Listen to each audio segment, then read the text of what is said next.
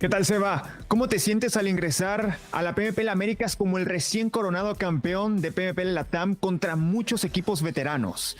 ¿Hay más presión que en el último split?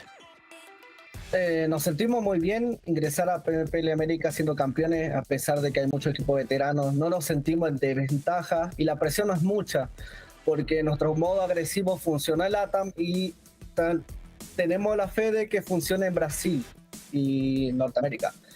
Y sobre la presión de los equipos del anterior split a este split no es mucho. ¿Cuál es tu opinión sobre la representación de la región de Latinoamérica en los campeonatos pasados?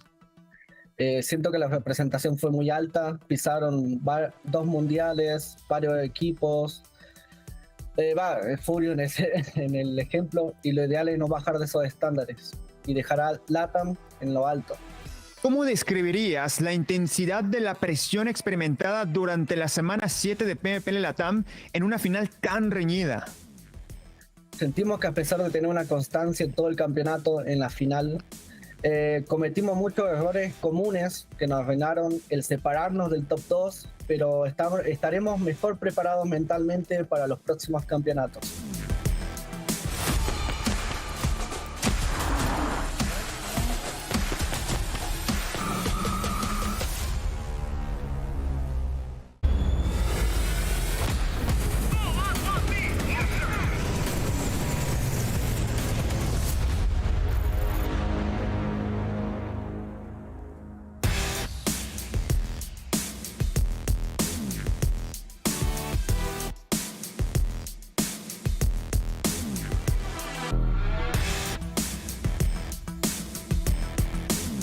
Você pode nos contar um pouquinho sobre como são as diferentes funções e responsabilidades dentro da equipe? Isso sim, e começando pelo nosso capitão, que é o Caio. Ele é IGL e terceiro homem, trabalha mais separado. O Lau vem como suporte, trabalhando mais junto com eu e o Federal, que o Federal é entre, eu sou frag, nós joga na frente. E basicamente é isso. A gente só joga junto pra matar mesmo, todo mundo. E como é representar o Brasil várias vezes? O que a sua família e os seus amigos dizem sobre o seu desempenho? Eu acho que é algo muito gratificante, muito valioso pra gente ter essa chance, essa oportunidade. E eu agradeço meus amigos, família, pelo apoio que eles dão, de motivação mesmo, de perguntar se eu preciso de algo e tá ali sempre mandando mensagem de apoio. E a torcida também, que é sensacional. E para finalizar, você gostaria de dizer alguma coisa para os seus fãs? Eu queria dizer para vocês contarem com a gente, podem confiar que vocês sabem que não é nada fácil, mas a gente sempre vai dar o nosso melhor em busca desse título. Muito obrigada, Lil Boy. Boa sorte nas partidas aí na PMPL Américas. E aos fãs, continue torcendo bastante. É isso, tchau, tchau.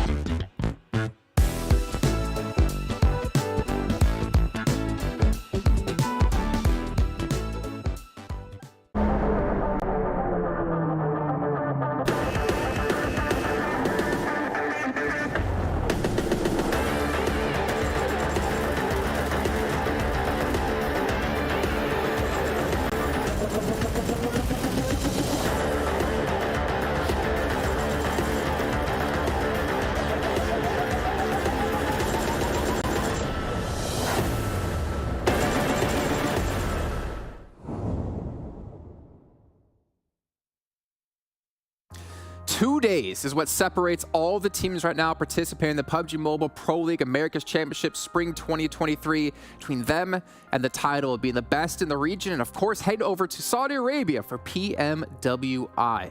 But we still have those 2 days to play. I'm your host, Jason Kaplan, joined by two handsome and very capable gentlemen. We got 7 Worlds Gaming Cameron Davis. And gentlemen, 3 days in now, this is getting crunch time, I'd say, for a lot of the teams out there, Cameron. For a lot of the teams, absolutely. We're going to look at the overall leaderboard in just a little bit. I'm not going to go in depth right now, but there is a huge separation between the teams that have a really good shot at the moment. But for anyone below that, it's going to have to be a complete 180 on the results so far if they want to make it up, because we're halfway through. Yeah, a lot of teams, I feel like they're going to have to step up. If not, they're going to have to just default to that spoiler role going into tomorrow. Yeah. See, I kind of hope not, though. I hope teams me too. do that. I mean, at least for the teams who, at the moment, which we do get when we do get to it, obviously the chance of them getting first place is dwindling. But this is a big learning experience for all those teams out there to try to improve, bring that back to the next season of PMPL, maybe push their points even higher for PMGC, which is right around the corner after. Yes. Yeah. But we'll see. You guys at home, though, we obviously love to see what you guys have to say on social media. You can obviously hit us all up on all the official PUBG Mobile channels here. You can see on the screen behind me and probably down below me in a second if it pops up with my magic. There it is. I don't even have to do any hand motions because my magic comes from here. But you guys also need to let us know on who your favorite teams are over the YouTube chat. Make sure you guys are posting up here who you think is going to win. And even if you don't think they're going to win, just who's your favorite? If I were to ask you right now, 7, who's your favorite? I was going to ask you, wait, can we say our favorites? No, we can't. Yeah, who's your favorite? You're allowed to have a favorite. I think you guys know which one's my favorite. Come on now.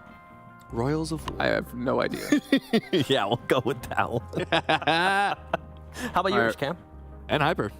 Oh, riding that train, baby. He's sticking to it. Well, we'll see where Hyper is going to be on the leaderboards if you guys missed out on the last 2 days of play. Let's take a look at the schedule of what's coming up today for you at home. And like the last 2 days, and of course today and tomorrow, it's the exact same order. We're going to have double Miramars, double Erangels, 1 Sanhok, and 1 Vikendi. Yeah. Yep. Yeah. I don't know what to say besides that. No, it's true. It's the way that everyone's been playing and having. Even though 7, I know you like having Sanhok in the middle of it for that sort of it's just so the good in the middle. TDM reset vibe that Sanhok gives. I actually think having it earlier on has been a little interesting to see here, because it means that if you have a really bad game 1 or like you just need to warm up somehow, Sanhok in map 2 of a 6-map series, I think has been pretty good for a couple of different teams. See, I usually, like you said, I like it in the middle just because it gives a teams a couple of buffer, right? Some teams are going to have a great game 1 or a somewhat of a decent game 1, and then on that game 2, they're going to absolutely just disappear, as we saw happen to some of the other teams. But then usually they can use that Sanhok, the Sanhok Magnus, to like spark up their day. But yeah, some people have been using it early on and it's working out for them. Yeah, I have the perfect solution, guys. The first 3 matches of the day, Sanhok. All 3 Sanhok? Yeah, back to back to back. Actually, did you guys see? If you guys haven't caught on, I think PMWI posted like the map rotation. Oh, many Sanhoks. And it's gonna, I think it's 1, but they're having like back to back to back Erangel to finish off the day. Ooh. Oh, so it's like they're kind of clumping SVM together. No, so it's like, I think it's like Sanhok, Vikendi, Miramar, Erangel. Oh, 7 a day. Yeah, I mean, correctly. Honestly, having the same map in a block next to each other can mean... Or maybe it was 1 Miramar. I don't know. I didn't fully see it. It's been a busy day. Yeah, we'll have to go. The point is that there are trade-offs between having maps that fluctuate every single time. It changes every single time, versus if you have blocks of different maps stacked on together, it allows team to get like a bit of... what's the word? Momentum. I think also challenges the teams a bit too, because you have to adapt every single time you play it. And for like us commentating or analyzing, it's really cool to be able to see each map right after each other and see how they change things up depending on obviously how the zones work out. Yeah, well, we'll see. Obviously, PMWS coming up in July. But for now, let's take a look at the overalls. If you guys missed out, like I said before, on the first 2 days of action, and INCO still maintaining first place as well as intense games, still holding on to second, 7. It's a nice lead, 13 points, but they used to have such a big lead. We'll get a chance to talk about them more. A big surprise for me, though, like yesterday was Hyper. They were able to build up on what they were able to do in day 1. And just to point out, yesterday, you know what? Let me back it up a little bit more. Hyper, day 1, they ended up in a top 5 situation 3 times. They had, what, 4 players alive in just one of those situations yesterday. Sure. I believe it was all of those situations that they were in top 5, which was 3 as well. they had all their 4 players alive. And I feel like that's what happened with this team. This team is so good at just being able to utilize all their players and control a bigger area when they actually have those players. Exactly, and it's that sort of area control that allowed them to perform so well in North America. So, adjustment period from day number 1, it looks like they're adjusting very, very well, and they're catching up with INCO in Intense Game, which if you missed day number 1, had an amazing day. I'm actually surprised that they've been able to hang on to first and second place because yesterday wasn't that grand for them, but that just shows the amount of the lead that they had coming out of day 1. But I want to talk briefly about the gap that you can see between 7th and 8th place. This is what I was teasing at the top of the show. It is already a big separation. Even down to 7th place, Alpha 7 Esports has a chance, if they just have not even an amazing day, just a good day, to get up that leaderboard and start to contest the top podium positions. But Influence CHEMIN and everyone else below who's going to be on that second page, that is a big leap that they need to start to make now. And there you go. It's 1 point between 8th and 9th place with Overnight at 58. Then it just kind of continues to go down all the way towards 29, unfortunately. But we are seeing, well, 4 of our 5 NA teams in 12th through 16th. Royals of War, the only team not from NA, currently in 15th place. But to be fair, YKG improved. Influence CHEMIN as well. I mean, they were 16 points at the end of day 1. They were able to shoot themselves up the leaderboard, but still obviously have a long ways to go here, unfortunately. But Alpha 7, they start off in 7th place. They finish in 7th place. But the weird thing is, they played a lot better day 2, it felt like, than day 1. The problem is they had 2 stinkers on day 2 as well. They had 2 basically 0-point games, which, some teams can be successful by being feast and famine. But that does mean that your highs aren't going... You need to have even higher highs to make that work. And Alpha 7 are definitely better day number 2. But they haven't had those real peak performances consistently where they're getting like multiple wins with double-digit eliminations. That's today. Calling it now. Alpha 7. They're very likely. Very, very likely. But obviously at the base of this whole event, teams are playing for themselves, but it is a clash of regions. And we want to take a look at how this clash is working out. And 7, the laugh you gave us kind of tells the story of what's been currently going on. Listen, for the longest time, you know what? This is the slowest start NA has ever had in Americas. By far. Like, I've never seen NA in such shambles. And it's kind of nice that at least N-Hyper is doing good. Yeah. But we were talking about how Brazil was going to dominate. I did not expect it to be by this much. I didn't expect it to be by this much either. We had questions about Latin America because of the inconsistency of the teams, and even in their own region. And then North America, as you said, we knew they would struggle a little bit. But as far as that graph is concerned, thank the Lord for N-Hyper showing up yesterday. Yeah. Because otherwise, it would just be... Like, you'd have to have a microscope for that thing. You could have a giant theater, and you would still barely be able to see the sliver of a bar, as I guess you're alluding to here, Cameron. But let's take a look, though, at how teams kind of changed their stride going in from day 1 to day 2 here. This is actually a comparison between the points the teams got in day 1 and day 2. And we can see here, starting on the left-hand side, All Glory Gaming currently in, well, I guess they've been able to actually increase their performance by 31 points here and are currently sitting in 6th place. But Influence CHEMIN had improvement. ATON, as Hot Juke calls them, able to get improvement as well, and Hyper there, and YKG, which is funny because YKG are currently at the 2nd page. Yeah, and Influence CHEMIN are barely on the 1st page.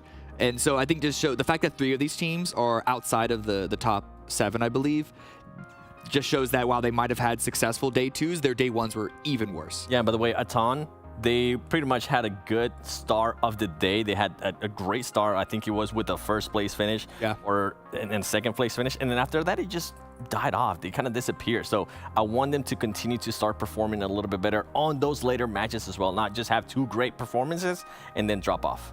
I think for me, looking at this, one team stands out as the most impressive, and it's got to be N-Hyper. Because you look at the other teams, right? You have All Glory Gaming, 27 points. Influence CHEMIN, 16 points, 11 points for ATON.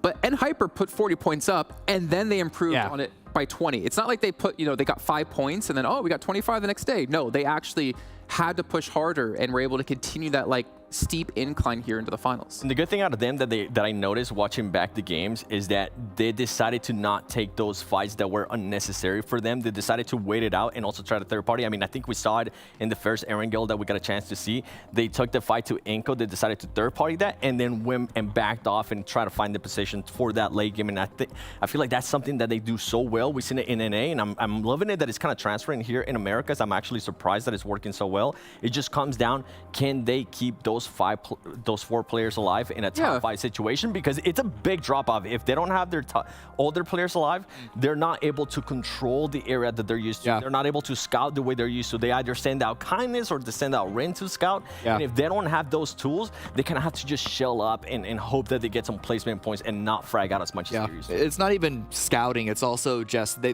and I really like to have those individual players who can go out, do a little bit of a roam maneuver, whether it's QZZ with a buggy, GK First running out into the open trying to find an off angle. It's very successful for them if they have all 4 members up, but you're right, when it's only 3, then they sort of struggle. They don't really have the ability, or at least they're not prepared to successfully get into that sort of, we're all going to group up and rush down sort of swarm mode that other teams like Alpha 7, like Loops, that is more in their wheelhouse of playstyle. Okay, well, as we did talk about the movers in terms of a positive note, what about the fallers? I guess what we'll call this one here. Teams who have decreased in performance. I mean, the Chosen, they're in last place, and they scored 15 points less than they did on day 1, which is unfortunate. But the funny thing is here, 4 out of these 5 teams were top 5 at the end of day 1. Yeah. That just shows how strong of a day 1 it was for these 4, that they were able to drop off so much that a couple of them are still in the mix. INCO is still in 1st place. Intense Game is still in 2nd place. Let me challenge that statement, then, Cameron. Is it them dropping off, or is it all the other teams in the lobby finally rising up? Well, it's a little bit of both, right? There's only so many points to go around. Exactly. So that's definitely a factor in it. But I think at the same time, you can definitely make the statement that INCO hasn't been as successful as their day 1 performance. And part of that is because their fights, they just haven't been able to win as successfully. You got your Alpha 7s that are stepping up, your Loops kind of stepping up some of the rounds. Well, with INCO, what I noticed too is they were taking a lot longer yesterday to finish off the fights. I mean, they ended up getting third party by N-Hyper because they took so long to take on a fight with, I think it was Jaguar.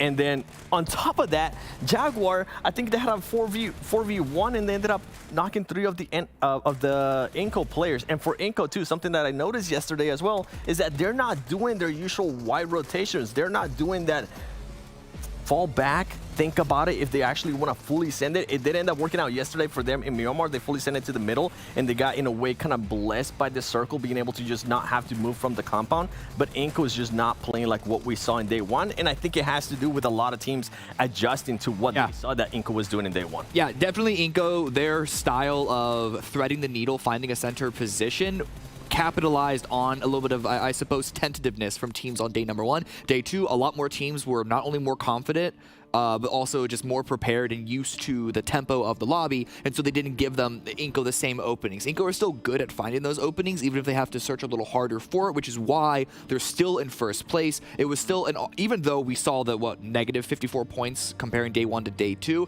it would be ridiculous if they didn't have negative points, because day 1 was that good. I think day 2 is still a pretty good day for them, just not as good because the other teams, as you said, Jason, did step up. I mean, they also, I think, ended the day with more points collected, achieved, gotten, whatever you want to call it, than most of the other teams actually in the lobby, period. Yeah. So, I mean, they dropped off a couple of points here or there, but they still scored more than, like, YKG scored on the day. They still scored more than a lot of these other teams. Hey, that was just one on the top of my head. They still scored more than a lot of the other teams in the lobby. Who they didn't score more than? All Glory Gaming? Me on my predictions. Oh. Well, like I said, if you're in the Katowice area and you do like PUBG Mobile, we can replace both these analysts and bring you in here. But yeah, All Glory Gaming, another team who did have a step up. They were pretty much non-existent when it came to day 1, and it's great to see them do that. And it's pretty much been off of, I almost wanted to say like 1 or 2 players, but again, very big team effort. Yeah, the damage fall off is quite there. The elimination fall off is quite there. But I don't feel like you could, like, the Strap would have played this well if you didn't have Erangel and Rojas there to help out. The drop-off isn't enough that it should be a big concern that it's like Strap and friends, right? And what I think is really good about All Glory Gaming is that they like center, but they've also shown the ability to play edge sweep playstyle when they're not able to get center.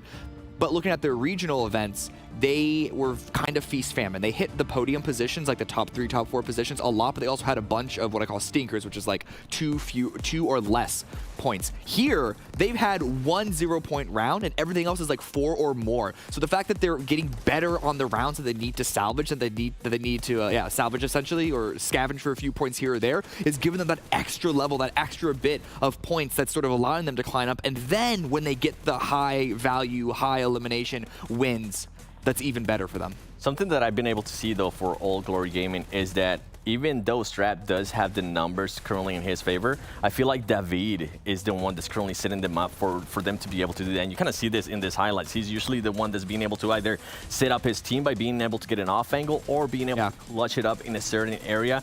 At least from what I've been seeing over and over again, I feel like thanks to David and not just Strap, right? It's a nice combo between those two. And hopefully today that combo will come to life again.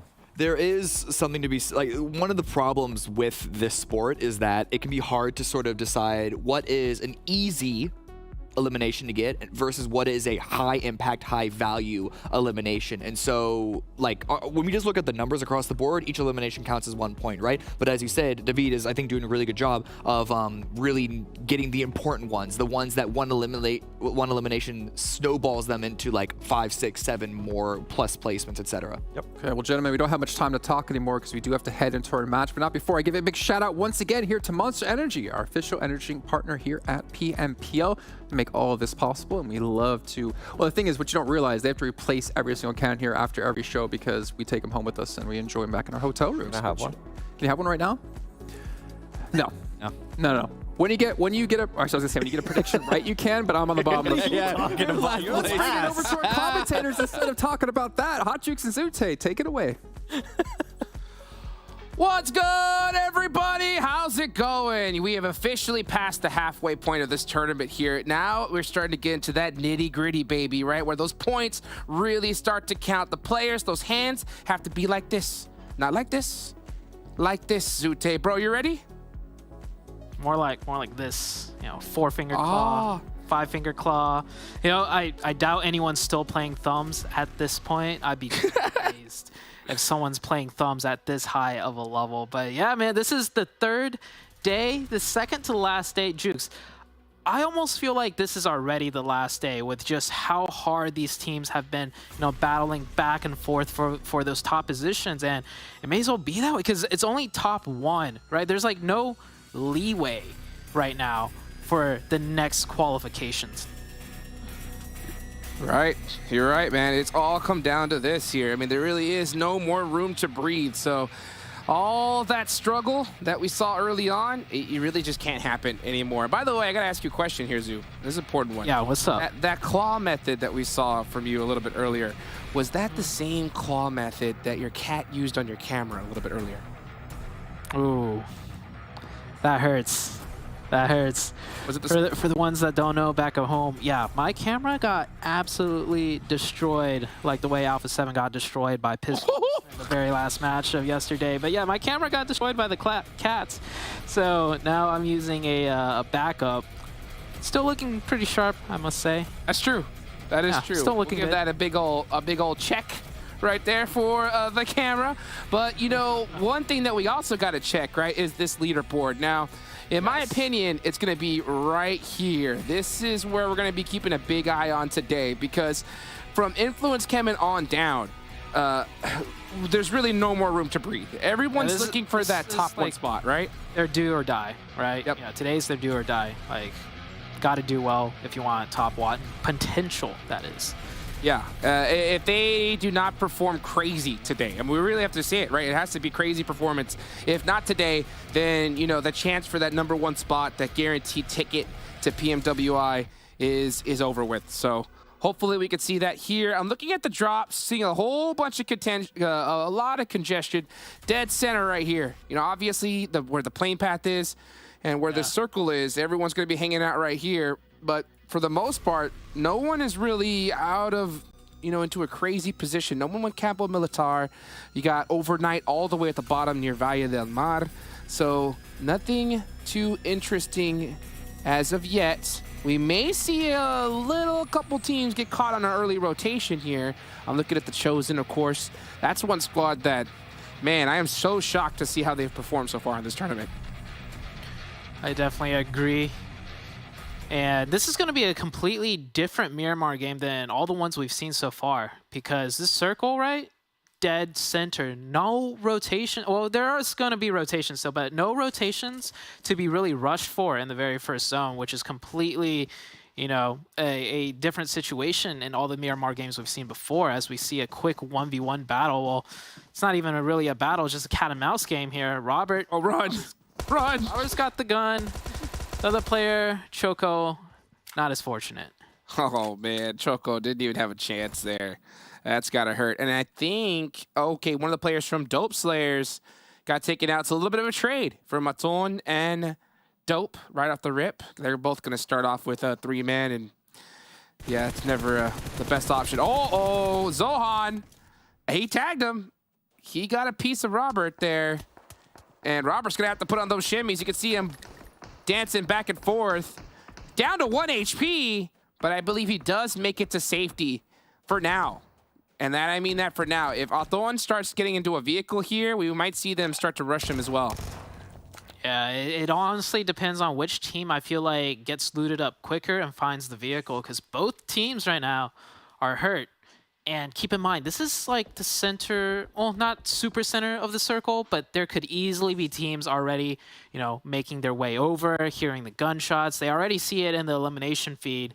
So teams are wary of this. Yeah, and one of those teams is going to be All Glory Gaming up on top, starting to get that quick loot. I'll tell you what, man. I mean, the loot timing here at this stage is ridiculous. I mean, these guys just grab a quick gun, and they are on the way. Ergod's got that vision. Milos with a mini with a hollow from downtown, trying to catch a couple pokes. Interesting shots to see here. But so far, we do see 2 of the players there from All Glory Gaming in vehicles, so they could be headed in this direction. And if they really were paying attention, we saw them, right? I mean, they had to see that elimination feed. Oh, and with that knock, that's going to definitely make things interesting. So, yeah, you can just see Erangel looking around, just trying to figure out where his squad is, because I would not be surprised if we start seeing them push this. Those were some accurate shots. I think I only heard like maybe 8 bullets pop out there. Maybe less. But, man, I'd have to say, man, Jukes, this is the fastest I've ever seen teams rotate and just get into engagements. Like PMGC last year, it was pretty fast, but I feel like this, what we're witnessing right now, is honestly like maybe 30 seconds faster. And there's another knock right there. All Glory Gaming. Gosh. They're taking that, and dare I say it, the M word, momentum from yesterday, and they are carrying it through to today. So this is a team for everyone to be careful of. Our favorite host, Jason Kaplan, right? That's his favorite word, momentum. And the big, one of the innovators of the momentum beater, along with Mustache Dave. And I'll tell you what, we have seen this All Glory Gaming squad, especially after that last match, really just look to continue that same momentum here, and they're full sending it on down. Milos is there, unable to take any shots on this vehicle coming on the way in. That is gotta hurt big time. So now that they are here, we have to see something really special from ATON if they want to make this defense actually work out. Yeah, they're separated too. One on the bottom floor, one on the top floor. They can't even help each other. There's no crossfire angles to be had. And those nades, well, almost nading himself, but they do catch out Milos. Now it's a 4v1, and yeah, I don't even think that player managed to shoot a single bullet. They just rolled over and died pretty much. That's 3 quick points for the side of All Glory Gaming. At the start, ATON wanted 49 points so far in their rankings. They were in 11th place today. There's definitely one of those squads that really needed to come out strong. So, I mean, there's still 5 matches left today. And, you know, if they get 2 or 3 chicken dinners, it's possible. But that's definitely going to be tough with this lobby, the way everyone has been performing so far. INCO, top team in the lobby, they steal an elimination as well. Dope Slayers are down to 2. And now we're taking an eye on the Panthers. You know, the Panthers are all the way down in 13th place. they need to have a monster day today as well as YKG, to be honest. They're right next to him. YKG, the Panthers, Dope Slayers, and the Chosen. 4 out of the 5 NA teams just struggling right now. And Hyper, the only hope, I would have to say, that North America's got left, sitting in 3rd place, only 14 points away from 1st. I'm worried, though, about Hyper in particular because they have a tendency, Jukes, to choke towards the end of the tournament. Like, they get better and better every single tournament, right? Like, especially as the days go on, they always start off slow. They get the intel. They start playing comfortable.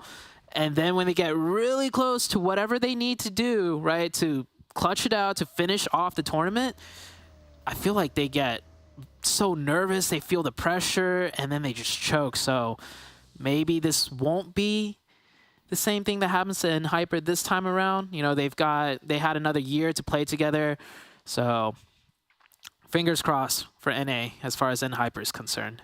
Dude, 100%. And for everybody here, we're not being haters. We're not trying to jinx them at all, but we just got to look at the facts and the numbers of it. And Hyper, towards that last few games, they just seem to struggle here. We got a nice hard shift onto La Bendita.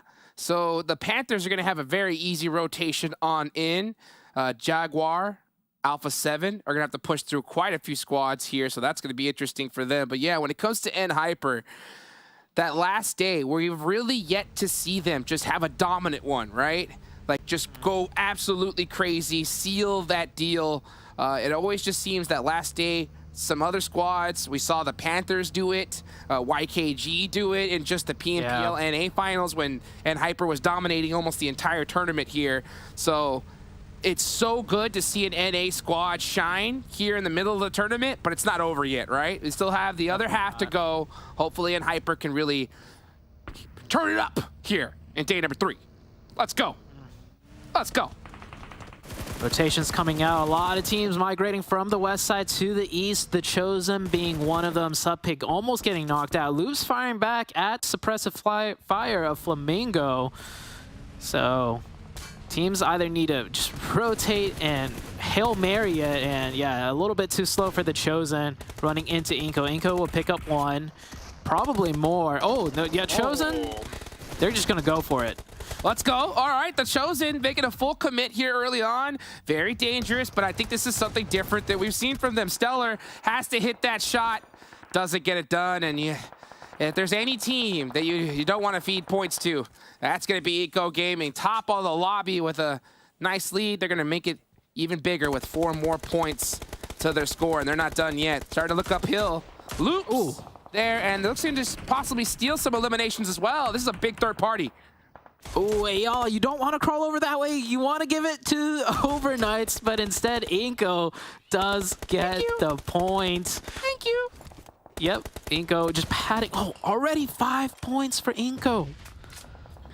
Goodness. And they've just been sitting still at a compound, just getting gifted points. Oh, getting gifted some shots right back to the head. Loops firing right on back. But they are in trouble because they are kind of sandwiched by Overknights. And, well, everyone's kind of sandwiched here. This is the center of zone, and there is like 5 teams here with different elevations to work with. So everyone's got sidelines on each other. Oh, yes, indeed. And this is still pretty early. This is only stage 2, so I'm not surprised that we're seeing a lot of fights here. A lot of teams like to take these engagements, possibly steal a couple points. And worst case, if you're in a right spot and the fight's not working out, you could still eject. So I think Influence CHEMIN's in a really good position here. Look at where Alpha 7 is. All the way in the blue zone down south. They're going to be creeping through Los Leones, and I can't blame them, right? This is a really difficult rotation with that hard shift, so they opted to play it very, very safe, and I think it's going to pay off for them here. Yeah, that rotation makes so much sense to me because they're a team that likes to fight in from the edges of the zone, right? But if they're to fight in from the west side east, Jukes, there's so many giant rolling hilltops and just cliffs to deal with that if they beat one team, there's another team right overhead with an even stronger position. So they're going to forgo that. And instead, you know, they're sweeping to the east side where there's less hills to deal with and they can take more back-to-back team fights. So that is, you know, Alpha 7 playing their game perfectly, but we'll see how well they do. They're still in the blue zone. They still got a long way to go. And look at these shots, Jukes. At mini 14. Bop, bop, bop. Spamming. Ooh, 1-2 punch right there. Take it to the bank. Take it to the bank all day long. Chico goes down to David. And All Glory Gaming have 3 points to their total score. That's looking pretty good. Let's take a look at Overnight. Man, Overnight has fallen off, you know, compared to where their day one performance. So hopefully they can see a bounce back here. And I think, you know, these rotations, losing players early on has really bit them hard. They already lost 1-2, so it's not looking too good. But hey, you still got 3 up. You could definitely make some things happen. We've seen it, especially from a squad like Alpha 7 earlier on. So, hey. As far as Overnight is concerned for me, I honestly think they just got, you know, the luck of the draw on day one in terms of the way the circle shifted and like, I mean, we heard the devs talk about it too, right? On day one, we didn't see anything crazy out of them, even though they were in the top 5.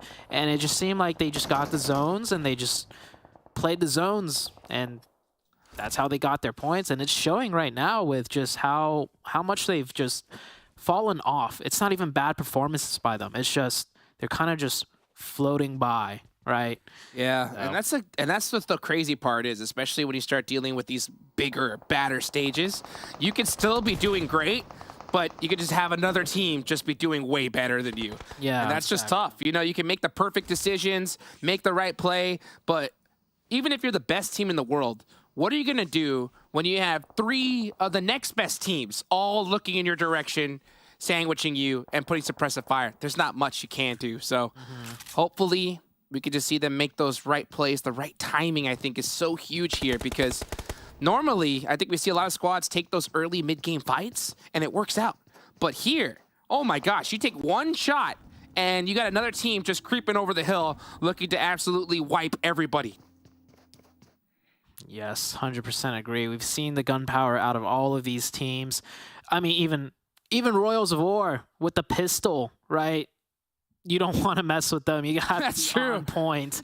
Alpha 7 learned that the hard way yesterday. As we head into this next circle shift, Jukes, this one's going to determine...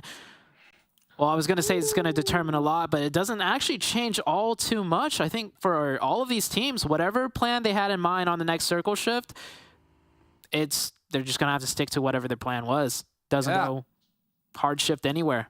There are a couple of teams that do have to push in, of course, but they were already ready for that. Yeah, one of those teams is Alpha 7, and where they were coming from through Los Leones, they're going to have all those mountains to be able to rotate through, so they really picked that perfect location. Come on, 24K. Let's see some bolt action snipes. I have not seen one yet this tournament. Give the people what they want. We got to catch one. It's on my bingo card, Zute. You must see it.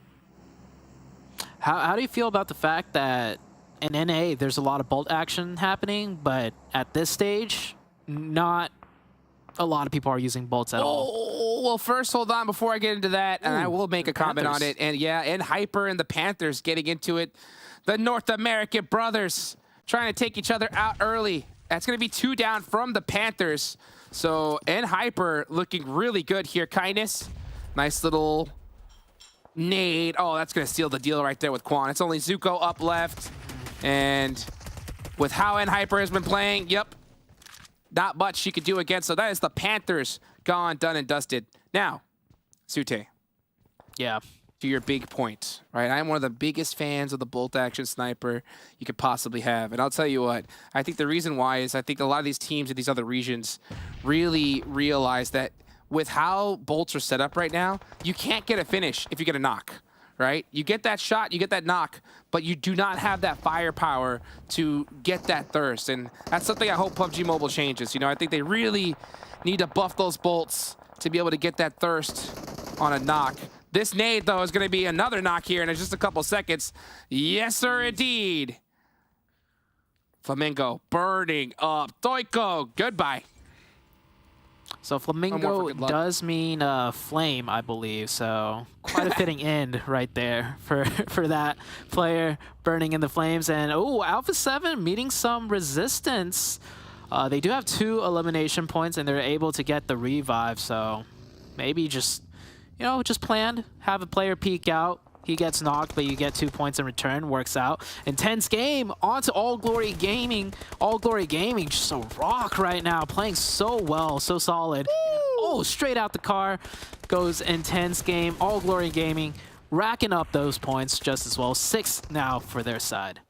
Oh, that's against Intense Game. One of the top teams in the lobby, YKG, looking to make some noise against All Glory Gaming. Can they shut them down? One player has been finished. That's going to be Erangel. There's still 3 up. Here comes some nades, looking to make some noise, and it just absolutely lands on Chico. Fierce goes down as well. I think it's just 24K up. Not looking good for YKG. Yep, here comes David to finish him off. Ooh. Can Alpha 7 get those points before All Glory Gaming takes it? Alpha 7 picks up 1, but here comes a push. And, oh, On Fire doesn't deter David, but Intense Game is still here, Jukes, and he will confirm 1. Does he get the second? Almost. Almost. But he will go down. All Glory Gaming stays strong with only 2. They lost more than just 1 player there, so... Man, from this position, they could have done a lot with 4 players, but down to 2, it's going to be a tough fight for them. I'll give them big ups, though, man. They really had to fight it out like crazy, pretty much all game long so far. And to start off with 8 elimination points, just to do this, seeing how their fights played out, got to give them some major props. So let's see if they can continue that momentum from yesterday. They already have 8. Can they possibly steal a couple more? Looking at the zone. Man, Influence CHEMIN really got blessed. They're dead center here, not having to worry about a thing. Alpha 7 is still on the hunt, though, with 4 up. Definitely got to keep an eye on them. Yeah, Alpha 7 right now, I think their biggest challenge to deal with in this particular match is just NHyper. And I think that is exactly the challenge they're going to take on.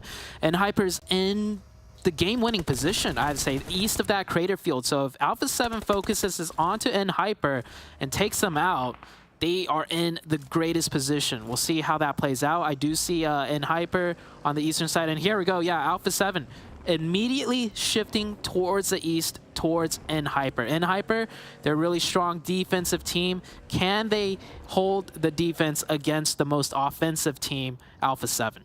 Well, I'll tell you right now, the big question is going to see, will this split work, right? NHyper running a 4-man split. This is something that we've seen these Brazilian teams really break down because they play so tight together and their shots are so on point. Senatexa did get knocked. Let's see if NHyper can capitalize on that. And they do. Okay, so Senatexa got picked up, instantly knocked again. Very, very clutch play. So they're going to knock down one of the players from Alpha 7. No way he's getting back up here. And Alpha 7 going to have to go the rest of the match with 3. NHyper showing a different breed of NHyper today. Earlier, we didn't really talk about it, but when they pushed the Panthers, Jukes, they actually had a lot of the circle to work with. Like, they didn't have to fight the Panthers whatsoever. They had, like, the whole entire eastern side plus the Panthers, and we usually see NHyper share, you know, in positions like that, but they are wanting the win today. They fought the Panthers early, took the spot, and now they're going aggressive on Alpha 7 when they got the knock. So NHyper, man, they are looking scary today.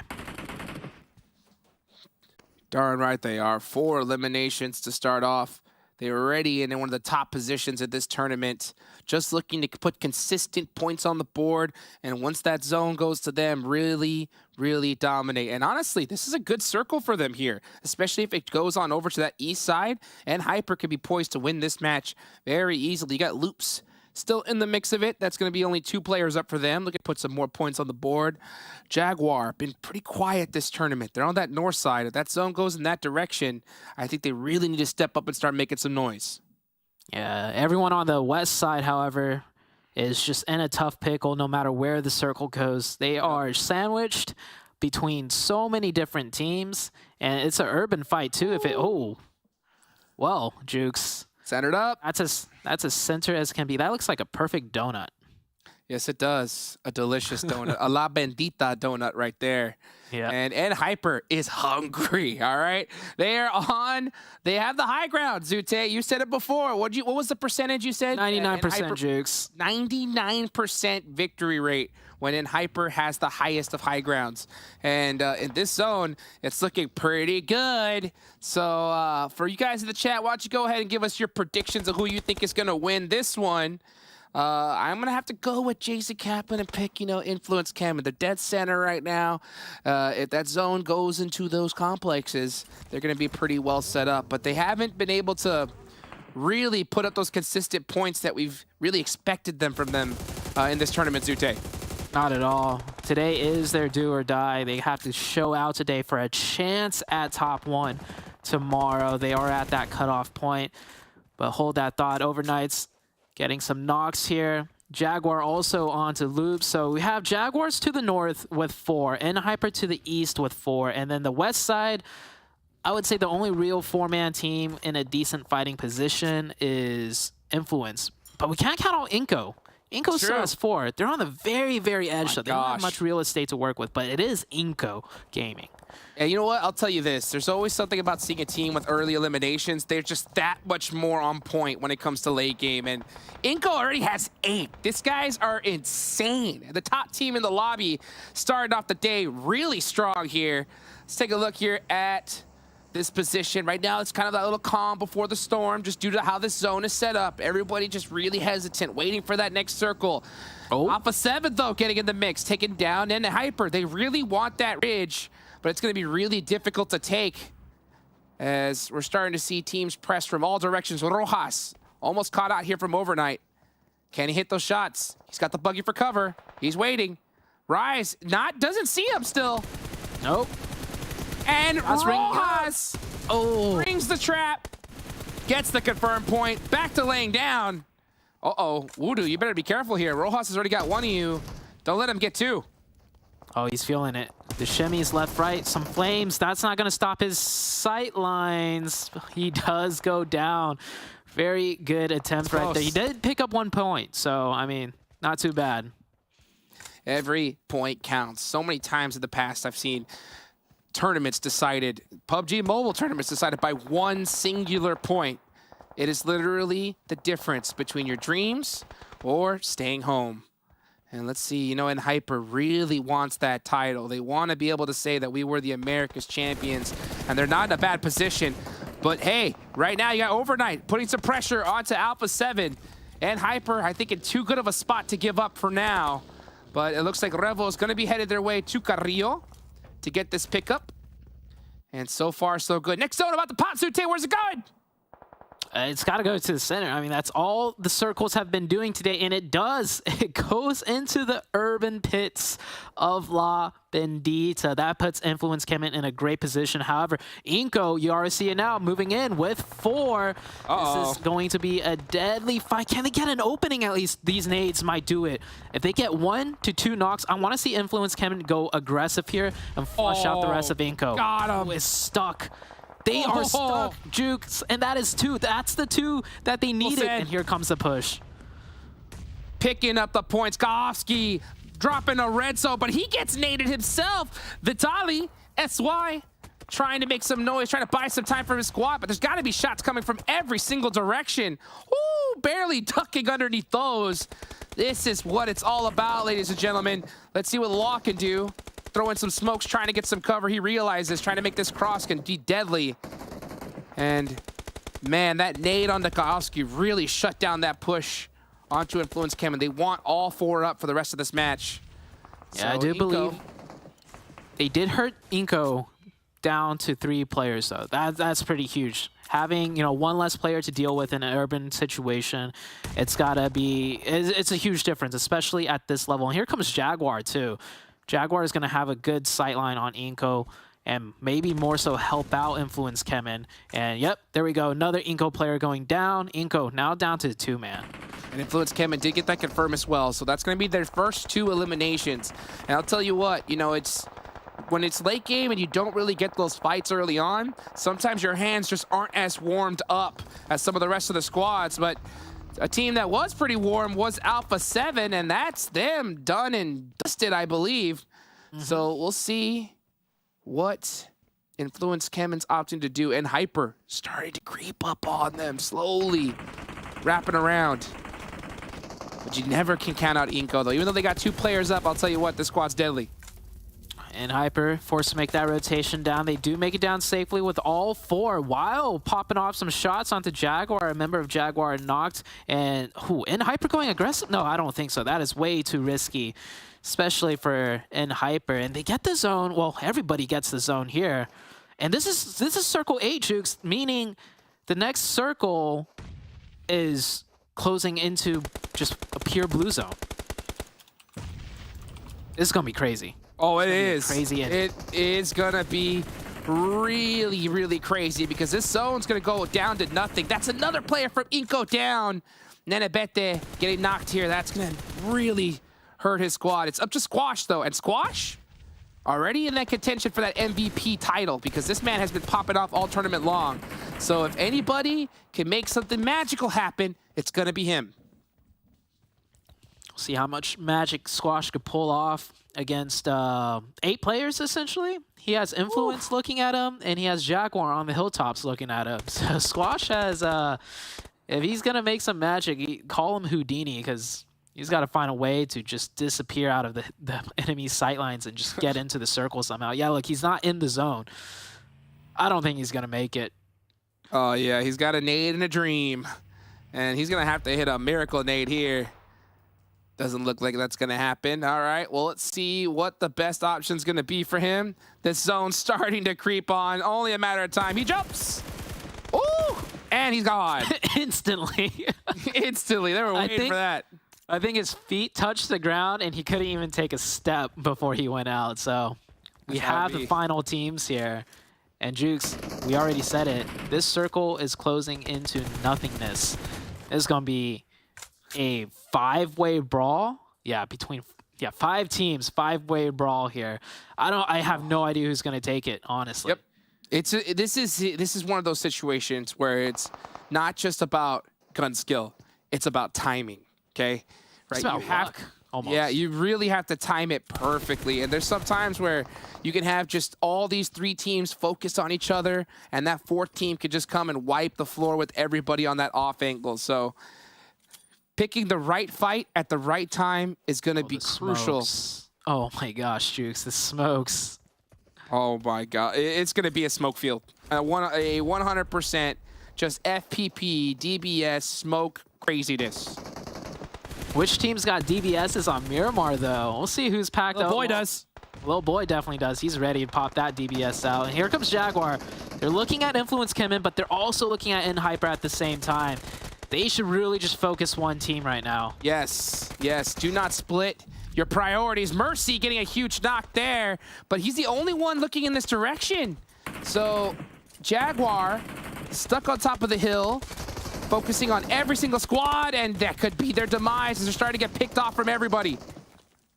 Yeah, not enough smokes to cover the sightlines there, and Hyper does get into cover.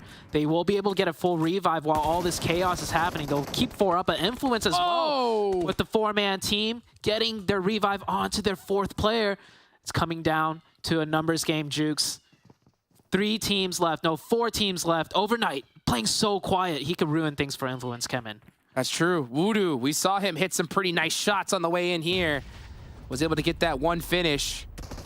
Can he add some more to his total? Oh, and Hyper forced to run out to the open. QCZ barely making it out of time. Rin does get knocked, but he does get to safe spot for now. But this zone is just closing and closing and closing. Voodoo, he's up here. Influence CHEMIN, don't clear him out. It could be their demise, but Hyper only has 2 up, so Influence CHEMIN, they're just dealing with 3 players at most. Kawasaki with the M249 coming off onto the side. They do Voodoo's find down. Voodoo. And Hyper Law's on fire. Law is on fire, QCZ. Having to make some plays here with the pre-fire. Did he get it? Couldn't tell. GK first. Gonna throw that nade, but it ain't gonna be good enough. It is going to be Influence CHEMIN gonna win the first match of the day, and this is one that they desperately needed. It was a perfect win for them, honestly. We said it coming into the game. Today is their do or die. Well, they're already showing out on the very first match. The circles favored them, but it was not an easy victory whatsoever. You saw how many players they had to fight through. They had INCO knocking at their doors. They had Jaguar over the top of them, and then they had to fight through all of that chaos. Influence CHEMIN. We can't discredit them on their rotation as well. They made a crazy rotation to get to that position in the first place, so it paid off. Oh, yeah. And then once they got to it, they didn't have to rotate at all. Right? They only had to do it until the absolute end. So beautifully done for them. Honestly, I'm looking really at Jaguar there. I think they should have focused on Influence CHEMIN early on, right? They got that initial knock. If the whole team decided to go down that hill and just push them at first, I think it could have been a different outcome for them. But hey, you know what? Coulda, woulda, right? I mean, you never know what could happen here at this stage. So guys, we still got a lot more action. 5 more games left to go. Get hype. And I'll tell you what, one more thing I got to ask you, Zute, right? And Hyper, starting off strong here. Could this be the sign, right, that they could actually get it done at the end of the tournament? You know, I feel like this is a different end Hyper. The fact that they pushed the Panthers, it wasn't really shown too much, like the positioning on the map, but I mentioned it. They had only one other team with them on the whole eastern half of the circle, right? And that was the Panthers. And usually, in Hyper, if that was the case, they'll just wait for the next zone to make the push. But they made it early. So this is an in Hyper that can, you know, be aggressive at key moments that we don't usually see them be aggressive in, but still manage to execute it. And then their defense against Alpha 7, I mean, their defense is in tip-top form. So in Hyper, this is the best I've seen them all year long.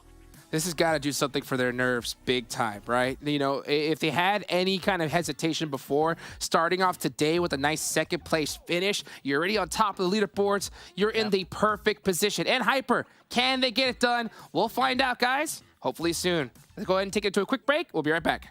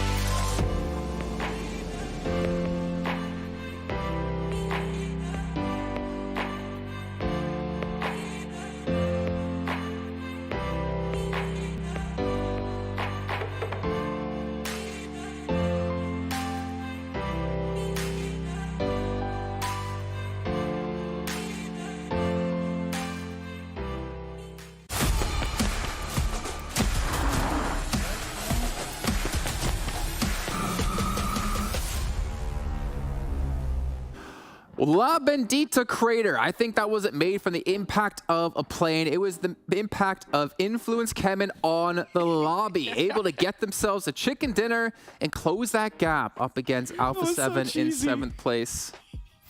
You want to host 7? What? Oh, no, I'm thinking of how, like, Influence CHEMIN pretty much just got fed. Oh, wait, did Cameron say that was cheesy? Oh, yeah, that was... No, 7 said it. No, he said it. Oh, it was him. I don't know. Let's take a look at the match rankings, though, because this was a very important match for quite a few teams, to be completely honest. I mean, Hyper, they're on the chase here for INCO at the top. They get themselves 16 points, but more importantly, Cameron, I'm going to throw this to you because you talked about Hyper. It's a good sign that they're maintaining the momentum from yesterday. Yeah, absolutely. And they came in from the east. They had a nice little spread. They had a lot of space to work with. Thankfully, they didn't have to fight through all the same units that the west side did, like INCO, who actually got third for themselves through the number of eliminations that they got. But again, Hyper's focus on just trying to develop, establish, and then work with nice map control. I actually think that if the zone didn't center up so much on the crater that it ended up in the crater itself, Hyper would have had a lot better of chances towards the end game, because, you know, Influence CHEMIN, they weren't really an impactful team in the lobby until it came to their home turf, their backyard, which at that point they started exploding, literally in some cases, looking at INCO's send there with get those 10 eliminations. And yeah, looking down the list here on the second page here, you're getting Loops with 3 points, Panthers, Chosen, YKG, like all down towards the bottom. An intense game, kind of a general story for them that they've just not been able to maintain like that second place results that we've been able, not results, but overall standing right over the course of this event. They had a good first day, they had an okay second day, but I do wonder and I do worry if they can't really bring it back today, maybe they're not going to see themselves in top 5 anymore.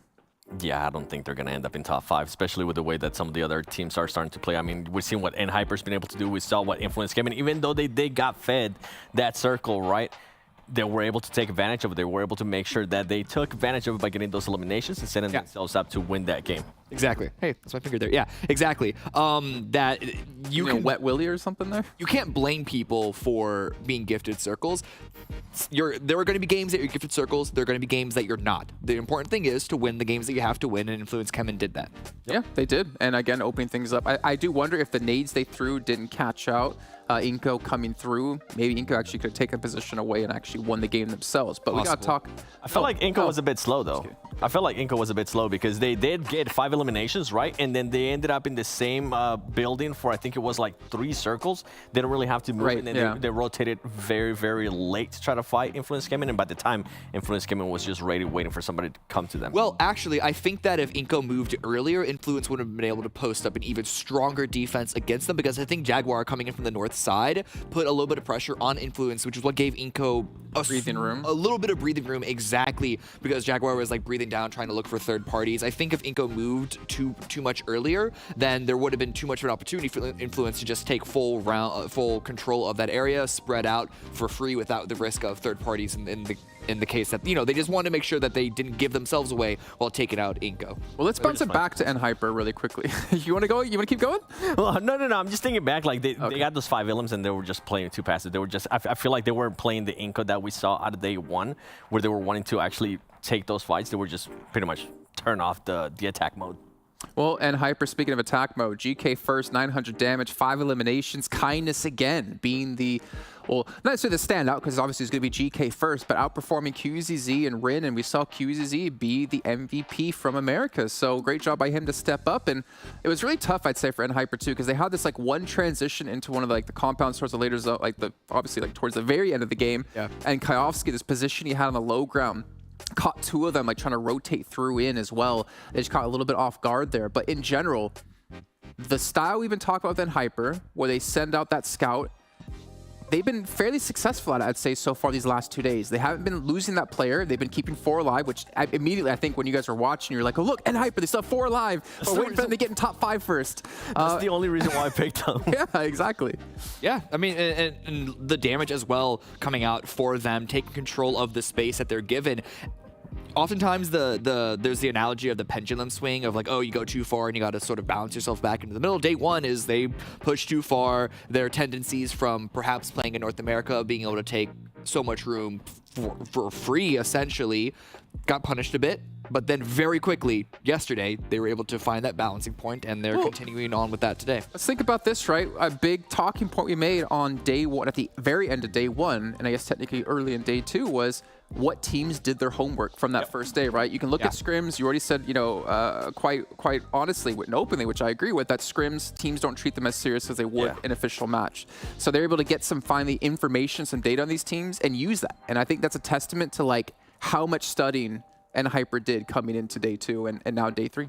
Yeah, and that's, I mean, we saw that perfectly with what they were able to do off the bat yesterday. They just weren't taking fights that they didn't need to take, and I felt like that was something that they were doing day 1, and right now you're starting to see it even more here after that first game. They're being patient, they're using those plays that they're using so well, and I feel like they're like, okay, we got away with that in NA, kind of like with what you were saying. Now they're starting to get away with that here in Americas, which is going to be scary for a lot of those other teams that do decide to give them that range, being able to take control of that area, and hopefully, I'm kind of hoping some teams start challenging that, because I want to see what's going to happen to NHyper if they do get challenged early on, if they do get caught off guard in those splits.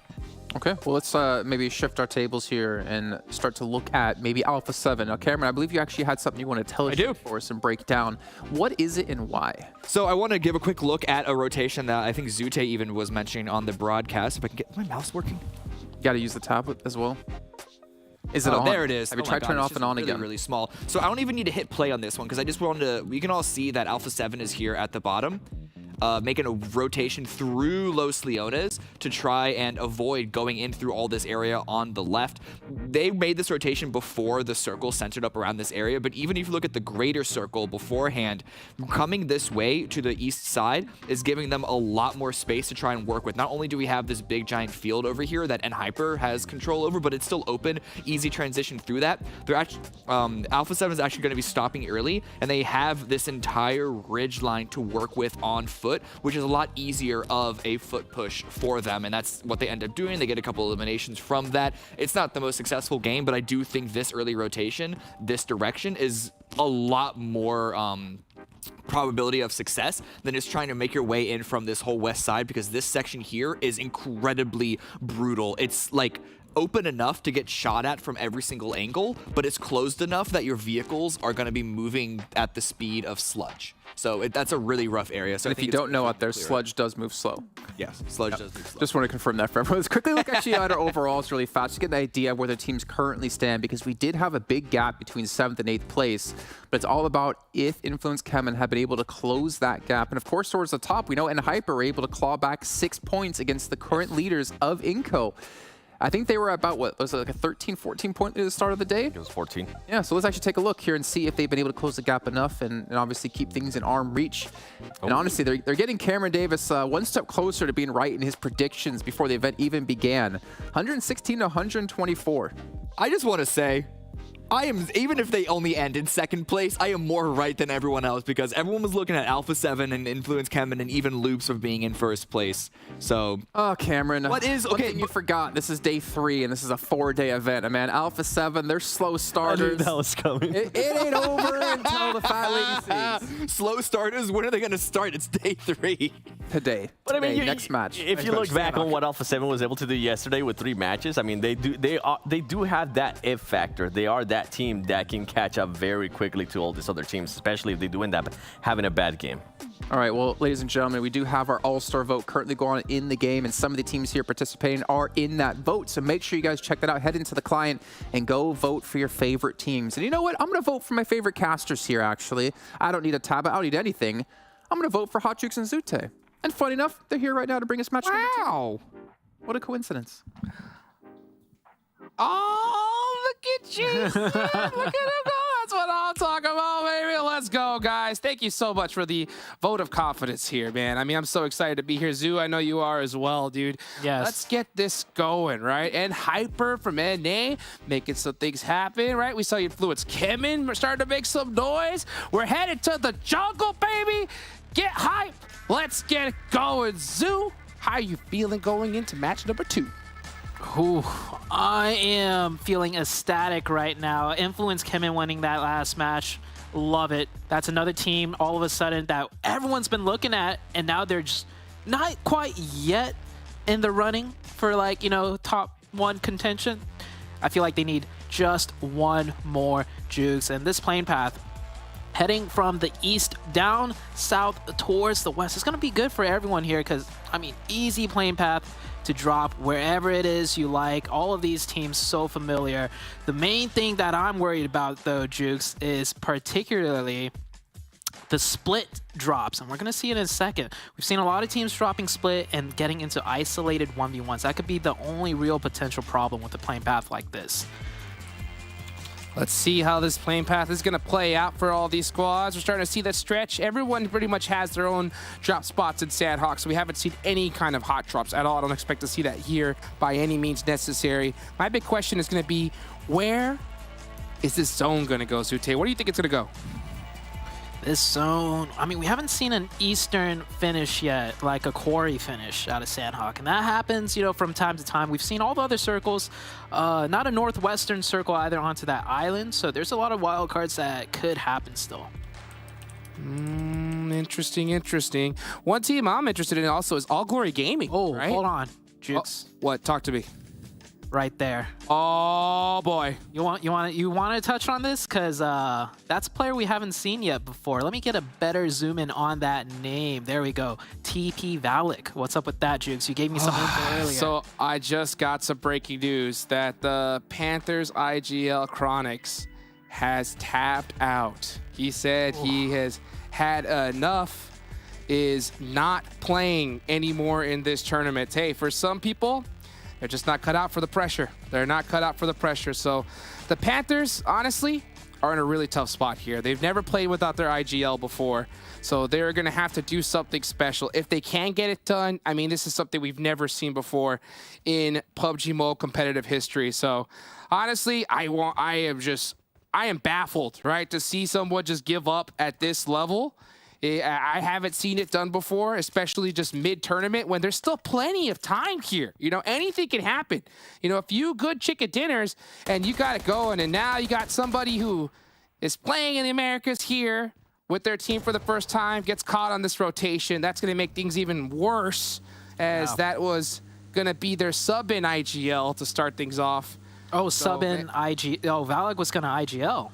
Yes, so they are not familiar with Valak's play style. They haven't done it before. They had that synergy with each other as a three-man, and I mean, man, I got to give it out to these boys. They have a tough job ahead of them. That's for sure. Yeah, the sub in immediately getting taken down too. The good, I don't know. I was gonna say the good thing is, you know, as IGL, when you're dead, you could, you know, hop around your other teammates' POV and still kind of IGL that way, but it's not that easy either, right? So tough start for the Panthers, and yeah, a player tapping out mid-tournament. There's still, like you said, all of today, all of tomorrow, but I gotta say, man, it's a 4-day tournament, but today almost feels like the last day for a lot of these teams, just because of how much of a skill gap there is near the top end.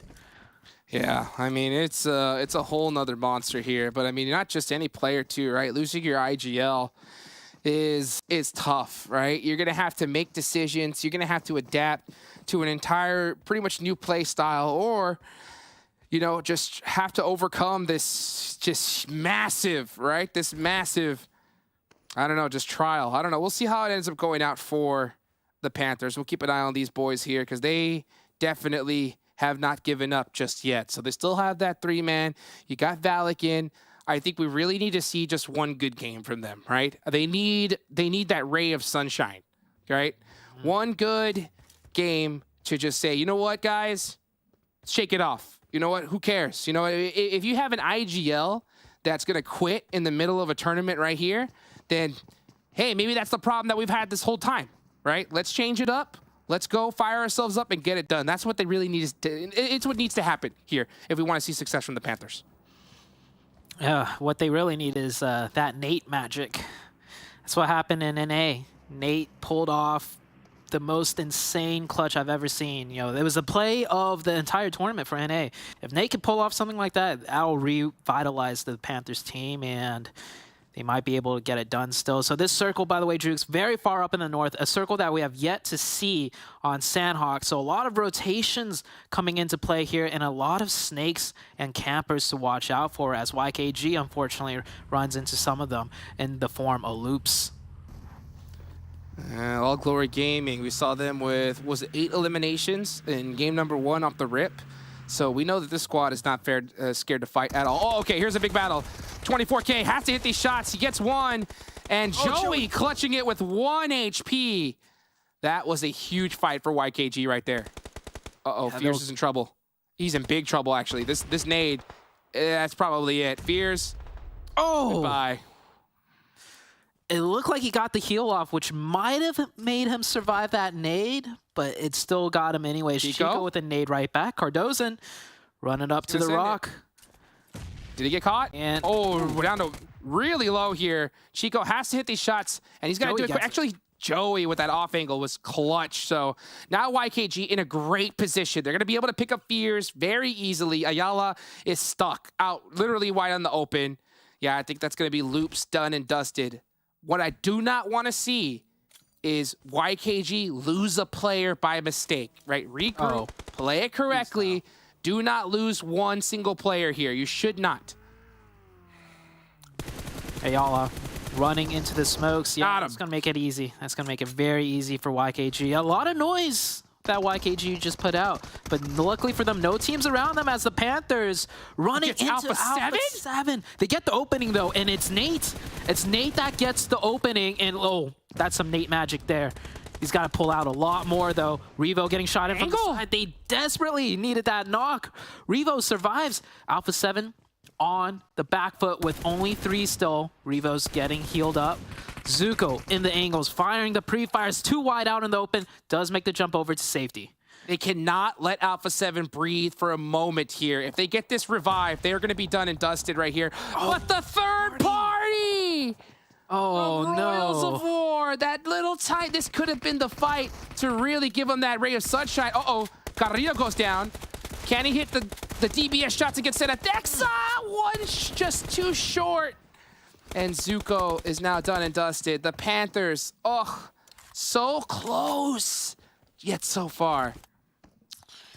I gotta give respect to the Panthers for not going for that point confirmation, though, onto Carrillo. He easily could have. But I think the Panthers are looking at, you know, the long game. There's still a lot of matches left. They want to win this team fight entirely rather than just picking up that one confirmed point because they're so far behind. And so good to see they still have hope potentially, you know, in beating some of these top teams. And I will say this, if it wasn't for that Royals of War third party, I think they could have won that fight. So hopefully they can shake it off. I mean, that was against pretty much the most aggressive team in the lobby. And to be able to do what they just did, I think hopefully that gives them just enough juice, right? Enough juice going into the rest of the day. And Hyper taking a fight with ATON deep in the southern part of the blue. So this is a war of attrition right now. And ATON with a sick, nasty flick back, that 180. Surprised Hyper got taken down. Oh, Hyper actually already lost a player too. So this might not be the game for Hyper to come out on top. And Dope and Royals of War in a deadly urban battle engagement. Royals of War with the nade. Bit missing. Can he go ahead and hit that second one? Let's see here. Brave's gonna have to get a quick fight here. That was a nice lean peek. Dope Slayers looking to get aggressive here against Royals of War. And I think once they get this elimination, they're definitely gonna press it even further. Yep, only one player up left. That's Royals of War done and dusted. Swarmed. They should have switched to the pistols. They might have stood a better chance because they are nasty with the pistols. But Dope will claim this area of the circle. The circle once again shifting north, by the way, Jukes. So 20% of it is just water on the northern side. Are we gonna see a botate, Zute? A botate? A chance? Could we? Maybe from INCO. Maybe from INCO. They're still deep in the blue on the western island, so potentially. The dream. The dream. All right, well, let's see where all the rest of the teams are going to rotate right now. We still got Hyper deep into the blue zone, trying to make their way up north on the thin side of the map. ATON Esports in the blue. INCO is the last other team in the blue zone here. Everybody else pretty much wildly dead center. So everyone just playing very, very close together, just waiting for those final zones. And I'll tell you what, in Sanhok, zone number 5, woo, that's where things start to heat up. Teams are still positioning themselves. Not every team is in this circle. This is only the second circle, but so much of it in the water. Intense game creeping up onto Jaguar. Jaguar playing on the northern side of those hills. Intense game will come in a little bit through the southern side of them. The big thing to watch out for, though, Jukes, is obviously where is this circle going to shift? Because any hard shift changes the dynamic of this battlefield drastically. Oh, definitely. I kind of expect that zone to kind of head back into mainland, so I expect a little bit of a little breathing room here. We shouldn't see too many crazy fights, and that's exactly what it does. Zone goes right back into that mainland here. So pretty much the same zone we've seen before. Paradise Resort is wide open, but I'm surprised. I'm not so shocked that no team is going there because I think every single squad thinks that there's going to be a team camped out there. Yeah. Also, with that circle so far in the north, if you're in Paradise, you got to cross that road, and no one wants to cross that road. Oh, yeah, you're right. So people left it immediately. The range on the DBS nowadays, man. Sheesh. Let's see here. It's just insane. DBS, the new meta. The new meta. When's that bolt action meta going to happen, though? That is my question. Hopefully sooner rather than later. Nothing like a quick little snipe, 360 headshot to get the blood pumping here. Yeah, I think we had this discussion before, but I think one of the buffs that we were potentially saying could be balanced was, what was it? I think like one shot to the body on a knocked player is an instant thirst. I think that makes total sense here. I mean, if you knock a player with that bolt action, I think one good shot to the body while they're knocked should be that 100-0. I think if that happens, we'll see a lot more bolt actions in competitive. But for now, it just doesn't make sense because with especially how tight these players are peaking, right? You get that knock with the bolt action, you try to take that second shot, you hit them, but you only take them down like 20%. It's just not good enough. So yeah, I think these Brazilian teams know that, so they'd rather get that knock with that M4 and then get that spray it down quick. Yeah, they get that spray thirst instantly. YKG here. 4 eliminations already. They took out the Loops team, so they're feeling good here. They have a long way to go. And Hyper still fighting with ATON and the off angle. Man, this is not the circle for Hyper, and it is really punishing them this far up in the north.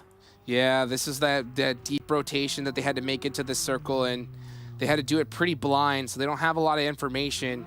Getting caught from multiple angles definitely not going to feel too good. They still have 2 players up, though, and where they're at in the leaderboards, it's okay to be here, right? Just try to steal a couple extra points, and you'll be good. Nenabete getting taken out in the rotation. This is an intense game versus INCO. This is 2 of the top teams in the lobby. Yeah, intense game on the defense. INCO had to come in fast with the vehicle rotation. Down to 2 already. The nade, he runs back into it, goes down to 1 HP. It's a 4v2 situation, however, it's a 2-2 split. Now it's a 3-1. Cielo comes over. Can he get the quick opening? He does not.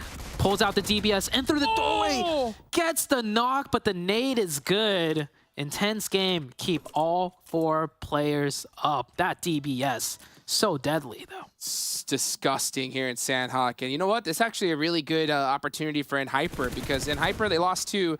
That's not going to be too great. But INCO getting taken out early, that means that they're not going to create an even bigger lead on this lobby. That also opens the door for those teams in that 3rd place on down position. And Hyper does get a couple shots down range. As we saw them, they're actually going to take down Milos, QZZ. So that's going to be a point for them as you start seeing teams make the great rotation. And they have to do it quick. Sanhok, 35 seconds left on the clock. You got to get moving. Alpha 7 coming in on the northern side with all 4 players up. The circle does provide them a hillside to work with. That northern side has a sloping hill. If they get advantage of that position, they're in a decent spot. Dope, meanwhile, have to eject out of the city of Cal. On the eastern side, we have Overknights versus FLAMENGO here. FLAMENGO with the high ground, mounting a defense. Ooh, nice shots. Voodoo getting caught out there. Here comes another one onto Rise. Rise barely makes it out alive for now. Toiko with the long nade. Toiko for 3. That's going to be a little too short. Yeah, a little off the mark here. Don't get on the rock. We've talked about this before, Zute. Getting on the rock is bad luck. It is never good for you, Toiko. It's working for now, though, because I mean, trust they're in the rock. smoked out. They are smoked out. They can't even shoot back, even if he's on the rock. And he's going to get on that rock and put more suppressive fire down. This is all they really need to do. There's no other teams really looking to press them at the moment. Oh my gosh, that fire's so close. Yeah. Barely made it out there. Little boy getting some shots down range. Yeah, FLAMENGO with that high ground is just picking Overknight apart. And Hyper also coming in the background, so Overknight's about to get sandwiched. Cannot mount a fast enough aggression here. And they're forced to just fall back. They have like the very tippy edge of the zone. So they'll just make do with this circle and see where it goes next before ultimately they have to come out and fight FLAMENGO probably once again. Alpha 7 did some vehicles here on Sanhok. That's looking pretty spicy here. Let's see where this next zone is going to go. I think that's going to be a big determiner of who's going to win this match. Because if it goes on over to intense game near Tat Bach, oh, they're going to be set up good. Look at YKG all the way down south. They are praying that this zone goes down there. Yeah. Intense game's got sightlines on them for sure. And, oh, it's good for Intense Game and, honestly, Influence CHEMIN. Influence CHEMIN have really started to show up today. This is a tough circle for them, though, because they got to worry about pushes from Alpha 7. And then on next zone, more than likely, I feel like they're going to have to cross the road, too. Let's see where they opt to head. Mafioso, full lay down play style. And gonna have to get going though. There's only 20 seconds left on the clock. They are pretty close to this zone, so I can see them just waiting. Yep, for dope. Slayers to come on out. Bray does, and he gets taken down. Alpha 7 positioned so perfectly before having to make this rotation. They know they need to keep a team in Cal suppressed, and that was Mafioso's job. He gets a knock, gets his job done. He does get traded from distance, but instantly the revive, and now Alpha 7 can focus as 4 onto the side of Influence, and they already got a knock and a confirmation onto Influence CHEMIN. I'll tell you what, man, quick knocks, quick confirmation. Here comes Robert, though, popping out with the TBS. Oh, man, the Alpha 7 was real nervous there. That was a close one. Let's see where they're opting to head to their eyes towards for the rest of the match. Let's see. All Glory Gaming. All Glory Gaming still in the mix here as this next zone does pop here in the next few seconds. YKG waiting to the last second to get a move on here. Sup Pig trying to make the rotation, gets taken out early. We're down to the 6 final teams for the Sanhok match. A lot of 4-man teams, and when I say a lot, I mean like all of them besides Influence CHEMIN have 4 up right now. Alpha 7 with 4 did weaken up Influence CHEMIN, and that's most likely going to be their next push as well. They're looking for one more cheeky knock, and then they're going to definitely take out Influence CHEMIN. Mafioso gets knocked, so that's going to slow things down just a tad as the next circle is about to pop up. And ooh. Yep. Influence CHEMIN better be ready. Oh, yeah. I'll tell you who else needs to be ready. Intense Game. This is their game to win now. With that zone, this is the one that you dream of, right? You don't want to just end it with a chicken dinner. You want to end it with a whole bunch of elimination points. And that's exactly what they're doing as YKG is forced to push into them. And this nade is going to do it. Goodbye. Beautifully done for Intense Game. You know, I honestly thought they were going to wait one more circle because it's free pickings when the team goes across the road. But they decided to do it one step better and cross the road themselves and take the fight to YKG and just instantly taken out like that. Yeah, so YKG done and dusted, and that is 8 points for Intense Game. Having a go at it here, especially with this circle. They're doing exactly what they need to do, right? Get the chicken dinner with a whole bunch of elimination points. This is those matches you dream of in competitive PUBG Mobile. You have to capitalize on it completely. Don't let those points go away to other teams or the blue zone. Alpha 7 struggling a little bit on their push. They got knocked 1 or 2 times, so constantly having to slow down and reset. But here it is, the full push. Good pre-nade by Law. Instantly gets Mafioso once again. Now Influence CHEMIN, they're not going aggressive off that knock. They're only down to 3. It would be different if they still had 4 up, but it gives a chance for Alpha 7 to get some revives going. Mafioso's been knocked so many times. His bar is chucking pretty quickly. Oh, a nice off angle there from Strat. All Glory Gaming putting more pressure onto this fight here, and the Carrillo is going to get finished.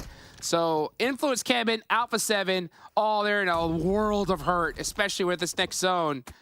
It's an all-out battle, though. Who's going to win this fight? Who's going to get these points? Because trying to get to the next zone after that isn't going to happen.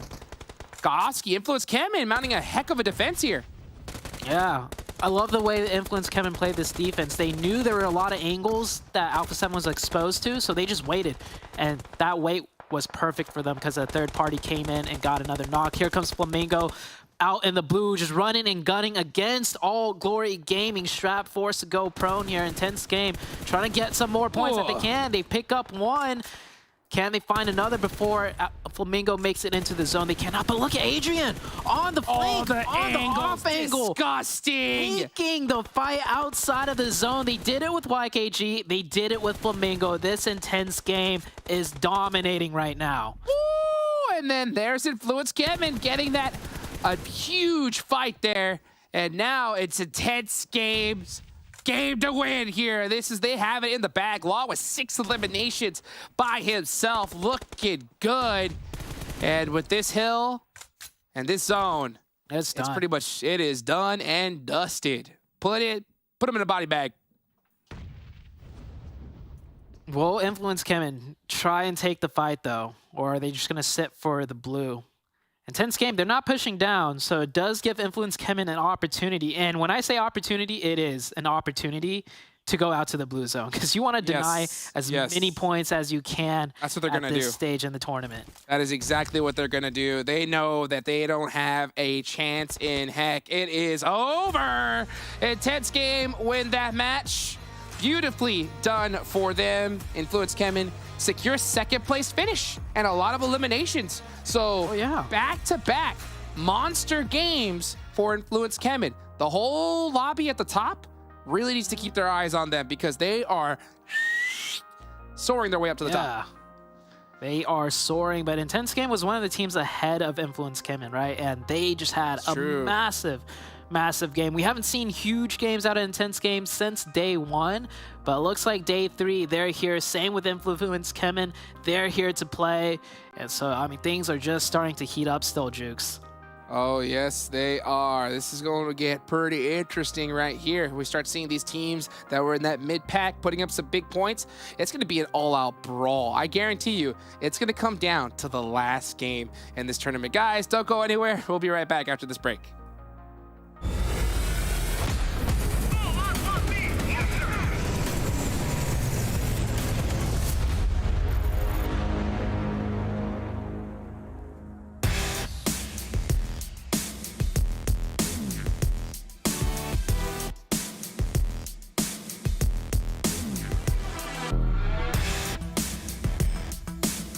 Você pode nos contar um pouco sobre a história da Alpha 7 e como a atual equipe do PUBG Mobile foi formada?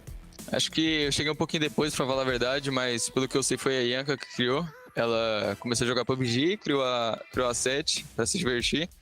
Aí começou a formar um time, em 2021 a gente montou essa line que tá agora. A gente passou pela saída do Senab, pela volta agora. Então é isso aí, a 7 foi formada assim, pela vontade da INCO. E agora a gente tá aqui com fé em Deus em busca de ir pra PMGC e trazer esse Mundial pro Brasil. Sua equipe tem sido muito consistente nos últimos anos, mas você já teve que lidar com algum jogador que teve um desempenho inferior aos demais ou que não atendeu às expectativas? E se sim, como que você lidou com a situação? Na verdade, todos os jogadores que passaram pela Alpha 7 atenderam às expectativas, todos conseguiram jogar muito bem, fazer a sua função corretamente. Então acho que a gente nunca teve esse problema não. Agradeço a todos que passaram por aqui, porque eu aprendi muito com eles, acho que todo mundo aprendeu, então é isso, ninguém nunca deixou o nível baixar. E para finalizar, você gostaria de dizer alguma coisa para os seus fãs? Eu queria agradecer pelo apoio de todos vocês e torçam pela gente na PMPL Americas, preparem para votar pra gente pra PMWI. E é isso, foco, fé em Deus e hashtag #7, é isso. É isso então, galera. Muito obrigada, Revo. Boa sorte aí nas partidas da PMPL Américas. E pra torcida, continue comentando e torcendo bastante. Valeu, galera. É nóis. Fui.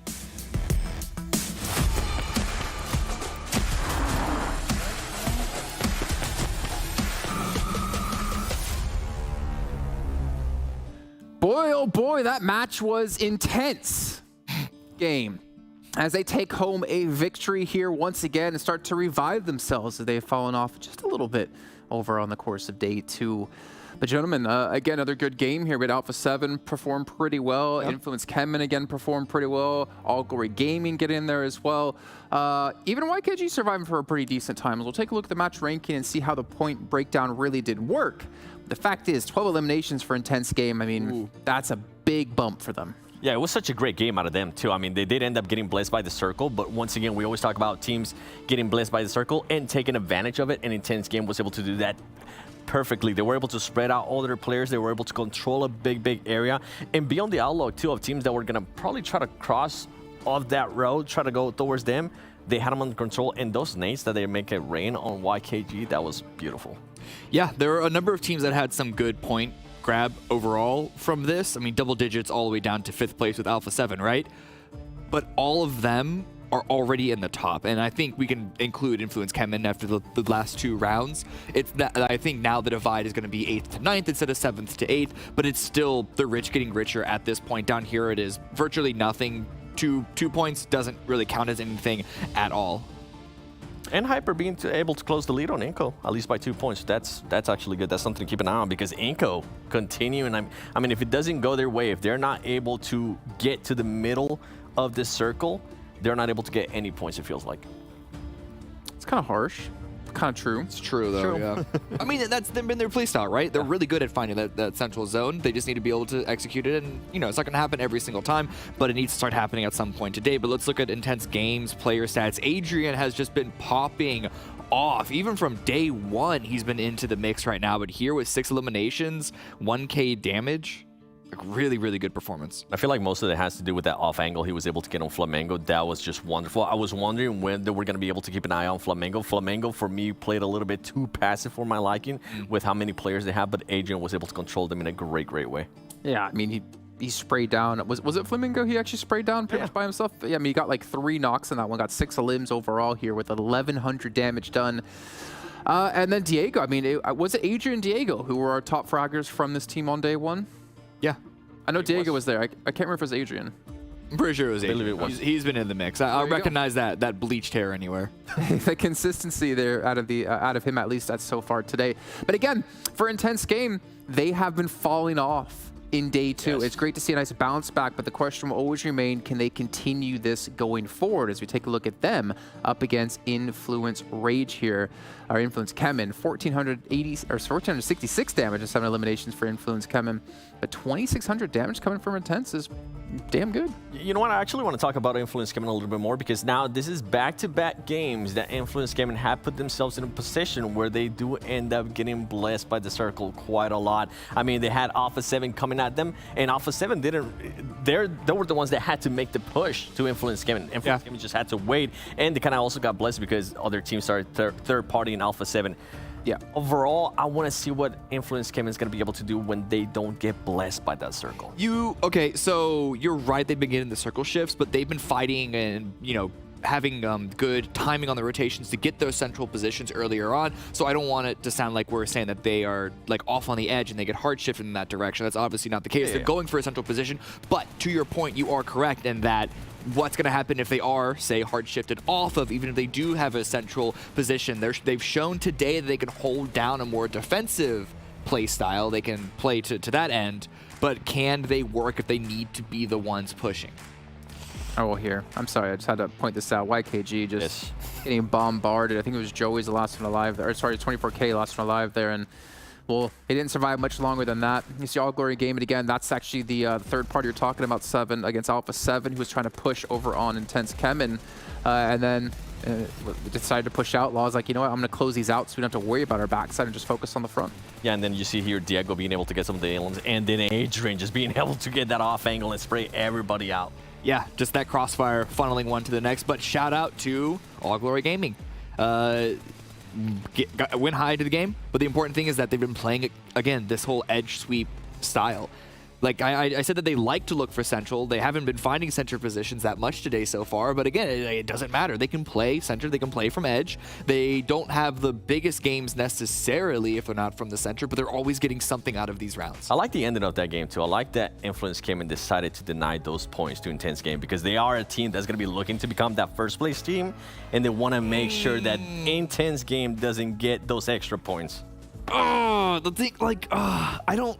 That was such a low probability of them getting any point off of taking that 2v4 at the end. They didn't have the zone in their favor. They didn't have the terrain in their favor. They didn't have the man advantage in their favor at all. But at the same time, IG should not be on Influence CHEMIN's radar yet. You want to be looking at the teams that are like 3-4 ahead of you.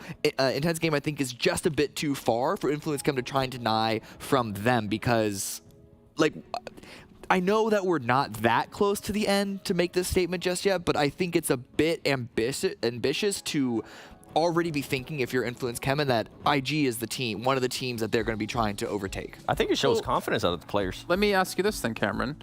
What if it was INCO, the last team alive, and Influence CHEMIN denied? Same point. Same. But okay. All right. Let's take a look at overall. If it was like Alpha 7 or if it was Loops or Overnight, I'd say, yeah, that deny makes sense. I like it from the perspective of where their mindset's at. They're looking at those top teams and they're like, all right, you know what? We really want to catch up to them, so let's deny as much points for them. I mean, they have been able to catch up right now. There's only 4 points separating Influence CHEMIN and the team above them, instead of being about 25. Alpha 7 have finally moved out of the 7th place position to 6th, and Hyper have fallen from 2nd to 3rd as Intense Game has passed them. And Intense Game has tied things up here now. If you obviously look in total points, 124, 124, you're like, Jason, why is INCO ahead? Well, it's the way the tiebreakers work. INCO have more chicken dinners, thus they win the tiebreaker at the moment. I'm just so surprised at the fall off from INCO Gaming. We were expecting a bit of a fall off, right? But going now into today too, I mean, they did have a good Miramar here. They didn't have a great game into Sanhok. I feel like at some point we got to see something out of INCO. If not, they're just going to start spiraling down really, really fast. It's a bit early to say that they're falling off and spiraling because, again, they're day one. No, I'm saying if they continue to play like this, yes, they're gonna yeah, correct. It's, you know, I agree. It's a bit tentative right now, and I don't know if you guys noticed the gap between 8th and 9th place. Influence CHEMIN are raising that floor with them, but that is about a 30-point gap from 8th to 9th. I can honestly say that none of those teams below Influence CHEMIN have that if factor that they can maybe close that gap. I'm willing to say it now. I mean, it's true. Disagree? I didn't say that. It's true. Well, we do have Erangel coming up next. Why don't we actually take a look here at the stats here for the teams and the map performance out of them and see who's performing the best at the moment. You can see our top 5 teams. It's actually going to be Hyper here with the damage and eliminations, averaging 7.25 elims per Erangel. And we've already had 4 so far in this event, with 2 each day. That's a good sample size. That's a good sample size that, like, this is not nothing.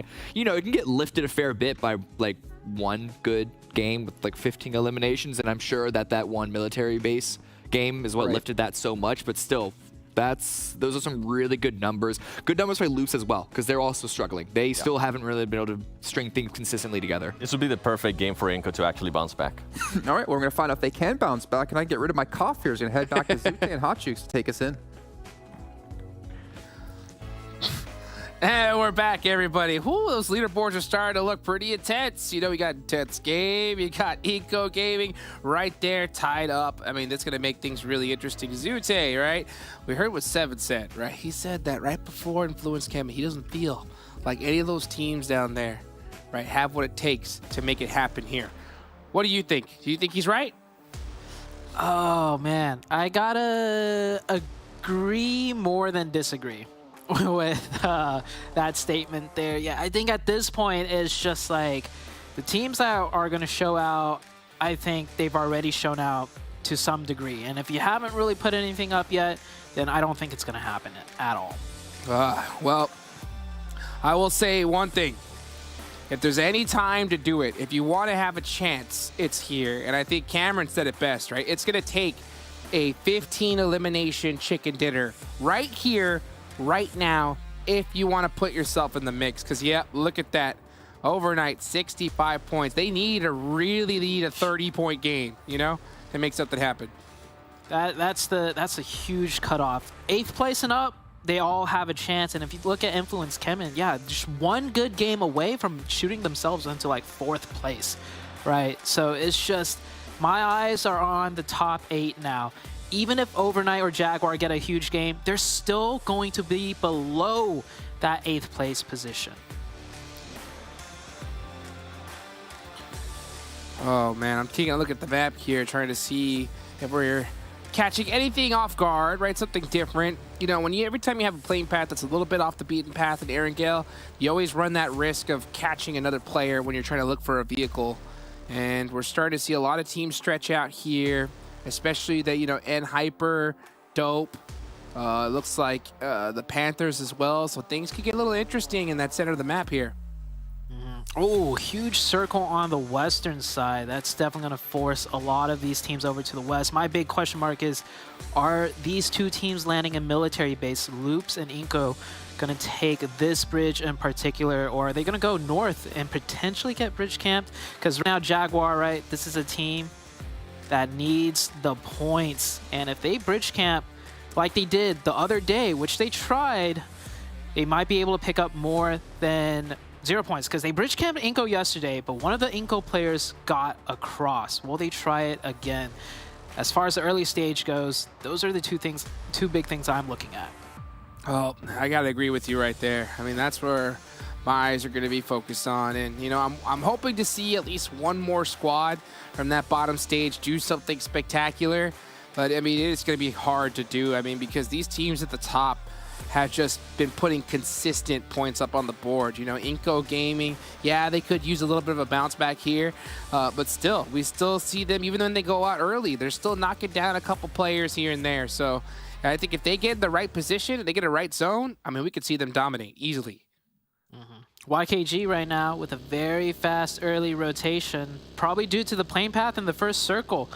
I think YKG is, you know, trying to quicken their pace now as they feel it's chopping block time, and they are definitely feeling the pressure. They're at 56 points.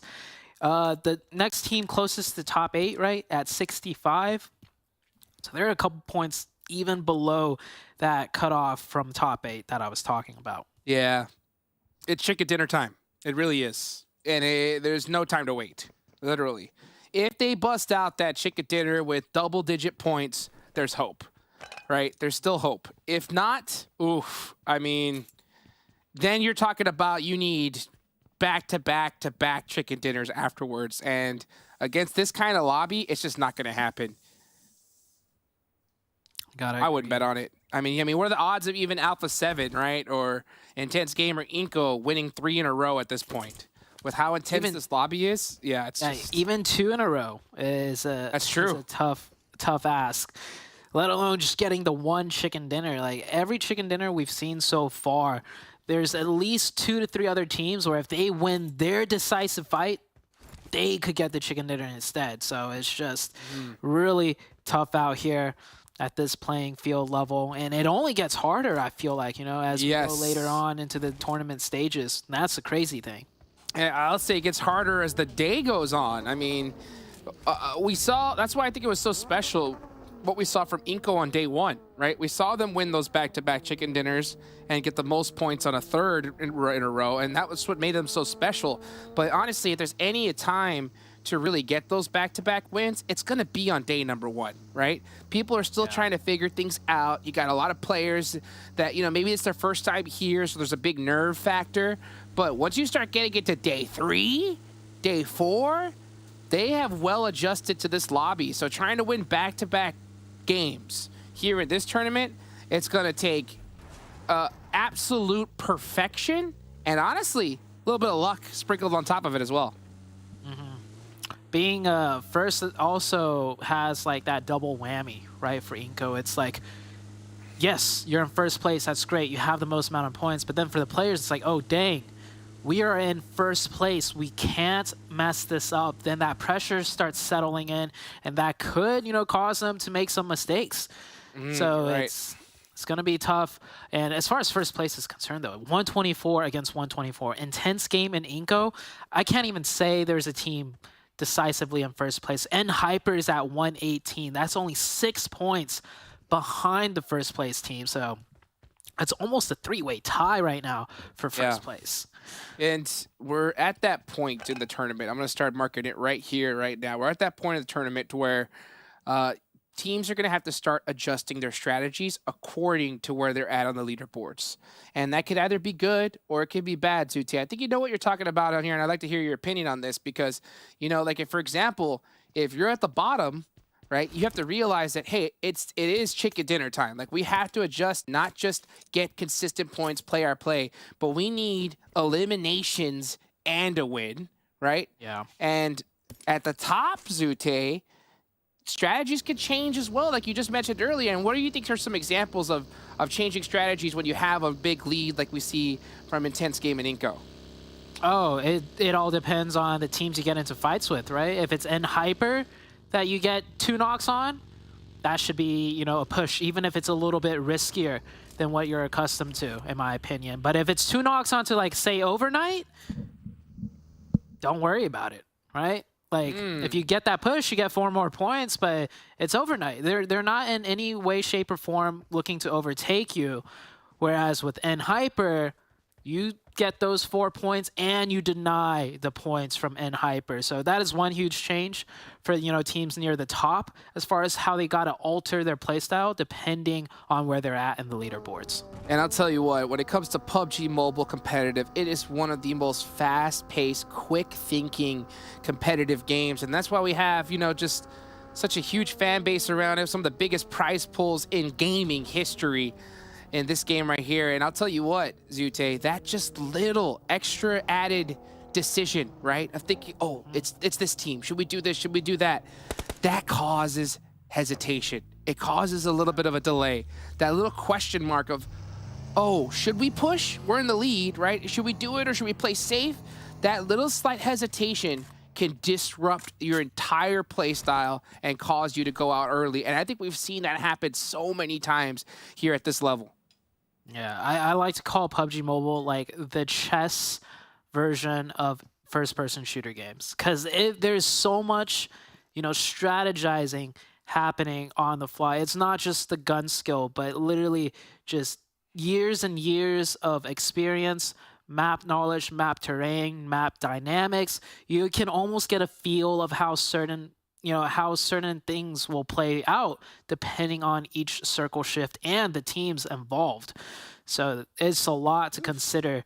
And with this next circle shift, that's a huge hard shift to the gosh. Yeah, not just those strategies, but if you're like a squad like ATON right here, you're also even worried about, you know, your vehicle rotation, vehicle spacing in between each player while rotating. You know, there's so many different levels to this game that a lot of you guys don't really see unless you get to play it at this level. And, you know, sometimes it's tough to even commentate on because that spacing while driving is crucial. And you've talked about it before, right, Zute, when it comes to this spacing right here. Like, look how just perfectly evenly spaced Worlds of War are. And how do you think that affects the rotations like this? Yeah, spacing is huge.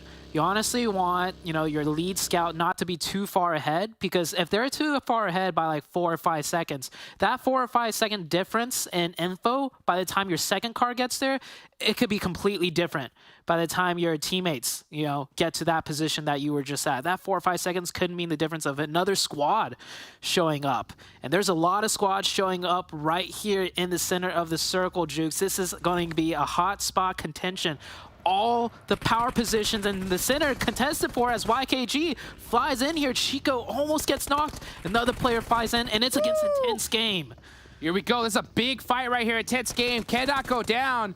We're after the leaderboards, and YKG needs to win this fight. One of the players from Intense Game is knocked. Beautiful shots from Diego, though.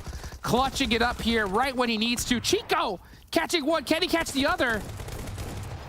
But the back, Diego fears. You gotta watch your back, buddy.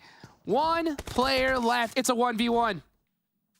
1v1, but there is a third-party team. There's probably going to be a fourth party soon, honestly. But Loop's looking over the top, looking to clean everything up. YKG still alive. Intense Game also alive, but both on their nice last... gas can blow up.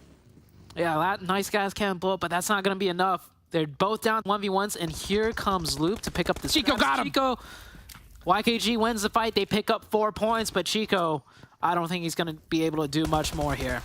Chico, you must believe in the lobby and talk to your teammates and figure out what you're going to do in the next game, because this one's over for now. And I'll tell you what, though, the whole lobby is now looking at the top, because that's a Intense Game out super early. You know, INCO and all their fans out there are cheering at the top of their lungs, because this is their chance, their opportunity to really make a big buffer and solidify their first place position. Taking a look at the map, it's about to shift already. I swear, we just saw that circle shift, Hot Jukes, and one huge fight, huge team fight took place. By the time it's over, we're already on to the next shift. Alpha 7 on the western side, INCO right there on the southern side. Two big top dog teams. Intense game already knocked out. That opens the door back up for INCO. Super common circle right here, right below Gatka. Every one of these teams is going to know each rock on this side of the map like the back of their hand. You can see Loops with that DP. Cardosen getting some nice shots. Actually got some nice taps there all the way downtown on FLAMENGO. And this is a really tough position for them to be in, but here comes INCO actually taking a fight early on. This is super risky. Toiko has to get it done with this S12K. Toiko, S12K, DBSs. He gets the first one, full HP too. That's huge. Oh my gosh. Wide swings right there. 2 of INCO are down. 3 of INCO are down. Jump the fire, Toiko. No, he goes down. Where's the follow-up? Here comes the follow-up. Here they are, and right on time, and down goes INCO. What a crazy fight for them to take. It's not yet. Not yet. There's a chance. No way. Okay. Maybe? No, throw the pan at him. Throw the pan at him. Oh. The disrespect. Look how scared Gigante is. Just, even though it's only one player, they're taking way too much time here. Yeah, the Loops is looking right over the top of this, looking at third party once again. What is happening? Oh my gosh. Okay. Oh, the nade from Loops. Not yet, Jukes. It's not over just yet for INCO. How? How is he still up? It's just too strong. Here comes the If he hits this knock against Fox. Oh, he does. Gosh. It was Loops. It was Loops. I counted him out. I thought he was done and dusted, but FLAMENGO's the one that's actually done for. And Vitali he's like, man, just let me get the res off, guys. Come on. Here comes Loops to finally clean him up. But hey, I counted him out once. I ain't going to do it again. Not yet, Jukes. I'm going to say it once again. Oh, he's on fire now. Okay, yeah, there it is. Okay, all right. Perfect Molotov. Hey, I mean, I wouldn't want to shoot at him either. The dude was not going down. Get it done with some utility, for sure. Ooh. Alpha 7's biggest kryptonite, Royals of War. Oh, that's right. I'm joking. They don't have pistols. They don't have pistols, though. Yeah, but they're lasering them down right now. That car smoking. Ooh. Ooh. Ooh. So close. They did lose one, though. I think they lost one to Royals of War. I'll tell you what, though. It's even worse for Alpha 7 is this spot is not a good one, right? They do not have a lot of... they're not in a really good position to where the zone most likely is going to go. And now that their vehicle is pretty much done and dusted, it's going to be very difficult for them to rotate away from there. Yeah, one vehicle smoking. Next circle. Oh, it's so close yet so far for Alpha 7. Oh, that sucks to see. But Hyper on that hillside on the east of the zone. This could be Hyper's big game because intense game. They're out. INCO, they're also out. It's Hyper's chance to shine here, Jukes. Well, let's see if they can do it. The Panthers have so many trials they've had to deal with so far in this tournament. They have a major one ahead. They need to pull something out crazy. They're out of the zone, having to push on in. Let's see if they can do it here. Zuko looking to possibly get a couple opening knocks for his squad. And they need to do it sooner than later. 16 seconds left on the clock. They're going to have to start rotating here now. Starting to see that feed light up. Little boy getting a knock on a Dope Slayers. What do you see so far, Zute? Anything standing out to you? ATON and the Panthers, they might push on to Hyper's position here.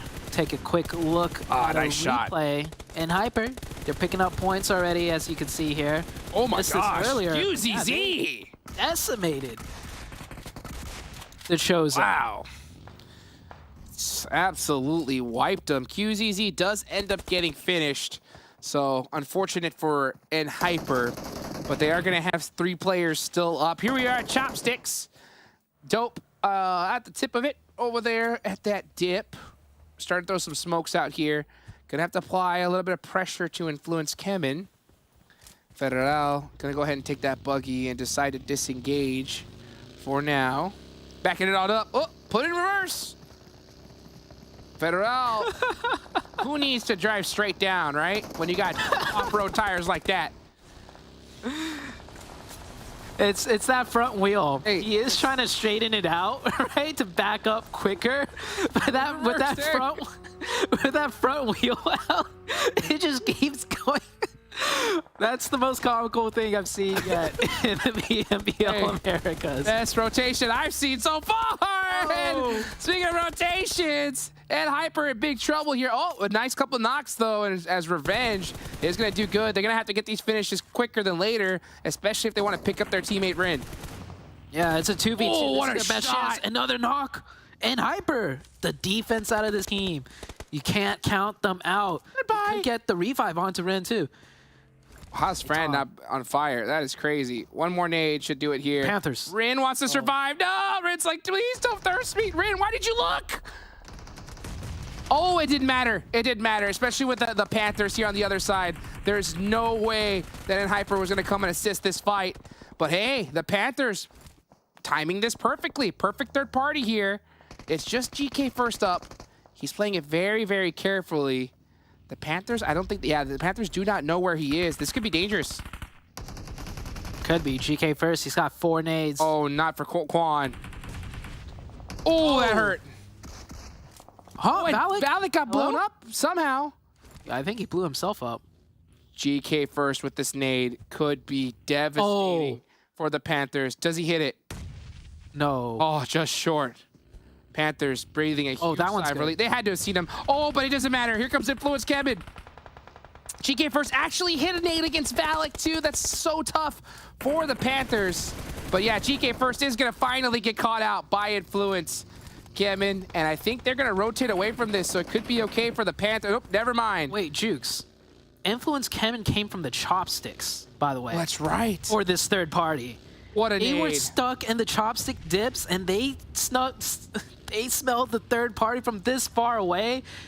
They are playing so on point. They're running the rest over, and the Panthers, plus Last and Hyper, just get absolutely eaten up by Influence CHEMIN. What a play out of Influence CHEMIN.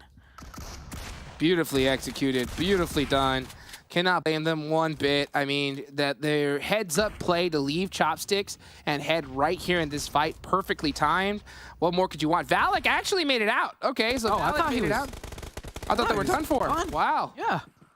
Nice played. Nicely played.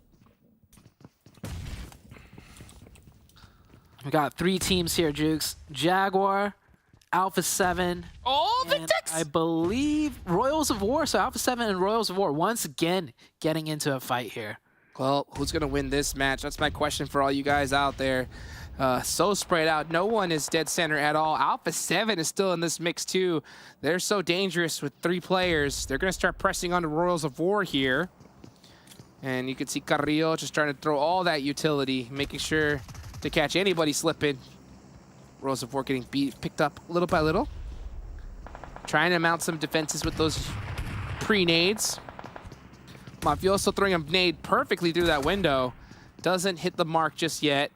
They do have some time on the clock, so they can't afford to kind of just patiently take this fight. Yeah, they got to be careful. It is Royals of War, the Kryptonite. Jaguar, very close by too. So even if they, win the fight with Royals of War, they want to make sure none of them get knocked, or else Jaguar might third party. But All Glory Gaming in the midst of this battle as well, just right next door. Mafioso. Oh, I thought he was going to be able to get that knock, but instantly shut down. Royals of War mounting a pretty solid defense here. He actually jumped out the window. So dangerous. But it's going to come down to a jump shotgun. Here we go. Carrillo gets one. 1v1. And the nade nade from Jaguar. This is what I was afraid of, Jukes. Yeah, you can't even have a single player knocked in these type of situations where the other team is ready to pounce, and Jaguar is pouncing, claws out. Carrillo's about to feel it, and he does go down. Alpha 7 out in 7th with only 3 elimination points to their name. Not the game that they were looking for, trying to make a big offense there, but not able to do a push. Royals of War doing a pretty good job at shutting him down there. And Jaguar keeping up with the trend, with a perfect third party. That is how you get it done, ladies and gentlemen. Here we go. Influence CHEMIN, right? Having a monster day today, right when they needed it. First, good second game. That's been their performances so far. A monster game here. Oh, I mean, who knows where we're going to end up with the leaderboards. Valak driving away. He's on fire. And goes down.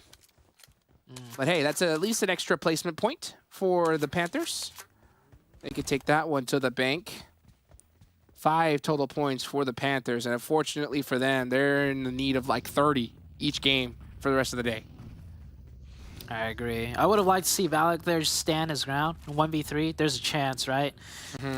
Turning away like that, you're not making it out alive. Not in this lobby. Maybe back in NA, you do that last second escape and the players just miss and you make it out. But here, players don't miss. And this is the tough part though too, right? Second game of the day and second game of playing an America's Championship in this lobby versus all these other teams and players that have been playing already for 2 days in a row. You're definitely going to be at a massive disadvantage. Hopefully we can see him adapt and overcome in the upcoming games today. Still 5 teams remaining. Some pretty set up squads. I mean, everyone's pretty much almost a full man team except for Loops and Jaguar. But with this zone, it is pretty much all wide open field, dead center. So everyone is just kind of hanging on the edge for now.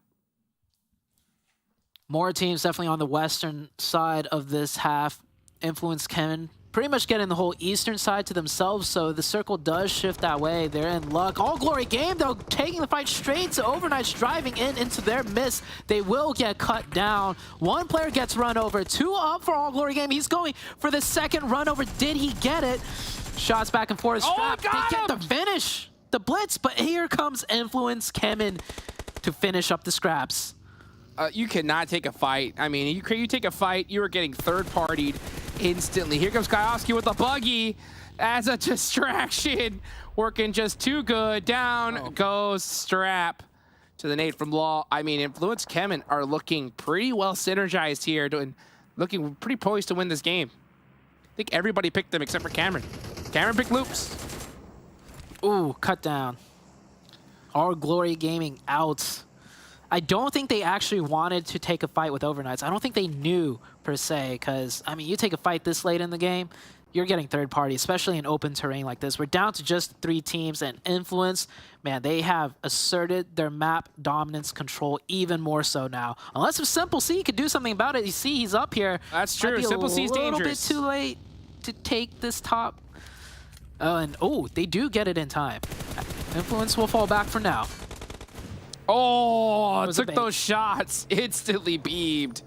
And yeah, Simple C, we've seen him do a nice 1v3 earlier in the tournament. I think that's still, in my eyes, the play of the tournament, except for that reverse that we saw a little bit earlier in Chopsticks. That might have just passed it up for me. But we'll see. Oh, look at Loops. Hold on, Jukes. Loops have looped around to where Influence CHEMIN was. And now they're looking to make the same play Influence CHEMIN did. This is a chess match through and through right now. New circle does go south, so they have 1 player, Mythic, anchoring things down in the center of the zone. Influence have to be really careful. They got to make sure to watch their backs. They could not get circumvented here. If they do, that's going to be a tough loss. It really is their game to win. They have the man advantage. They have the high ground. And you can see them just rotating in their buggies, aggressive, while everybody else is just kind of just playing it very, very quiet, slow, holding their position. We'll see how things turn out, though, as this zone, they are on the edge of it, Influences. If they have to go down the hill, it could be interesting. Loops still very careful of their flanks, just in case there was a snake in their compound the whole time. Shots ringing through. But I think everyone's just going to wait for the next circle here. I mean, the next circle being stage 9, so blue zone. We'll see how tight this zone goes to. Yeah, these new zones definitely changed the game up quite a bit, Zute. How do you feel about them? I love them. It takes a lot of the RNGs out, right? Because the circles, they don't shrink as much, meaning if there is a hard shift, it's not as big as a hard shift, gives every team a fighting chance to get into the circles.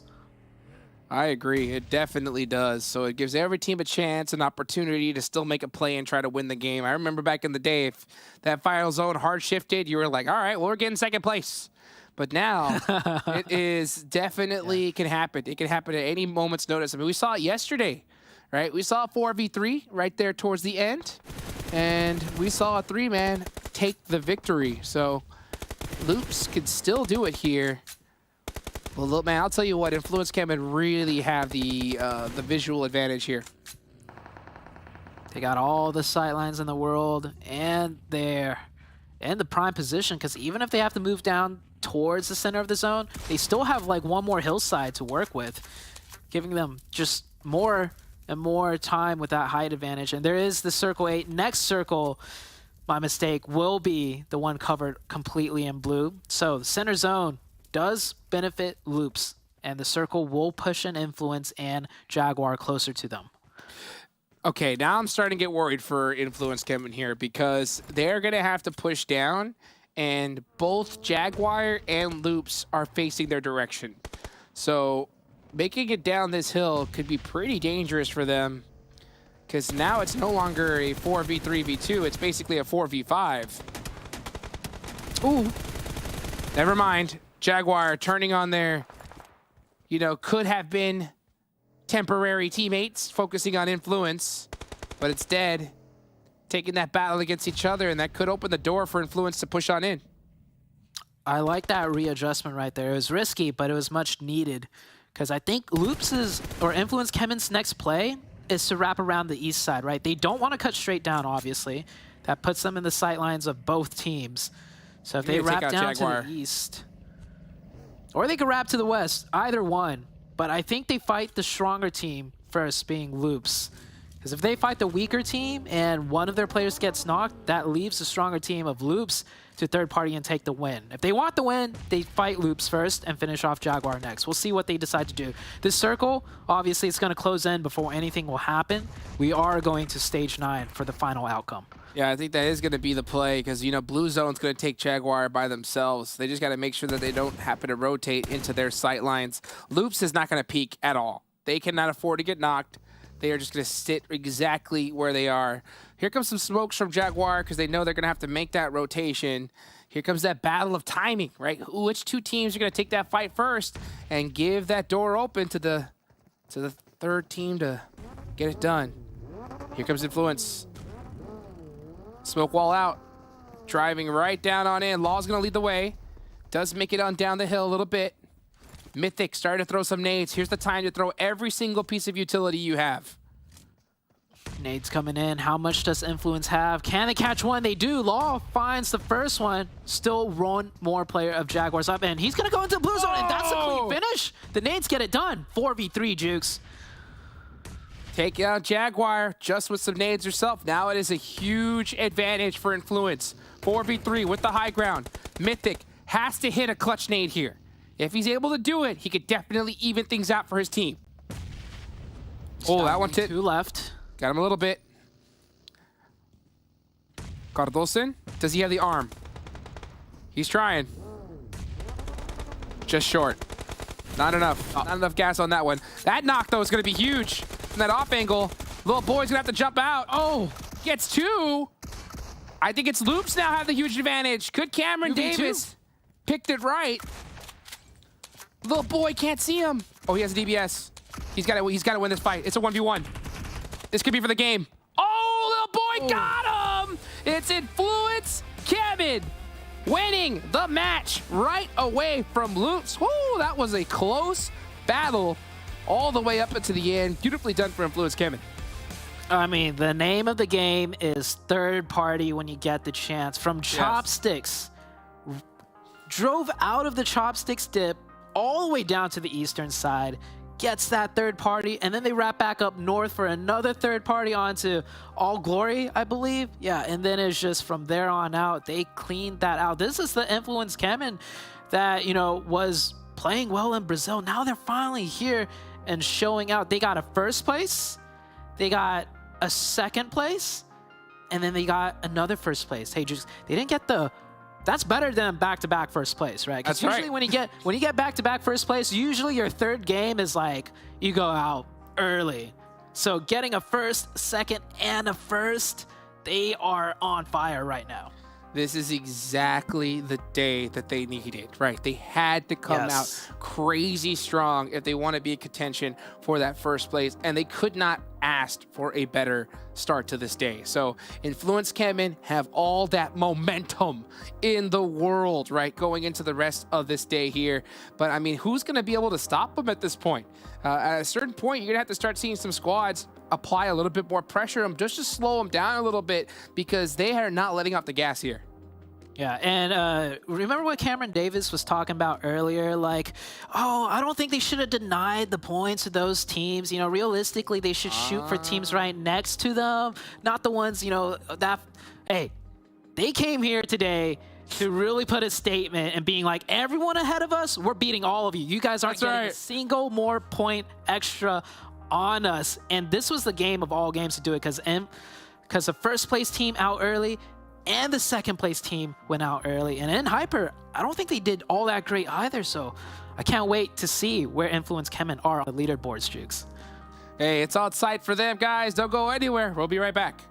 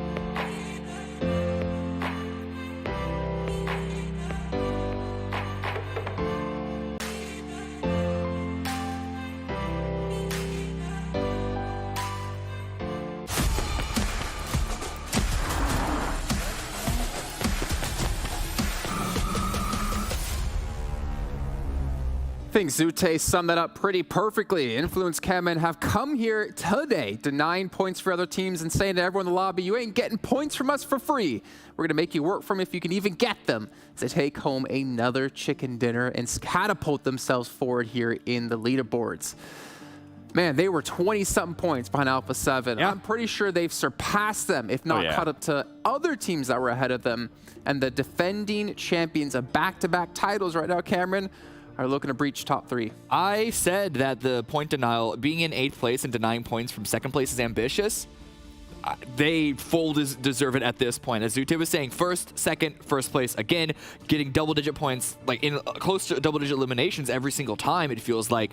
Constantly racking up those points. They're probably going to be, what, 5th place right now, especially because Loops is doing good here as well, but like A7 are still on that up and down circuit. They are making a really strong run. Yeah, they should be top 5. I think they got an already 30 ilms in 3 matches, averaging 10. That's insane with what we've been seeing out of them too. By the way, in Hyper, being able to get at least 8 ilms, 8 points total, and I don't see INCO anywhere here. Does that actually tie them against INCO at 124? Maybe they pass them? Because they were 8 points behind. Oh. That might have tied them. Intense Game was ahead by 1 point. But we'll see, obviously. And I think one thing we need to discuss here for Influence CHEMIN is like how they're getting these points, right? Yeah. I think we saw in that match quite perfectly like their game plan at the moment, and it's 2 words: third party. Yeah. We asked the question, Seven and I, of can Influence play their game when they're not in the center, when they're on the edge, and they showed it here that, yeah, they can play that as well. In fact, that's actually the playstyle that they were the most successful at in the Brazilian region, is playing that aggressive edge playstyle and just constantly looking for the third parties. Something, I don't know if maybe they just need to get more rest, maybe if they need to drink more Monster Energy, but like something woke up in them today compared to the last 2 days, and they are back to the powerhouses that we expected coming into this event. And honestly, I'm glad it took this long, because if not, they would be at like a 50-point lead at this point. Just look at those stats. I mean, I was talking about the ilms. Now look at the survival time as well, as you were mentioning. They got a chicken. Let's clarify really quickly, Seven, because on the left-hand side is day 2 stats. The right-hand side is day 3. And we played half our matches today, but like look at these numbers. And day 2 was an improvement out of over day 1, yeah. 1. So it's good to see that they are still going up in an improvement incline. The average survival time is what's impressive for me, right? Because the bigger question, what you were just saying too, Cam, could they do it when they didn't get zone blessed? This was a perfect example of yes, they can, and they can do it in a big way. I love all the third parties that I saw out of Influence CHEMIN. I also love the third parties that I saw out of Loops early on as well. That was quite impressive. Yeah, for Loops, we know that they like to be active in the early game. Some of the rounds hasn't really given them the opportunities to do that, and so they're a team that I'm still waiting to see consistency from them. But when Loops are on their like A game, they feel almost unstoppable. It's just usually don't make it to the end game. But again, Influence CHEMIN, we have to continue to celebrate them because they are performing so well today. These are the stats so far. 30 elims, 10 elims a match average at the moment. That's nutty. And again, I mean, you look at Kayovsky, like, oh, only 825 damage, 4 eliminations. Well, he's been able to actually open up, I think, a lot of these elims for his teammates. Like we talked about before in match 2, he was able to actually like punish. I think that was and Hyper trying to transition. A fantastic job overall out of them, and I feel like they've kind of figured out how they want to play the matches out now. Where they were struggling before, I think you were saying like on day 1 they seemed to kind of like be avoiding fights, and when they did go into fights it wasn't working out for them, and now they just seem to have the beat on everyone. Yeah, now they're being a little bit more proactive too, whether they want to stay in the zone. If the zone obviously favors them, they're also starting to spread out. They're not just making a shell out of themselves. And I mean, well, we just saw that rotation, the third party, that's what I wanted to see out of these teams, especially with how aggressive we know that they can be, right? And we look at the top damage, no surprise that it is Influence came in there with the 2013 eliminations. And in Hyper as well. We got to continue on to that because they are continuing to put up performances here, and INCO has not been They lost a player early too. They did. Yeah, we always count them out when that happens. And Hyper lost a player early. They didn't get any placement points. All their points they got were from eliminations, but it showed that they were active early on. And so even though I still think their best games come from when they're able to play a little low and slow and then get some map control and then sort of like leverage that into a game-winning presence, if push comes to shove, and maybe they don't have a favorable entrance into the zone for a strong position, or perhaps they just see a weakened 827 next to them, they will go for an engagement there and collect some points that way. So, I mean, if this work out for Hyper, they might not be having as good of a day as Influence are, but they're showing that it's going to be hard, that they are going to be hard at work to make sure they have no 0-point games today. Well, you know what time it is, guys? Game time? Bro. One of you's right. It's the overall settings. Let's take a look actually and see where they currently stand. Influence CHEMIN, 4th place, 10 points behind 2nd, 11 points behind 1st. This was a team who was 25 points out of 7th place in sitting in 8th. That is how well they've been able to play today. Yeah, there's no real, it's absolutely amazing performance, and I think it is helped by the fact that even at Hyper, the best performing team that was started off in the top 3 has only had like an okay day so far. It's been pretty good. But it hasn't been like stand out. There's been a low slow of the teams at the top, but you still can't take away the fact that a 1st, 2nd, and 1st, like that's going to give you a lot of points no matter whichever way you try and sell it. And something that I was hinting at earlier with INCO Gaming, like look how much closer now all of those other teams are, and this is what I was talking about. I thought INCO Gaming was going to take advantage of Erangel. Remember, in the first day, they were able to win both of the Erangels. They weren't able to do that here, at least on the first one. They need to snap out of it. If not, they will start spiraling down. And Alpha 7, I mean, at some point, they either stay in 7th place, go up to 6th, and then go right back down. We got to see something out of Alpha 7. I feel like they're starting to play a little bit more like what we saw in day 1. That is a 36-point gap from 8 to 9. That's a lot of points. As I mentioned, I honestly don't think any of these teams have that F factor that can maybe pull a 20-point win. It's not even that. It's also like we're basically looking at 2 entirely different tournaments at this point. Yeah. Which is like, and yeah, I agree with you. Looking at these teams, not only looking at how they performed at the bottom, not only how they performed in this event, also just, to be frank, let's look at the teams themselves. Haven't really shown me any reason to have faith that they could have that big come up. But that point gap in general, just even if they could, they'd have to do it multiple times to make a real impact. So it really just feels like, it kind of sucks to say, but like they're almost irrelevant. They're going to be playing that spoiler role essentially, which at some point, the teams at the top, I think we've touched on this already, are going to have to consider that of like, this is a team that doesn't have anything to gain by not throwing their game, by fighting us. So we need to like approach this engagement with, you know, special consideration. If I'm a team at the top, I'm looking at the Chosen and I'm like, maybe 3 points. I was actually going to just like lick my fingers. That's maybe what they're doing. But after I have a Monster Energy, I might be doing just that, as well as their official energy drink partner here at PMPL. But you know what? We do have another match coming your way. It's going to be Miramar, our last one of the day before we get into Vikendi. And we got to head back over to Zute and Hotjuice to take us in. We still got some matches left here today. You know what? We heard was a 7-7 said that if you're one of the top teams, you should be looking at the Chosen, right? I think they should be looking at Influence CHEMIN because they're coming for them. They are coming for them. Yeah, we finally see NA get on top, but I'll tell you what, this squad with how they performed today, they're not done yet. I think that here, this Miramar match, they can even get it done again here, Zute. We'll see. We'll see very soon. And nHyper right now in first place. I think this is the best time for nHyper to be in first place. You know, get the nerves and jitters out now. And then on the last day, once they get it out of their system, come back strong. Because usually it's going into the last day where they really start, you know, just choking, I'd have to say. So now is a good time for them to get it out of the way as we head into Miramar Jukes. The games have just been getting better and better as the matches have been going on. Yes, sir, they have. But guess what?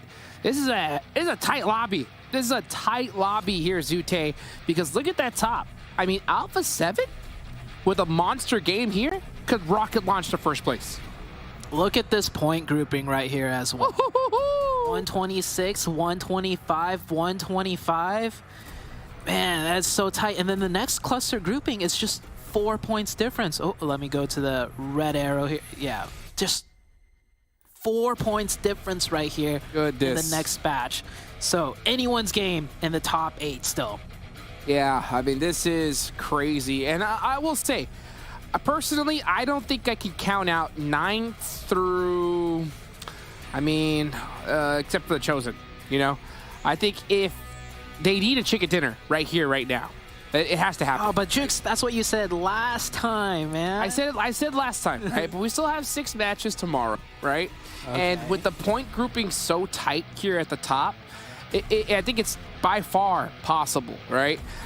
It's not probable, but it's still possible, right? I'll definitely say when it becomes to the point of impossible. Now for the Chosen, impossible. It's just too far at this point because they would need to win pretty much every single match going forward, and that's not going to happen, right? Royals of War, not going to happen. The Panthers, probably not going to happen as well.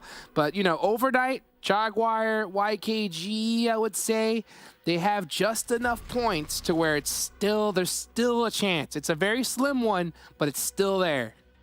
Yeah, right now I'm just circling for you guys the top 3 teams to watch out for. nHyper on the eastern side, INCO dropping smack dab in the middle. That's going to be really good for them with a circle like this. And of course, we can't forget about Intense Game.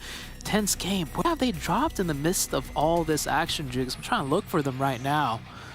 And Intense Game. Yeah, they're dead center, right there towards power grid. They're right there. Yep. Yeah. Great position for the top 3 teams right now. Well, mainly INCO in Intense Game. nHyper, they got a little bit of a rotation to make, so they gotta be scared of FLAMENGO potentially cutting them off. Sheesh. But it should be an easy one. It should be an easy one. Look at this. As I say rotation, they're already on it. We've never seen rotations this fast before, Jukes. Yep. Usually by the time we get off of the map, there's at least another 2 minutes of looting, but here comes the rotations already. This is the definition of adaptation in my eyes right here, because I've never seen nHyper move off of looting this quickly. I mean, they picked up the first 2 pieces of gear they saw and they took off, and it was the right thing to do because you had Influence CHEMIN, right? A team that is just on fire right now, right above you. You got FLAMENGO there on the other side, but I think they're going to make some really good, safe rotations to try to find a more central position because I'm not going to lie here, Zute. I think it's all about the central positions here because Alpha 7, they've been going on the edge. And yeah, they've been kind of getting it done, but look at where they're at on the leaderboards compared to everywhere else. You know?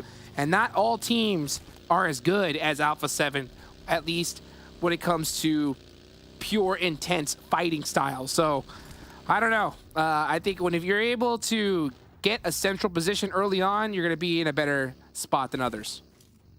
I gotta agree, and I think particularly right now for this tournament, with the way the circles have been shifting, we have not seen too many hardships. Usually there's way more hardships, and that favors teams that play in from the edge, because then they could kind of control which side they want to go in from, whereas if you're center and it hardships in a certain way, you're kind of stuck amongst other teams. So I think that's why the center position right now, as far as the way these circles have been going, have been much more favorable for that play style.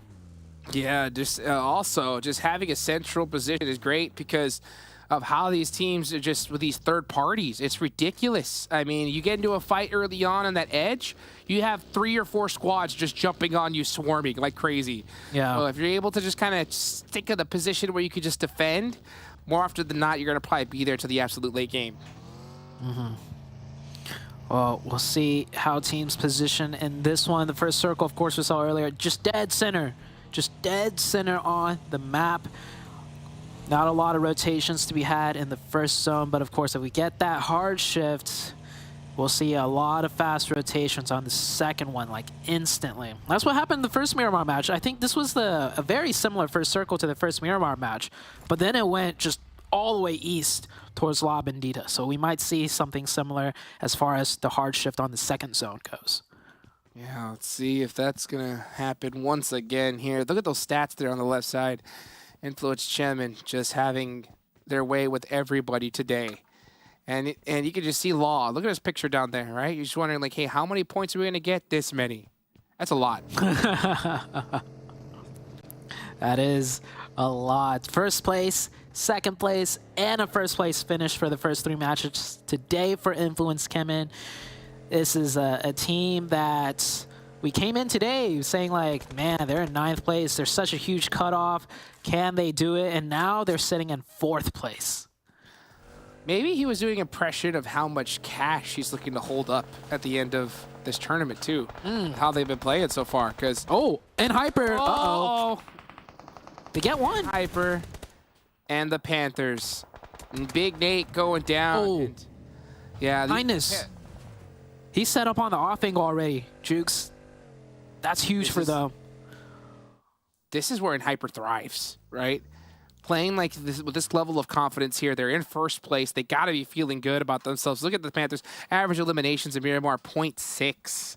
So they have not had a great go of it here so far. Losing their star player, Nate, early on is going to be even more difficult. I'm not even gonna mention the name of the player that quit earlier too. That's just absolute madness here. But you know what? There's still a lot of fight left in these teams. If I'm YKG, I'm definitely not giving up yet. You know, they have 60 points on the board. They have to double that score. But 6 matches, right? 6 matches, this one and 1 more to go. That is definitely enough to make a catch-up. You have to pop off. You have to do better than everybody else in the lobby. But it's still possible. And until it's impossible, you cannot give up. YKG is a team that has the capabilities to do it if they go nuts, right? This is a hard-hitting team, the champions out of North America. So, I mean, got to give them some credit for that. Of course, you know, with the playing field so much tougher, they are definitely struggling here. Look at that kitty cat. That's the same kitty cat that knocked down my camera. Oh, my goodness. So vicious. I mean, the rotation from that kitty cat too had to be on point, right? Rotated around you. You've played at this level before, Zute, plenty of times, all the way to the big show. I mean, how that cat rotated around you. I mean, you must have learned from the best. That's what it was. Well, we'll see how these teams continue to rotate. They're gonna need to pull off something huge on the northern side. A7 and Dope looking a little too friendly with each other. They're about to potentially get into a clash. Next circles determine a lot. Look at all the teams already just going to the center. They don't even want to mess around with the edges. Everybody's like, yeah, you know what? I think we figured it out. Oh, the hard shift. The big shift. Okay, YKG looking good with this circle. Overnight as well. INCO are in a great spot. And I'll tell you, one of the most dangerous teams I think are starting to be in this lobby is Royals of War, right? They are so down. They got nothing to lose. They got to be just having fun at this point. So, I mean, they could definitely spoil some squads. We've seen them take out top teams in the lobby without any issue. Influence CHEMIN, by the way, all the way on the eastern side. This is the furthest away from the zone I've seen them yet, as far as today is concerned. So can they do a similar performance? I'll be impressed if they can manage, like, even just 8 points, right? They've had explosive games, but this one's going to be a tough one for Influence. Yes, it is. I mean, can they have the craziest day ever and have another win? We'll see. Zuko! Oh, and actually, he looks to go and get that finish. That nade's going to pretty much do it here. Yeah, Valak finally won. Yeah, clutched it. Nice confirms. You got to watch out for AGC God. He can make something happen. Oh, throws it into the window. That's the wrong spot. The Panthers got their number. All right, Panthers. Showing a little sign of life. Finally getting a nice little squad wipe. Hopefully that could be the little ray of sunshine that they needed. Small beginnings. And this is FLAMENGO. This is a top 8 team, so they are above that cutoff. So this is very bad for the FLAMENGO team that we're looking to, you know, try and catch up a little bit to everyone else. Jaguar. Where's Jaguar on the leaderboards? They're in 10th place. 10th, so, yeah, they have a gap ahead of them. Uh-oh. He was able to get that adrenaline shot off. So that's going to be pretty good here. That's in Hyper. All right. In Hyper, if they get this knock, you think they're pushing it? No. There's no way they can, right? I'm like, there's zero. I mean, that is the riskiest push ever, because they have to know that if they push this, they are going to get third-partied 1,000% with certainty. If they get a double knock, that is still risky even. It's still risky. Yep. Yeah. That's just how fast these other teams are ready to pounce. So, Jaguar, they should be okay for now. It all depends on the next circle. Everybody's pretty much set up. I'm looking at my mini-map. The only teams not in is right here. Yeah, the Panthers on the east and Dope on the left. So, Alpha 7 coming on the western side. INCO, or not INCO, Intense Game on that giant hilltop once again. Remember, on day 1, that's where they got their chicken dinner, on top of that hill. So once again, Intense Game are up there in the same position. INCO smack dab in the middle to the west of Picado. Not in a great spot. In the circle-wise, they're in a good spot, but that compound, I feel like, does not give them much control over anything. Well, right now, this zone centering on up. Big chillin' for INCO, Intense Game. Alpha 7 looking to kind of get in there a little bit quicker rather than later. Quan taking down Gaji. That's 4 eliminations for the side of the Panthers. Pretty split up here, but they seem to be kind of holding their own for now. Stellar's going to be starting looking in this direction to possibly get a little bit of revenge for his teammate. And Hyper in the mix. Still looking to apply pressure to these teams. They have that high ground. QZZ's got to make sure he doesn't get knocked. That's going to be super crucial. Yeah, an opening now for them would be disastrous. And Hyper readjusting, pulling back a little bit. Smart. They're probably pulling back to just figure out a game plan, because you see right there on that mini-map, they are far away from the center of the zone, but they can't go much further. Everything's taken. So they got to hope for the circle or plan out some type of execution depending on the next zone. Quan gets taken out by Loops to a vehicle explosion. Everybody just crunching in, and I think everyone's in the zone now without another team needing to go down. So the next circle is going to be the big one where we see teams start really engaging and getting eliminated. Well, let's see what the play is going to be here. Oh my gosh, Mythic. Those guys, his wig split right there. Going to hit that quick lay down. Use them bandages. Yeah, doesn't want to waste all those first aids he got. Can't blame him right there. Uh-oh. And, oh, QZZ does get taken down. But I think he should be in a good enough spot to get rezzed. Yeah, the problem is, like, at this stage in the tournament, at this high of a level, you don't even want your armor getting beaten up. You want, like, every little advantage possible. And QZZ getting knocked there, that's less meds, less armor for him, and it could come into, like, a huge crucial factor later on in a big team fight. Sup, Pig? taking some shots onto the dominating squad that has influenced CHEMIN. This team has had a heck of a day today. A couple of shots under that buggy. He's going to go ahead and head to safety. Nenebete takes down GK first. We see that in the feed. So, and Hyper having a nice little battle in Pecado, Sin City. Could we see a hard rotation on to Pecado? That makes things interesting for sure. I haven't seen a Pecado finish in a long time. We'll see very soon. All the teams posturing up here, ready to make their next play. Influence CHEMIN definitely ready to take a fight on the zone shift. Same with Alpha 7 here. Where is it going to go? Does it just center once again like it has been? And it does. It does shift down south a little bit, just a tad smidgen. But it's pretty much a circle that all the teams could kind of work with. And Influence CHEMIN already working the Chosen down. That's 2, and I don't think there's much left of the Chosen. No siree. So the Chosen, yeah, I mean, it's done and dusted for them. At this point, just have fun, try to work some things out, hopefully get ready for the next season here, because, you know, that's what it's all about. It's all about. It's just adapting, getting better little by little. A lot of these teams, it wasn't their first go at it. And Stellar, he is going to head into Pecado. Luckily, he didn't flip that Marauder over because he's still going to need it. Yeah, it's going to be a tough one to get into the next zone. Not much pathing he could take. Everything exposed for him. And Hyper, oh! The quickest vehicle knocks I have seen in a tournament. It is insane, Zute. These guys, if you drive for just a little too long, you are getting knocked out that vehicle instantly.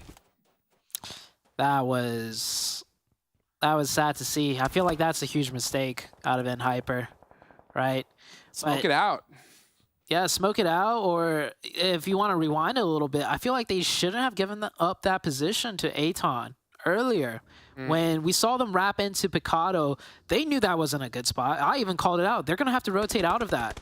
And it is tough rotating out of Pecado when you got another team at the stadium with sight lines onto a potential exit path, and Hyper really got punished for it.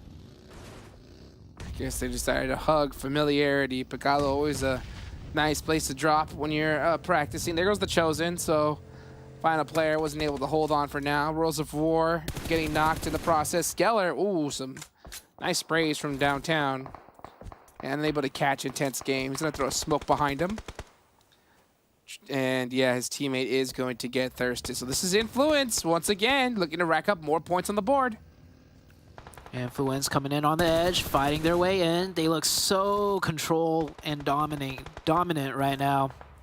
Picked apart the Chosen, no problem. Looking to pick apart Royals of War, and positioning-wise, yeah, they are dialing in onto that position. Even intense game from the other side, taking some shots, gets the kill. So they will steal that point away from Influence CHEMIN. Adrian, does he have the shots here on a little boy? A couple of taps here and there.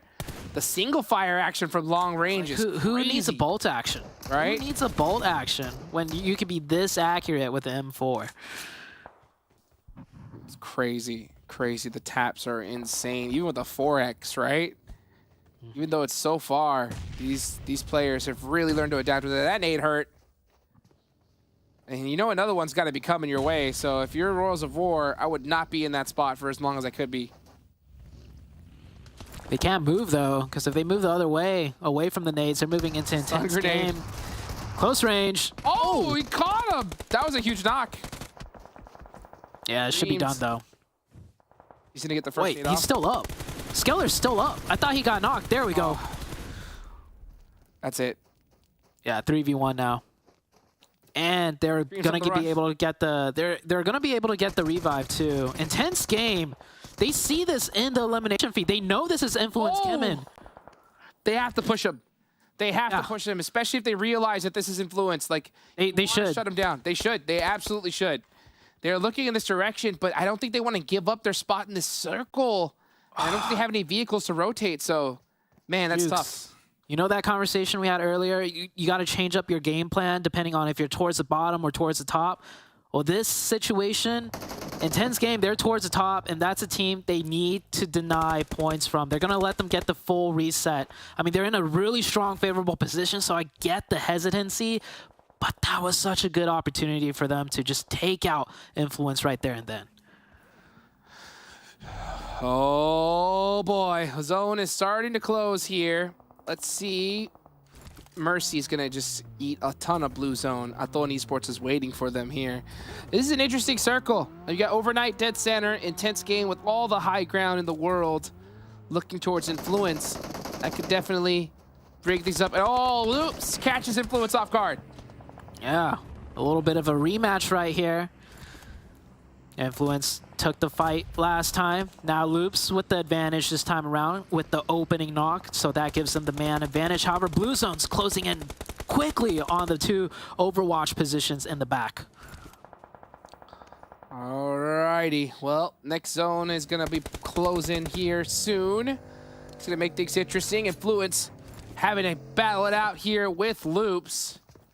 ATON Esports having to get into it with Jaguar too. This is all out mayhem. This is a really tough circle to hold.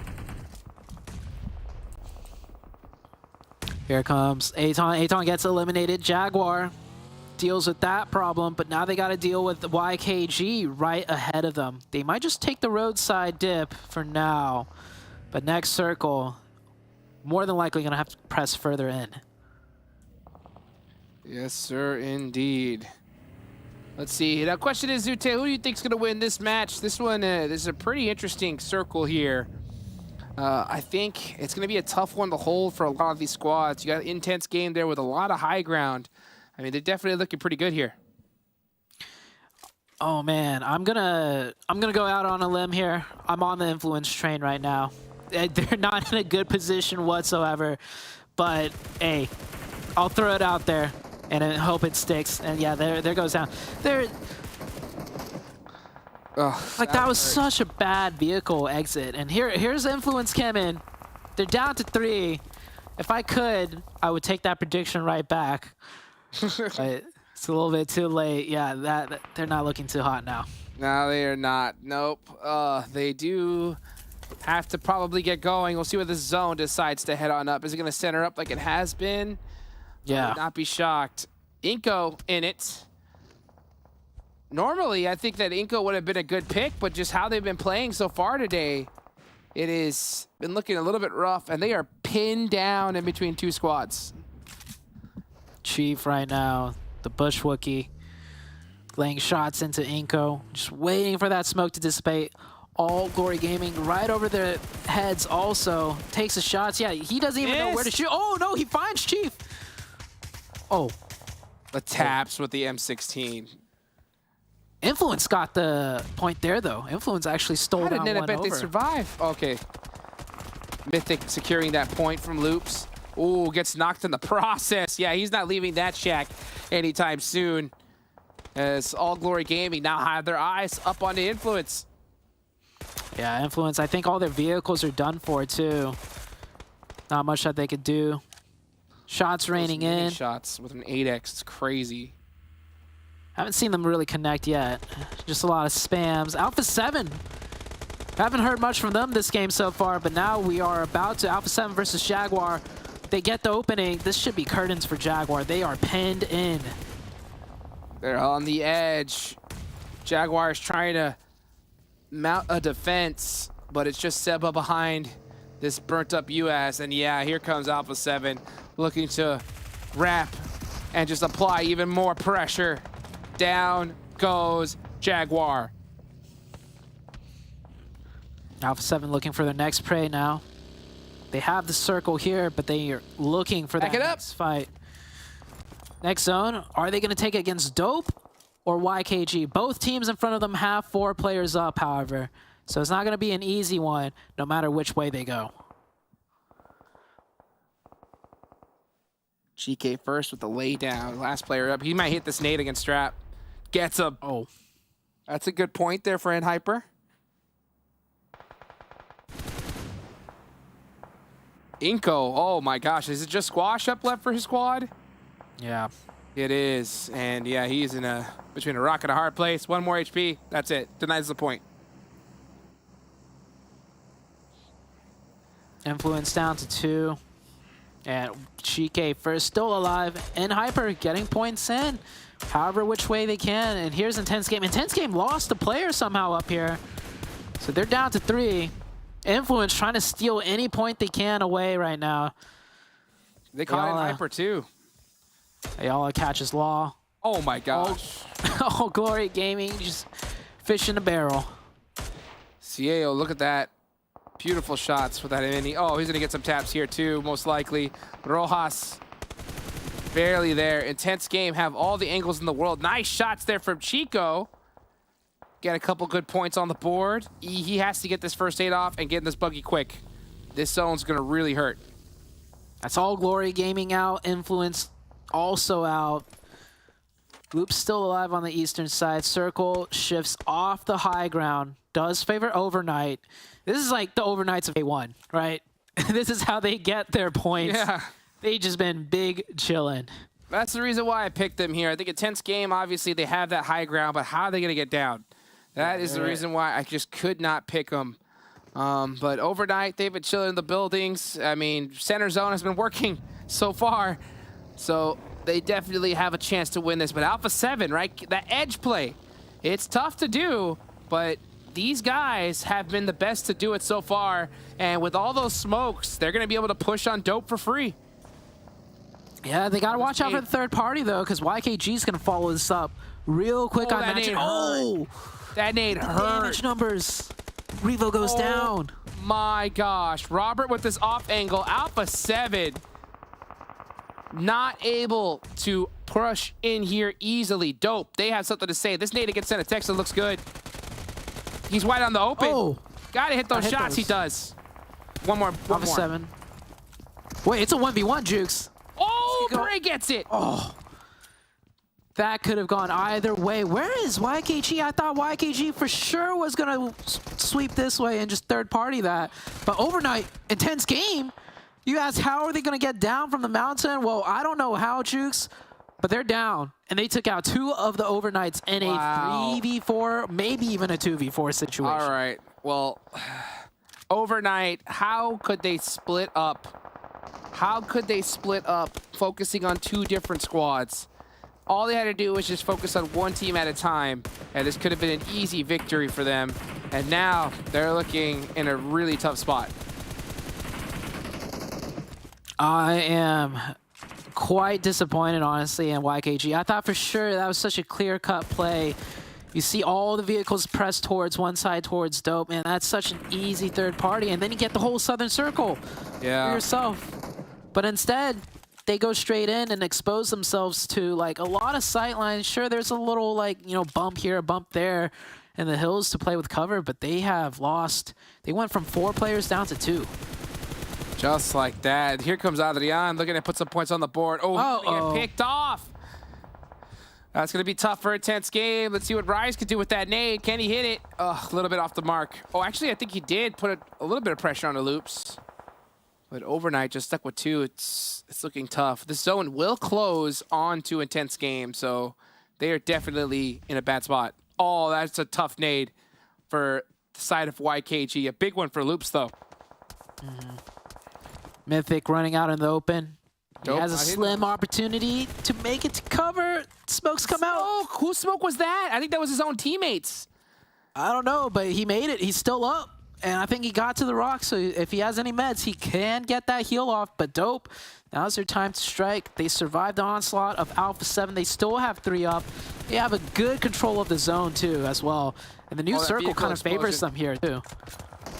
Intense Game now forced to jump down. Overnight should have all their eyes towards the back of the zone. Instead, looking inwards, now finally turning their heads. It could be a little too late, though. They did let him push in for free. I'm surprised they didn't start throwing any utility they have. Actually, matter of fact, Rise does not have any nades to himself at all. So this is a big battle. Oh, and Voodoo is on fire. Oh, naded. Got push for free. Overnight just making very simple mistakes here at the end game. Yeah, Overnight had 4 here in the dominant position to win the match. And now they're cut down to 1. Intense Game, putting on an intense show for us. Can they find this last player? I would say yes with how well they've been playing, but you can never be too sure. He needs to get this first knock.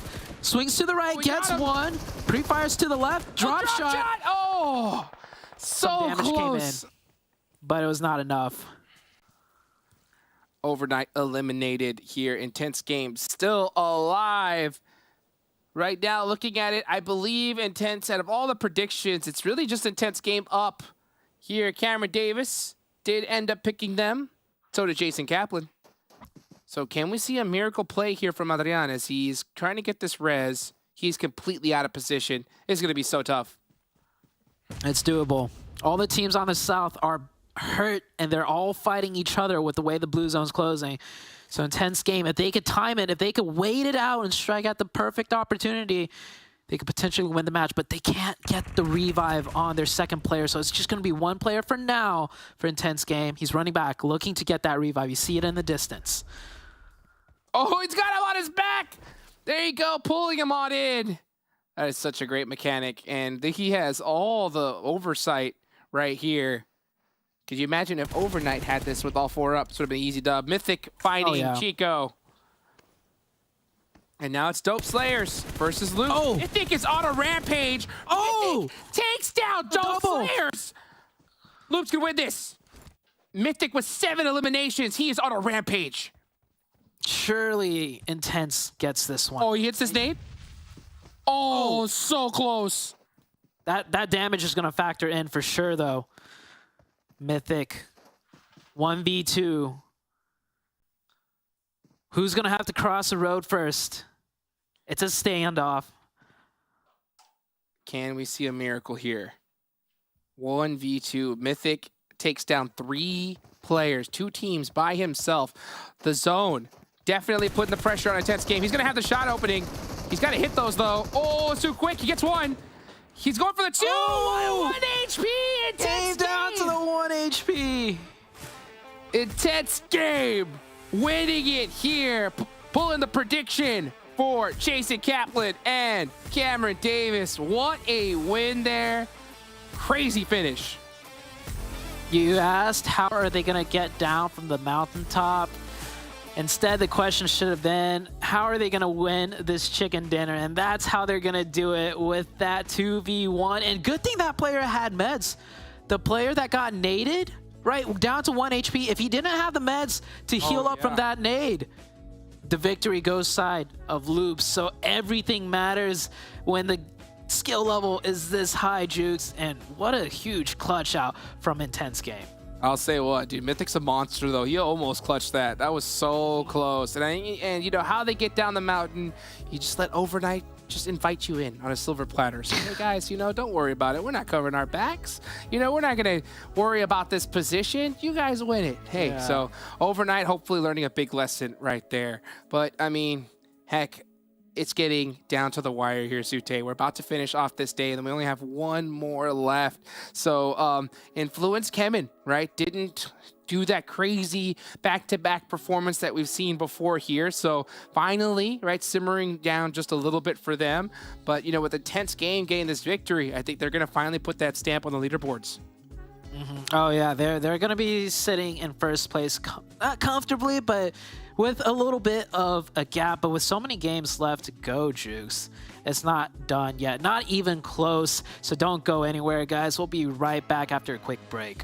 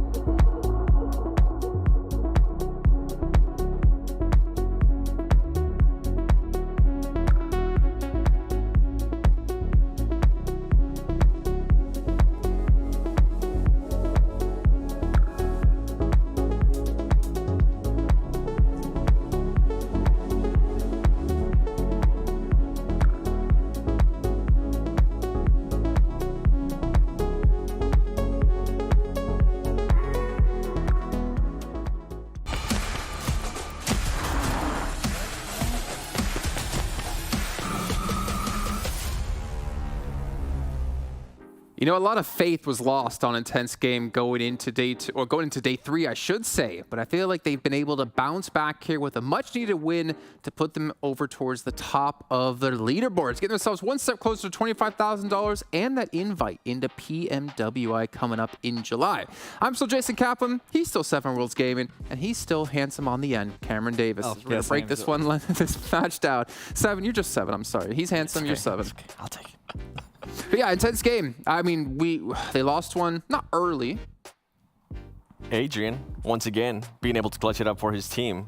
Because, I mean, in a big way, too. And we were talking about it earlier, too, how he's been able to put up the performance when they need him the most, and I feel like that was one of those instances. Yeah, I'm surprised, or not surprised, but I'm shocked by Loops Esports tying in total points because of how active they were. And again, Loops, when they are on their game, when they are going active, they find the opportunities and they find the situation to be able to just constantly go for frags, constantly go for eliminations. They put up really, really good numbers. And from the past few rounds, they've also been making it into the late game. Yep. If they can keep it up for the final 2 rounds, they're finally going to have that sort of consistent nature to them that will lead me to be more supportive, or like have more faith and consistent performance going into day number 4. But still, Intense Game, making sure that they can maintain the lead for themselves. What's that? You know what that is? Can we get a close-up? Do you know what that is at home? I'm waiting. Nope, that's not okay. We're not gonna say thank you, production. And so we're gonna look at this. It was gonna be 0 for INCO. Yep. Yep. Yes, indeed. Continuing that spiraling down. It's going to continue to happen, and we can see here Loops Esports. I mean, those 13 eliminations, you mentioned it too, they've been very, very active, and they've been willing to take a lot of fights. And for Intense Game, what I was actually surprised with them is how they were able to manage staying alive when the circle didn't even favor them, and they had to come down from that mountain in that very, very rough terrain. Yeah, and they, it was helpful for them that Influence CHEMIN actually decided to go towards the east into Loops, who were on that east side rather than try and go down into IG's territory. And I think that's just because IG's angle on that hillside before they had to leave the high ground was too vulnerable for getting shot at from the south end as well. But still, IG with a lot of damage, not as many eliminations, so not as efficient with the damage to elimination conversion there as Loops has been. But again, I think that's because a lot of their shots are coming in from far range, whereas Loops, they just run at you in the face, which gives them, like, that's the play style that has like the perfect one-to-one damage to elimination. That's the worst place I hate to be ran into is the face. Yeah. I was going to say, hold on. No, okay. I'm just okay. Go ahead. I was going to say with Alpha 7, I thought they were going to be able to maybe spark up something when they were making that great push, how they set up the smokes into Dope. And man, it just backfired. They just aren't looking like the Alpha 7 that we're kind of used to. And we're kind of talking about this too, between that match, how at this point, they need to perform in these next 2 matches in a big way. If not, they're not going to be able to challenge for that first place. Yeah, I mean, not to take away from Dope's defense of that gas station. Really good grenades to start that off, and it did go down to a 1 versus 1.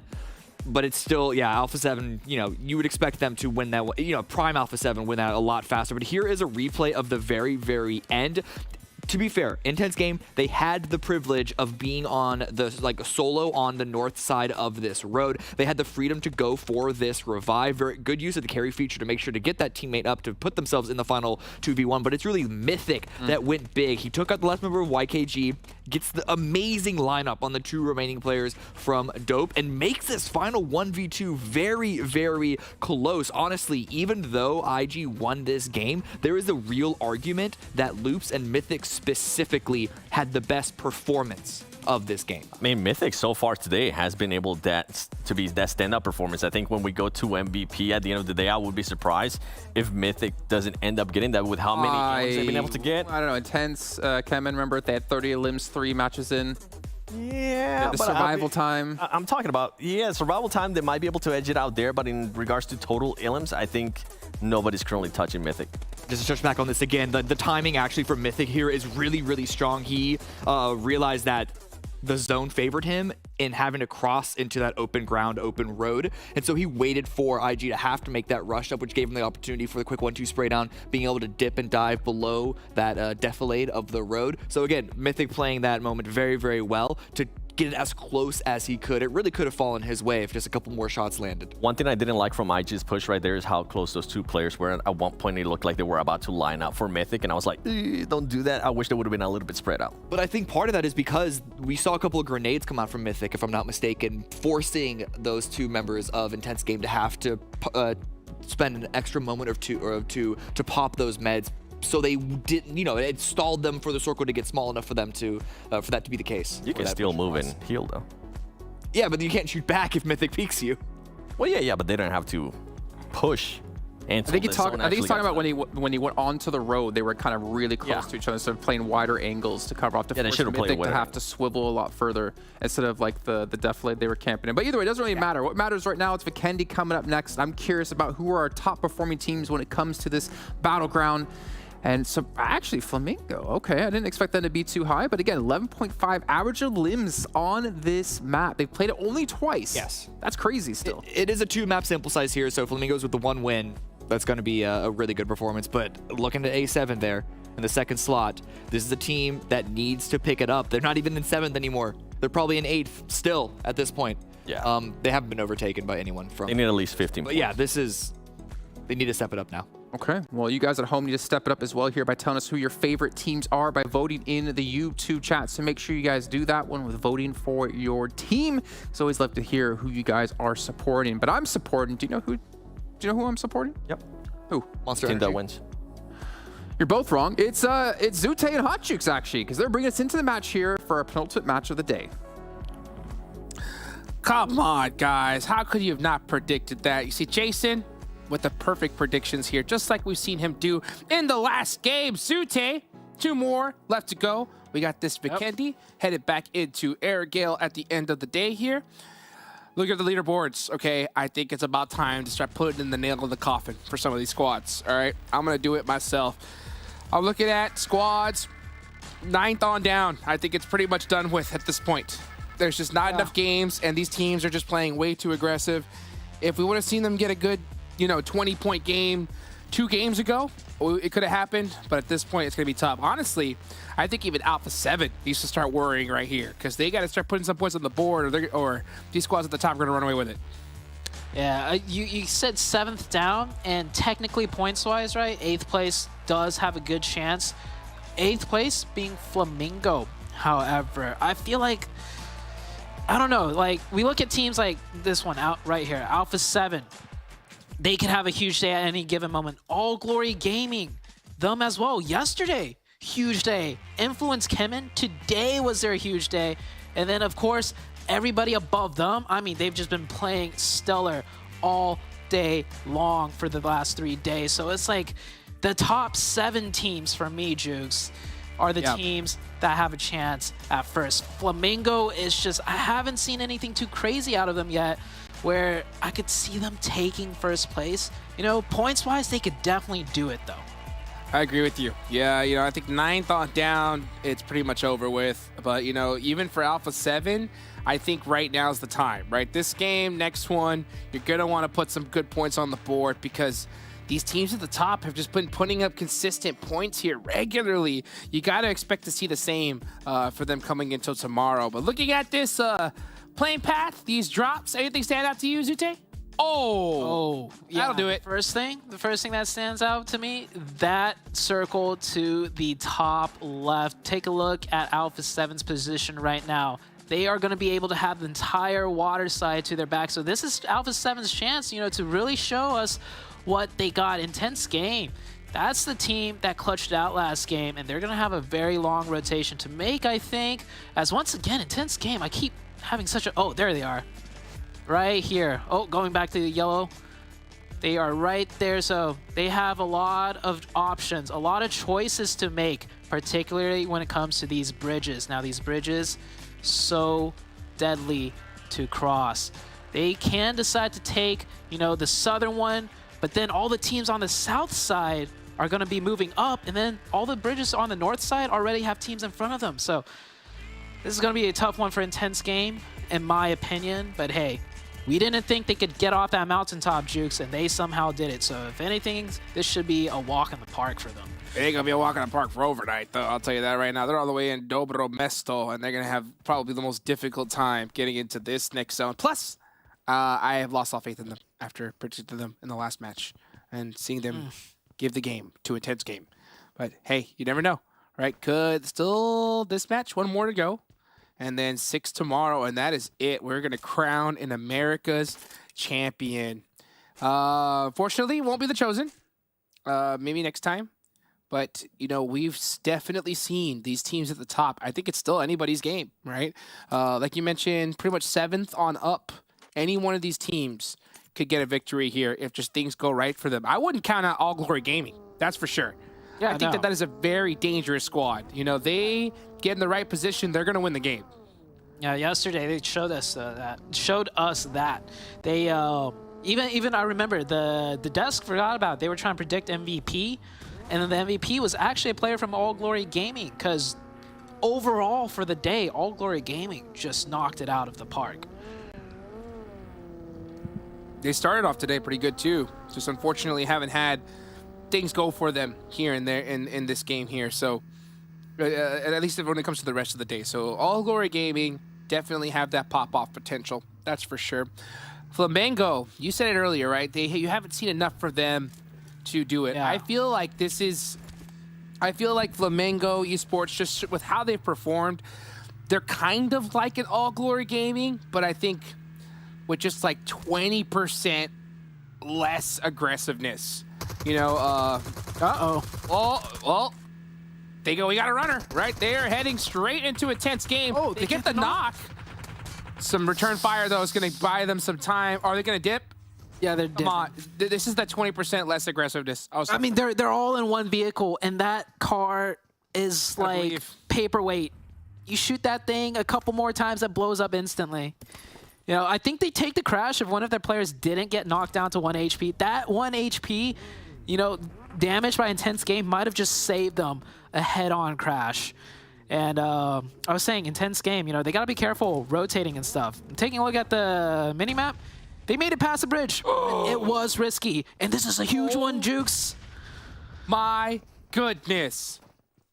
Everybody, grab your seatbelts, get locked and loaded, grab your Monster Energy, your popcorn, because this is one heck of a fight. Influence CHEMIN, a team that has rocket launched themselves up the leaderboards, going against their Brazilian rivals of Alpha 7, a team that really needs to put some points on the board here. Both these squads, if they want to kind of get this first place opportunity.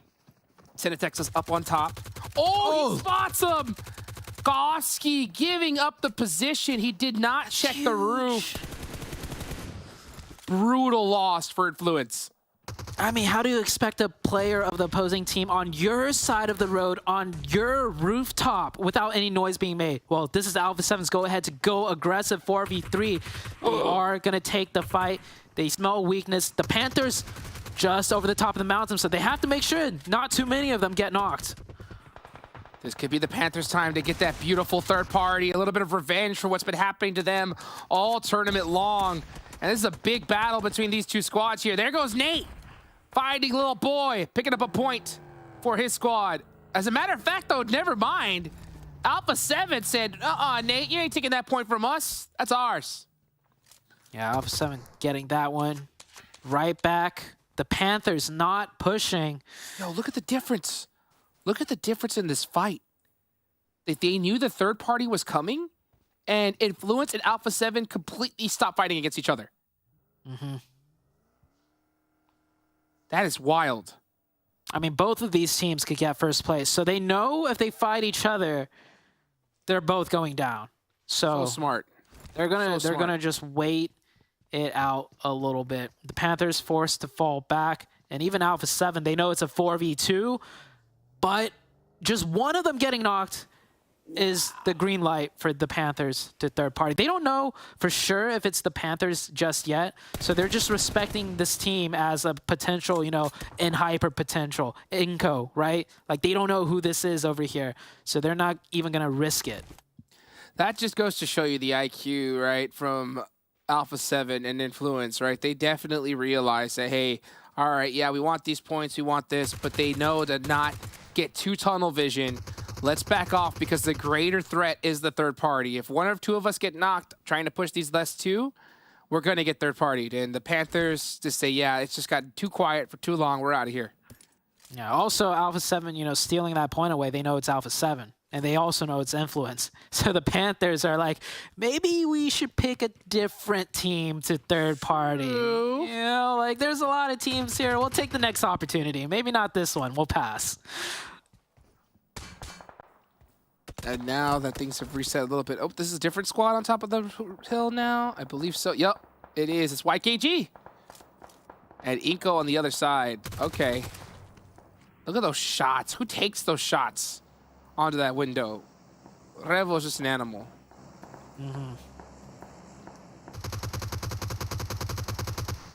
Shots coming in. All Glory Gaming coming in onto the side of Dope. David. Wow, that actually hit him too. That was a long nade there. But he's going to go ahead and back off for now. Dope Slayers, I think, are going to just completely disengage from this fight. Yep, Bray heading on over to his teammates. And they're going to take off from here. The zone is a brutal one. Still, half of the zone is in water.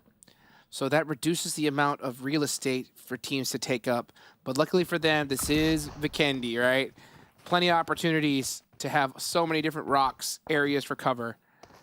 Finally, Alpha 7 say, all right, let's turn it up. Let's take these two team players out. Law knocks Mafioso, though. Uh-oh. Oh, and the Molly. It's good. It's going to burn a little bit. Oh, doesn't. How did that not hit him? Fire resistant. And Hyper getting knocked in the elimination feed. Law scooches away from that corner. DBS shots back and forth. They're both just dodging the bullets. The jump shot. It's good. Only one player left now for Influence, and they get finished. And Mafioso stays alive for the full reset. Avoided the fire now, and they did it fast enough to where no team is just full sending them for a third party. So really fortunate for Alpha 7, and they're going to start off this game with 4 elimination points. And they're a good spot. They don't really have to move for quite a while. You can see them right there. Yeah, right now we're taking a look at all the top teams. Here's Hyper moving in on the south side, Intense Game on the western side. And we do also have Loops finding their way dead in the center. So this is, you know, some of the teams we really want to focus on. I would say All Glory Gaming have the better end of it, that more of the teams are to their left, and that's where most of the fighting is going to happen. But it all comes down, Jukes, to the circle shift. So let's see where this one's going to take us. Take it to the water. Why not? All the way to the PMPL. water? Why not? I want to see it go all the way to the east side. Oh, that is a lot of water. Hey, okay. Things getting interesting. Things are getting interesting here. And we're seeing INCO, the Panthers. All right, getting into it with Loops now. Oh, and it's YKG with a third party. Crazy battle happening with these squads. Yeah, that's just Cardoson left. Third place team. Loops just down to 1. I marked it earlier. Loops was a bit further to the west. They really Hail Married that rotation. Oh! There you go. There you go, Juice. I don't count it. That's from production. That one's from production to you. It wasn't a headshot. It was a thirst. Okay, and they only got the thirst because he was 30% HP. All right, I want to see some DBS action. Here goes Suko. One more jump shot. Oh, the back. All Glory. All Glory Gaming. The Panthers have like a radar where they get third party at the worst time every single time. And YKG's here as well. That's Hyper down to 2 players, I believe. Yeah, down to 2. Second place team and third place team. Not going to pick up a lot of points here for this match. How can these guys avoid this? I mean, it is so insane. The Panthers, every chance they start getting into a fight, looks like they're about to win it. It's just third party after third party. Nate's going to throw down a smoke, just try to buy himself some time. But YKG are coming for this last point here from the Panthers. Yeah, YKG should be okay here. It's just one player to deal with inside this compound, but it is Nate. If anyone can pull off a miracle from the Panthers, it's Nate, and we've seen it before. Can we see it in this tournament? Got the DBS, that's the gun to do it, and not to mention, it's the Christmas DBS. Christmas Miracle. Can we see it? From Nate. Oh, too strong. Chico shutting them down. All right, Overknight doing a great job of defending themselves, just kind of hiding in the shack, holding the edge of the circle against Royals of War. Bounding up another defense here. Oh, here comes the drive-in. And the trap has been struck. This is a tense game. Okay, so now a tense game. It's some trouble here. Tense game, losing one player. Oh, another player goes down. This is falling apart for Intense Game. Luckily for them, second place and third place also banged up pretty bad. But they're down to 2. Can they make something happen? They get 2. They get another point. 1v1? DBS versus maybe an M4. There's 2 other teams right next to them, by the way. It's not just these 2. There's a whole nother team. Window. I don't know. I don't know about that one. You can't do that. That is 101. You jump out that window, the animation is going to get you taken out the game instantly. Jaguar gone. ATON Esports going to get a nice reset here with 4 eliminations. ATON Esports been real quiet, all the way down in 13th place with 56 total points. Haven't been able to get things started. And it might be just a little bit, actually, not might, it is a little too late for them, unfortunately. They're going to have a crazy game. They have 4 eliminations here, but we're talking 20 elimination, chicken dinner, and then another one next game. That's what they need. And even then, it might not be enough. Yeah, that's a huge ask. And this is probably one of the better games for Alpha 7 right now for the way it's playing out. Not all, but a lot of the teams that are above them all either hurt really badly or taken out. INCO with 3 is probably the strongest team that's above them in the leaderboards, I think. INCO's so dangerous. I mean, we saw them have some really good days early on, but man, they've been so quiet here towards the end. It's kind of hard to really flip that coin and predict where it's going to fall on to. Fox with a nice nade. Does he catch Unknown? Oh, it pieces him up a little bit. Now here comes the rest of Flamengo. Looking to apply some pressure on the Overknight.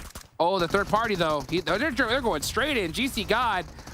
But Fox does get a knock onto one of them, but it doesn't matter. That is going to be Overknight eliminated.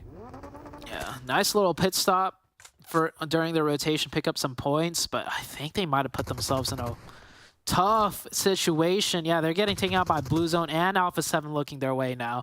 So Flamengo getting a bit more aggressive, picking up points along the way, but it might cost them in the end. Senatexa with his sniper. That is a M4 with the 6X. Tap it away from long range as he does.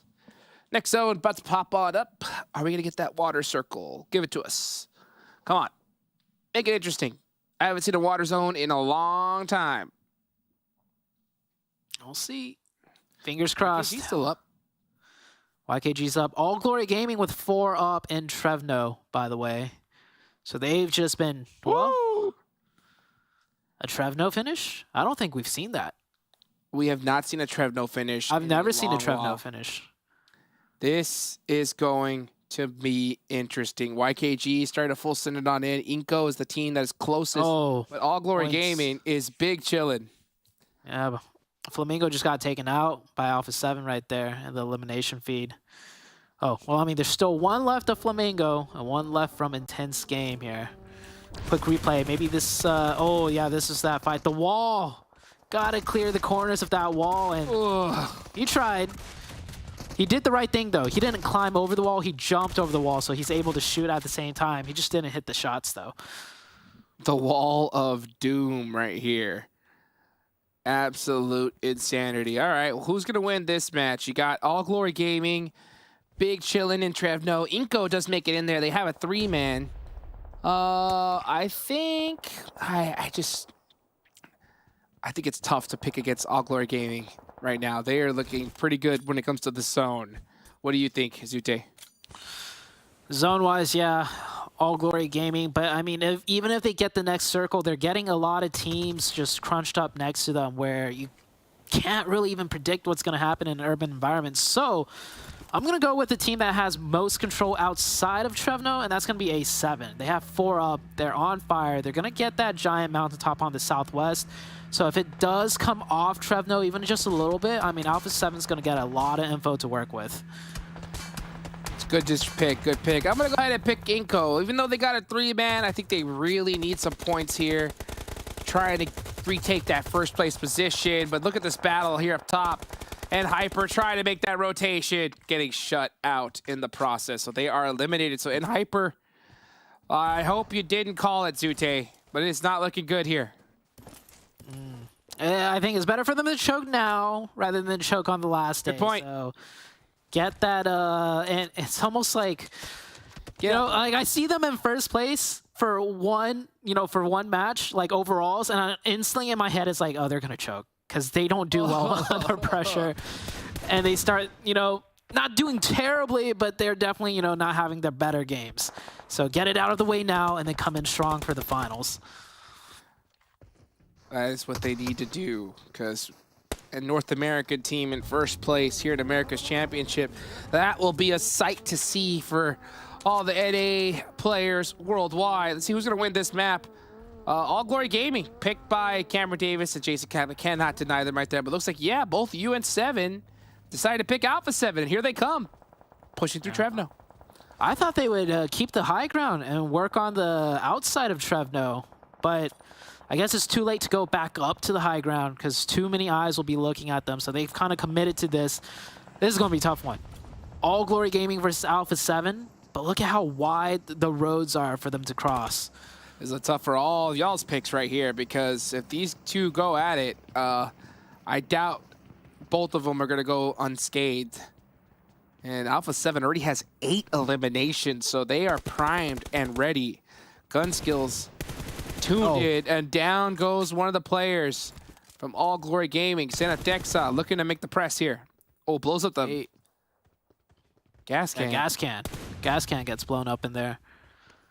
And look at this, they get an opening knock, but they're still trying to get more info. I really like this, because this is an urban environment they're not too familiar with. So they're going to just, you know, play it safe. They get the knock, try and find some more info before pressing closer. And now they're breaching into their compound. It's going to have to, you know that there's somebody at those stairs. You have to. So let's see what they decide to do here. This is always so scary. Bursting through these buildings, and you know that each one of those players has to have a DBS waiting for you. Definitely want to try to get an opening knock with a nade. Rojas does get pieced up quite a bit, but Carrillo is going to press this. They're going to do it together. They're going to pre-fire it too. Let's see if they do it. Yep, they get him. Perfectly done. Perfect. Literally the embodiment of a perfect push in that situation. Yeah, and they do it just as that smoke pops to block the, you know, visuals from the other side down the hallway. So this is textbook right now for close quarters combat, and Alpha 7's putting on a clinic. It's not done yet. There's still 3 more. Circles closing in, Jukes. Here come the smokes out from Alpha 7. Rojas is holding the edge of that building, waiting to pre-fire and catch Alpha 7. But this is a big fight coming back and forth between these two teams. Nobody near them yet, so they don't have to worry about a third party for now. What a nade, though, from David there. Yeah, that's going to put things back on even footing for All Glory Gaming. 3v3 situation. They're getting the revive. Alpha 7's got to be careful, though, because there could be a counter push off that knock. Oh! Wow. So close. Carrillo getting a haircut right there with that DBS. David down to 1 HP. Gonna have to make a play. Here he goes. Here we're starting to see some Molotovs come out. Strap almost on fire. Man, that almost caught his shoes for sure. He's got that nade locked and loaded. He's gonna go ahead and throw a random one, try to catch something. That's gonna go into nothing. And more pressure. Oh, here comes INCO with the third party, beating up Alpha 7. He gets inside, though. The zone! We gotta talk about that later. The most brutal hard shift. Mafioso catches strap. All Glory Gaming with their back against the ropes. It's all down to David versus Mafioso. 1v2. Clutch it. Gets one. Oh. Uh-oh, this could go bad. INCO wants third party this so bad, but with the zone shifting so far away, they run back, and now Alpha 7 has 2 up. They could get the reset. 30 seconds on the clock. No, INCO actually. Oh, INCO pushed the other way. No, INCO pushed towards Alpha 7, but ran into FLAMENGO. Oh no, this third party getting thwarted by the sole player of FLAMENGO, and he's still alive. He's not done fighting, and he finally goes down. Fox going down, and that is perfectly on time for INCO. They got to get going here. That allowed Alpha 7 to get a full reset. Now they're at pretty much full power. Carrillo does get knocked, but both of these teams are now having to deal with Papa Blue. You know, I predicted Alpha 7 to win this match because I thought they were going to play on the outside of Trevno. It would have worked out so well for them. But they gambled it on Trevno, and the circle has punished them. It's not over for them yet. I don't think they have vehicles, though. So actually, I think it is over for Alpha 7. INCO made a crazy rotation trying to beat out YKG, and they got destroyed. Can I change my pick to YKG? It's too late for that. Alpha 7, Revo, last one up. Oh, yeah, he is... No way. No There's way no he way. survives. Zero chance. 0.0.1% chance. Make it Gets 0.2? that knock, though. 0.3%? There's no way. 0.4? The percentage is going up every second this man runs out in the open. I'll tell you that right now. There's no way. Okay. Yeah, now he's done for. Yeah. There we go. All right. All right. I didn't want to count him out just yet because that was just absolute insanity. ATON Esports versus YKG in this Vikendi match. Both these teams desperately needing these points, but even with this chicken dinner, I don't think it's going to make much of a difference for them on the leaderboards just yet. But hopefully it does something, right, to inspire them, Zute, to get them hype, right, to rally the troops and make something happen with the 7 matches left that they have. ATON with double-digit eliminations. That is pretty solid. YKG with 7.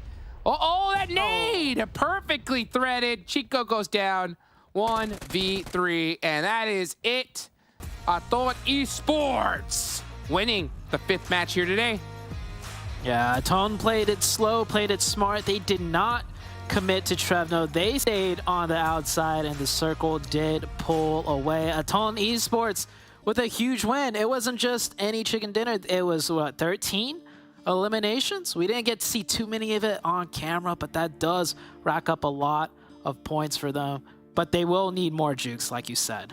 Yeah, I think you were so right, though. If Alpha 7 would have played that outside, it would have been their game in the bag, hands down. But, you know, they decided to go in through Trevno. And I can't say I really blame them because they had to really gamble that that zone was going to go in that direction. Even I thought it was going that way. So, a hard shift down south definitely made things that much more difficult for them. But well played regardless. It was good to see them put some points on the board. We got one match left here to go, Zute. For these teams, right, is there one team in particular you really want to see win this last one? Oh, man. That's a tough one because, like, I think all the teams in the top 7, I'll be happy if they take a win, right? Like, if they're in first place already, huge for them. If they're in 7th place, they could do it again, right? Like, they're all contenders. So, I can't pick one, honestly. Jukes, do you have one that you could pick? I honestly, I would just like to see the Panthers win one because it would just be a crazy storyline. Oh, the Panthers actually doing it, right? But as far as in reality, I think if Influence CHEMIN wins this one, it'll definitely shake up those leaderboards hardcore. Now, besides that, Zute, you are the biggest, right, N-Hyper crystal ball predictor, okay? Right? Would you want them to win this last game, right? Going into tomorrow. Good question. Ideally for N-Hyper, I want them to get a win, but end up in 2nd place. Okay. I love it. Why? No, because exactly. Okay. Because if they get the win, they get the momentum, they get the confidence, and if they end up in second, they don't get the pressure of choking and losing first place coming into the final day. If they get first place, they're going to choke it on the final day. Oh, don't say that. Oh, my second place is the best outcome for them. Okay. Right now. All right, you heard it here first, guys. Let's go ahead and, of course, take it to a break and hear what Jason and the rest of the desk have to say about that.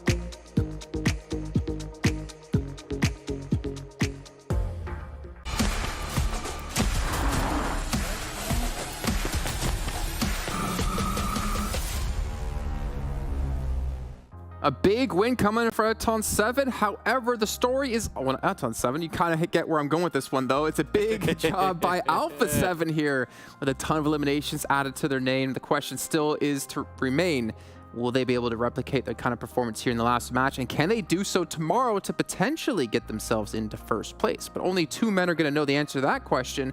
Hot Jukes and Zute, we're heading back to you for game number 6. 7, Cameron Davis. Tough game, very tough game for Alpha 7 there, as we saw them had to push into Trevno as well, and then come out of it. They got a little bit lucky, as we saw as well, but in the end, was it 13 eliminations they got? Yeah. A lot of elims, and that has to give them a lot of confidence. Even without the win, still really good numbers, really good putting points on the board. I mean, but at the same time, ATON Esports, they actually got a lot more eliminations than I expected from them either. 23, we were so focused on the urban fighting between AGG, Alpha 7, INCO, and FLAMENGO into the mix that we just completely missed ATON Esports just spraying down the remainder of the lobby. ATON was proactive. I mean, they had the zone for, I think it was 3 circles all the way at the end, and they didn't really have to fight anybody. But they wanted to take on those fights. They wanted to at least pick on some people, and they were able to do that. 13 elements, yeah, just like you, I was impressed that they were able to get that too. By the way, YKG, the NA champions, it's good to finally see them here, right? They're definitely not going to be contending for first place anytime soon, but it's good to see that they're at least waking up. And INCO Gaming finally getting some points too, 7 points. This is a team that we really haven't seen much of them. I think I'm going to go all the way back to even the first day, because it hasn't been the same INCO Gaming. No. It really hasn't. They have a couple of, they had like a win yesterday, I think, a couple of good performances scattered throughout, but yeah, the Giants have woken up, even though I say that influence CHEMIN back down to 0, but you can't win them all. You can't win them all. Yeah. But over the course of this whole tournament, today, yesterday, the Giants have woken up. INCO haven't really been able to hold on as much as they would have wanted to, but that just means that intense games. Yes. Grasp on the top has actually been incredibly impressive. And in a way, games like this is kind of good, right? Because it makes it a little bit more compact. It makes everything a lot closer, and nobody's going to be making a big lead. Yeah, well, you know what? Alpha 7, we're going to take a look at their player stats really quickly as we kind of talk about top dogs. And I know they're not, in first place. They're not even really in top 5 from last I saw. But this is the team that has the potential to easily climb up the leaderboards, especially by keeping things close at the moment. And Revo, again, coming through here strong when they need him. 5 eliminations.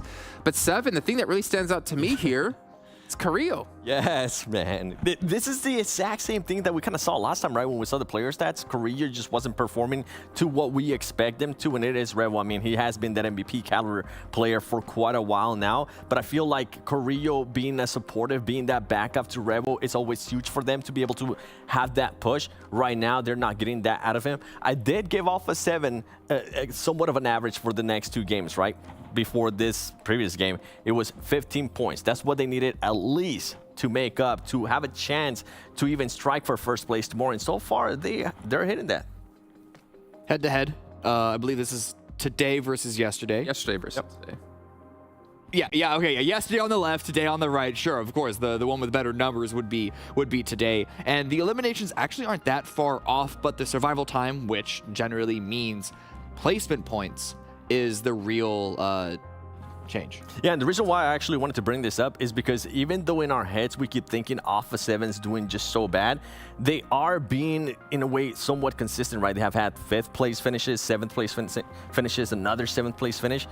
Some of the other teams are just having such pop-off performances in regards to elims and getting those chicken dinners. Alpha 7 just hasn't showed us that yet, but they are being consistent and they are starting to improve a little bit. The thing about Alpha 7 is we're used to big games and big consistent games. And I think that's why we're extra harsh on them here, because they are one of the best teams in the world, let alone obviously the region. But also, as we know on the overall leaderboard, they're not the best team in this lobby, even with the numbers that they are right now. You have to remember, with the bottom 8 performing as poorly as they are, that just means that it's more points being scooped up by the top 8. And so those numbers that we just saw for Alpha 7, like, they're not weighted up because of those numbers. In fact, if anything, you'd want them to be higher just because of that balance of points. I mean, upside is, right, is that they've been playing better from day 1 to day 2, day 2 to day 3. Can they continue to do that into day 4? And would that be enough to push them into first place? Yes, they can, but they're going to need to have a much bigger spike if they really want to make that final run. We'll see the overall numbers at some point. I don't have them in front of me, so I can't make a super declarative statement, but I'm basically expect for them to take first at this point would need to have tomorrow the start that Influence CHEMIN had today, and for them to continue it in the way that Influence haven't been able to. Why don't we check in actually where they're on their leaderboards? That'll give us an idea of where they're going to be currently in. Oh, fifth place. Okay. And they're, what, 21 points? Okay. Behind first? Okay. And it's That's doable. It is. It's definitely doable. And this is what I'm saying. Like, and you said it best too, Jason. We're being harsh on them because we expect those high elims. And on top of that, those chicken dinners. Right now, on 3 days, they've only had 1 chicken dinner. We're not used to that for 17 matches. Behind second place. 4 points. Yeah, that's what I'm saying. Like, they have been so consistent and they have been so outshined by the great performances that we've seen and the great chicken dinners that we see out of INCO Gaming, right? They won earlier today. We saw Intense Game being able to get that chicken dinner too, and also being able to back it up with those elims. Alpha 7 just hasn't showed us that yet, but they've been just so quiet and so sneaky to at least put themselves into contention here. And I feel like going into the next Erangel is gonna tell a lot of what's gonna happen tomorrow. They have the 3rd most elims in the lobby as well, which is massive. They have 1 chicken dinner. I mean, the teams above them, 1, 1, 1, or sorry, 1, 1, 3, 3. Like, there's a lot of placement points they're going to be lacking in, which, funny, if they're not even really lacking that much compared to the teams ahead of them. I mean, I would actually go to say that every team in the top 8 has a chance to take first tomorrow, for sure. Yes, but the problem is now, especially because we've seen multiple good Loops games in a row, there's not really any team up there that I would say won't be performing at some level tomorrow. Yeah. So even if A7 and Hyper Influence continue to have good games on the final Erangel versus the 6, as well as the 6 tomorrow, that's 7 other teams at the top that are going to have to do consistently poorly for them to have like a super strong run. So it's gonna be tight the entire way. We've seen, I mean, this past game, right, we saw some teams that were at the top perform that poorly, and this is what I was saying. They're going to make that leaderboard a little bit more compact and make it so teams like maybe in 8th place or 7th place are going to have a chance to strike for that first place. Going to be tight. Well, that is one way to get into PMWI, by taking a first place here. But there's also other ways to get into PMWI, and that's in the hands of you guys at home watching.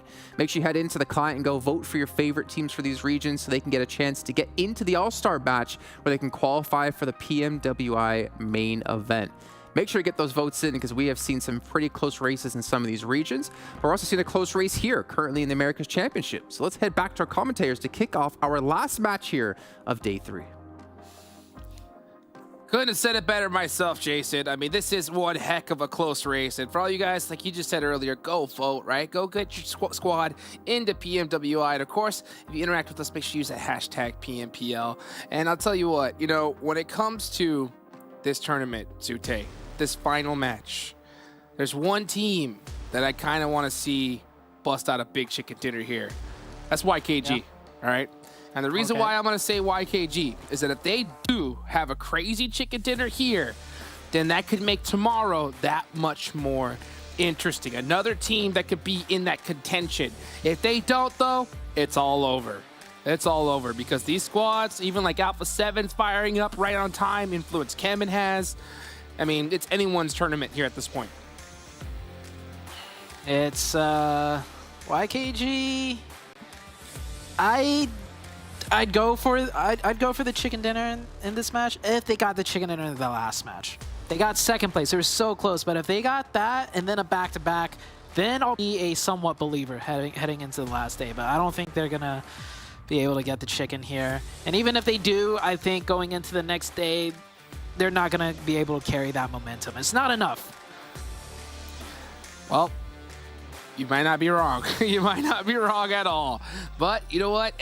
Looking at the numbers, right? Just pure, besides looking at how they've played and predicting that way, numbers-wise, right? It makes sense. But I see what you're circling, Zute, and I think I know why. That is a very tight spread right there. 4 points. You heard the desk talk about it. Second to fifth, 4 points. A little bit of a gap between the first place team and down, but with this game and 6 more, I mean, that gap is so negligible. You're right. It is such a close circle. Gap. This circle is ridiculous. It's time to take a look at some teams real quick.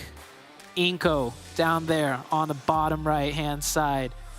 And then you also have Loops down here on the bottom left-hand side. Both of these teams got such a long way to go. Same with Hyper. And the team that's in a really good spot, that's already in first place.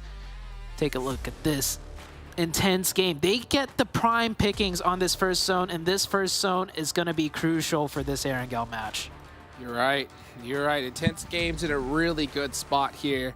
All Glory Gaming over there by Stalber as well. Right, they're already in this position, so they're going to be pretty well set up. They're going to have that entire side of the map to loot. There's not a lot in that area, but you never know what you could find. This is a tough one for INCO, though. All the way down in Novo, they have a heck of a trip to make. First point picked up by ATON. And I'm hearing here we might actually end up getting a remake. So, Jukes, this circle... Hey, it went far to the north. I would have loved to see how this one plays out, but maybe the Circle Gods have something better in plan for us here. Hey, I'll tell you what, for fortunate remake for INCO, right? For Alpha 7, all those squads, you know, intense game, I think is kind of kicking a couple cans, right? Because I think this could have been a really good one for them. But hey, you know what? It happens for a reason. You never know, guys. So we still got this match coming up, right? With this remake, it's going to give these teams, I think, a little bit more time to kind of shake those hands off, right? Talk to each other, get hype, and make something happen here. Because, I mean, you've worked all year long, Zute. And, you know, you're right. When it comes to YKG, the chances of them actually pulling out a chicken dinner here and making things happen tomorrow, they're abysmal, according to how we've seen them play, right? If you're able to rally the troops, because we know that they have the gun skill in them, right? But if they're able to make something happen and just bring that outside of them, right? We could see some magic, but it has to happen now. That's the thing. There's just no more time to waste. As far as NA is concerned, I'm putting all my spiritual energy into Hyper at this point. Like, I don't even want to think about YKG, the Panthers. I'm putting all my spiritual energy into Hyper because this is when they need it the most, right? They're always on the cusp of like qualifying out of this stage in particular. Last year, right, at the end of the year, you get PMGC. At the mid-year, you get PMWI. Last year, they didn't get to PMGC. Yeah. Right? We thought they would. They were looking so good, but then they choked it. We had the Knights end up going. Now, once again, they're at this stage again, the Americas. They're always here in the Americas, but they can never make it past the Americas. And this is the closest, in my opinion, that I've seen in Hyper get to the international stage. So I would really love to see for them, you know, to make it over and get a chance to experience that. Yeah, I love to see them too at a LAN, right? All on equal ping going at it. I think that can make things a little bit extra spicy as well. You know, so I can't say I blame you, right? And Hyper, definitely the squad that NA is going to be keeping a close eye on. And honestly, we really need to see an NA team make it to the global finals, right? We've seen teams make it to PMGC League stage from NA, but it's been it's been years, I think, since we've seen one. Yeah, make it all the way to the global finals. So heck, you know, having a good performance here is definitely going to help out. So hopefully, after this match, we'll see Hyper in second place, right? According to Zute. That's not first. Not first. Not first. Too much pressure. Place. That's right. Second place. That is that little beautiful cherry on top where we want to see them going until tomorrow. But, you know, I think you're so right when it comes to seeing Hyper. This is a different squad than what we've seen in the past. They have adapted to this lobby. We're seeing them rotate way faster than before. Hopefully they don't have that kind of mental fatigue now that it's game 6. Hopefully they kind of just have that talk with each other, you know, knock back a monster energy and come in hot here. Yeah, keep that mental up. Every game matters right now. And this last game, you know, carry that momentum potentially into the next game. If there's a team that you want to see take it all, Jukes, like win the whole thing, which team would that be?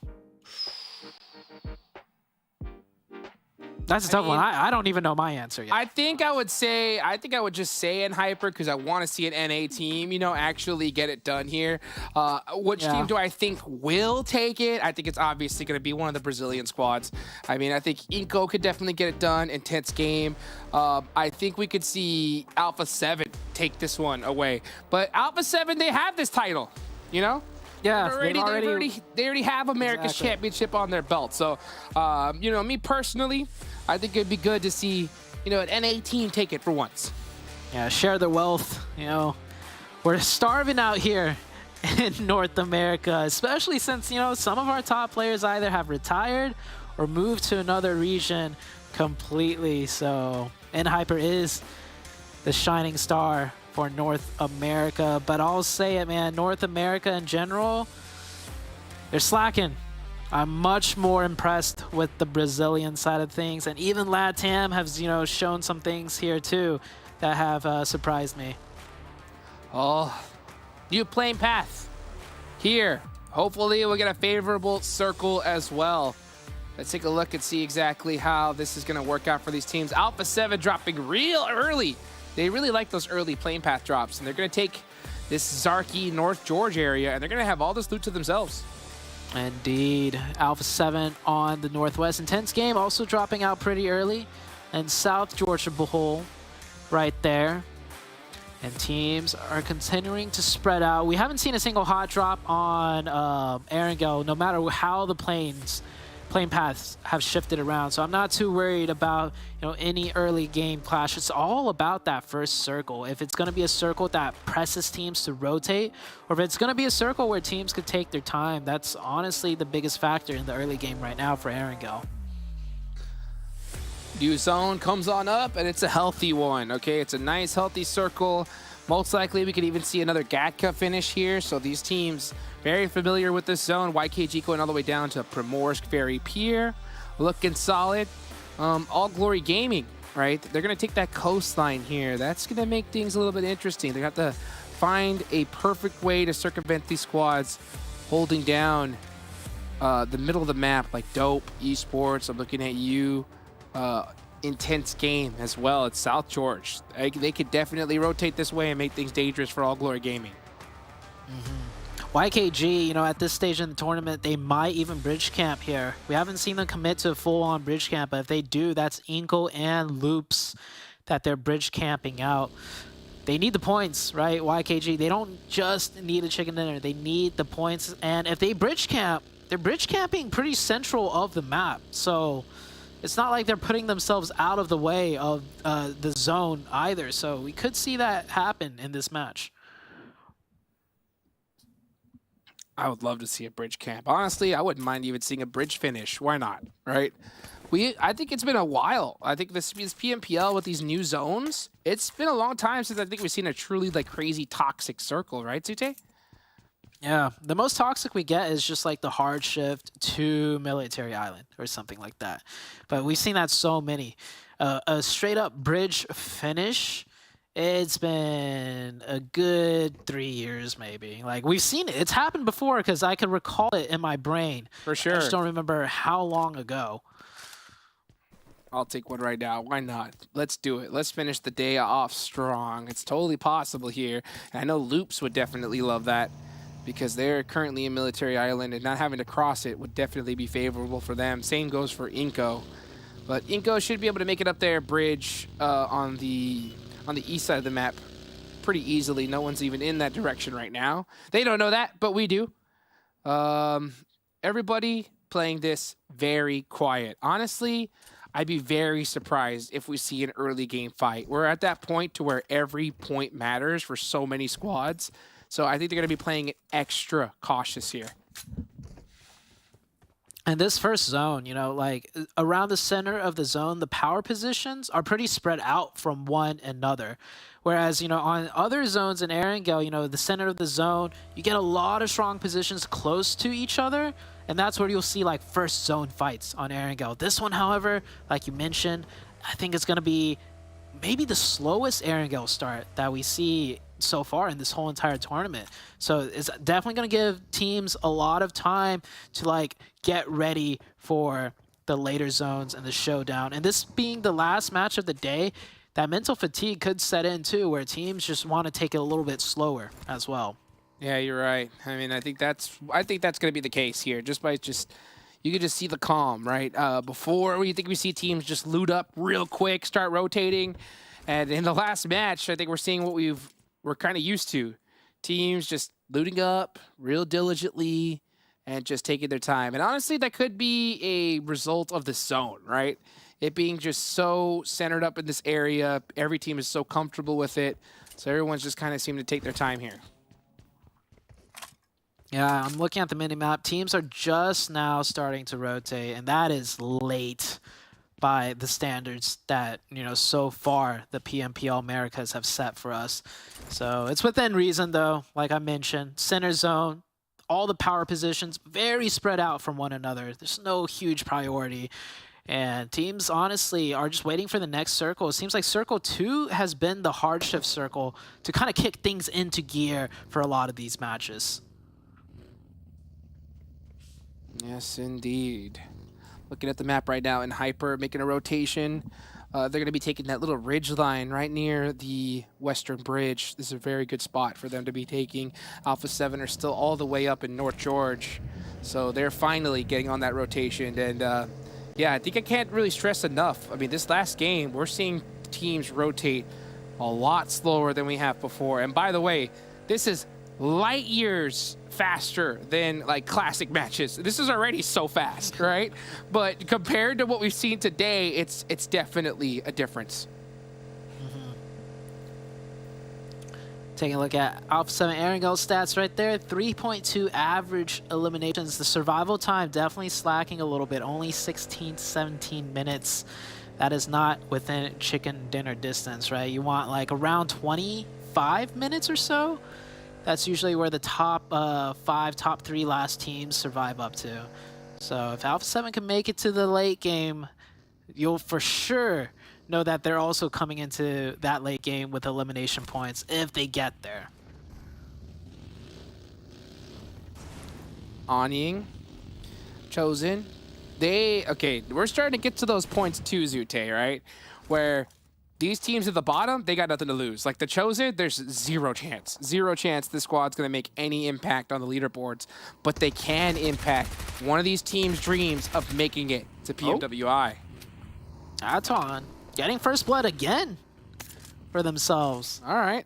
Okay, maybe that chicken dinner is doing more for them than we expected. But they're kind of far down there. 76 points.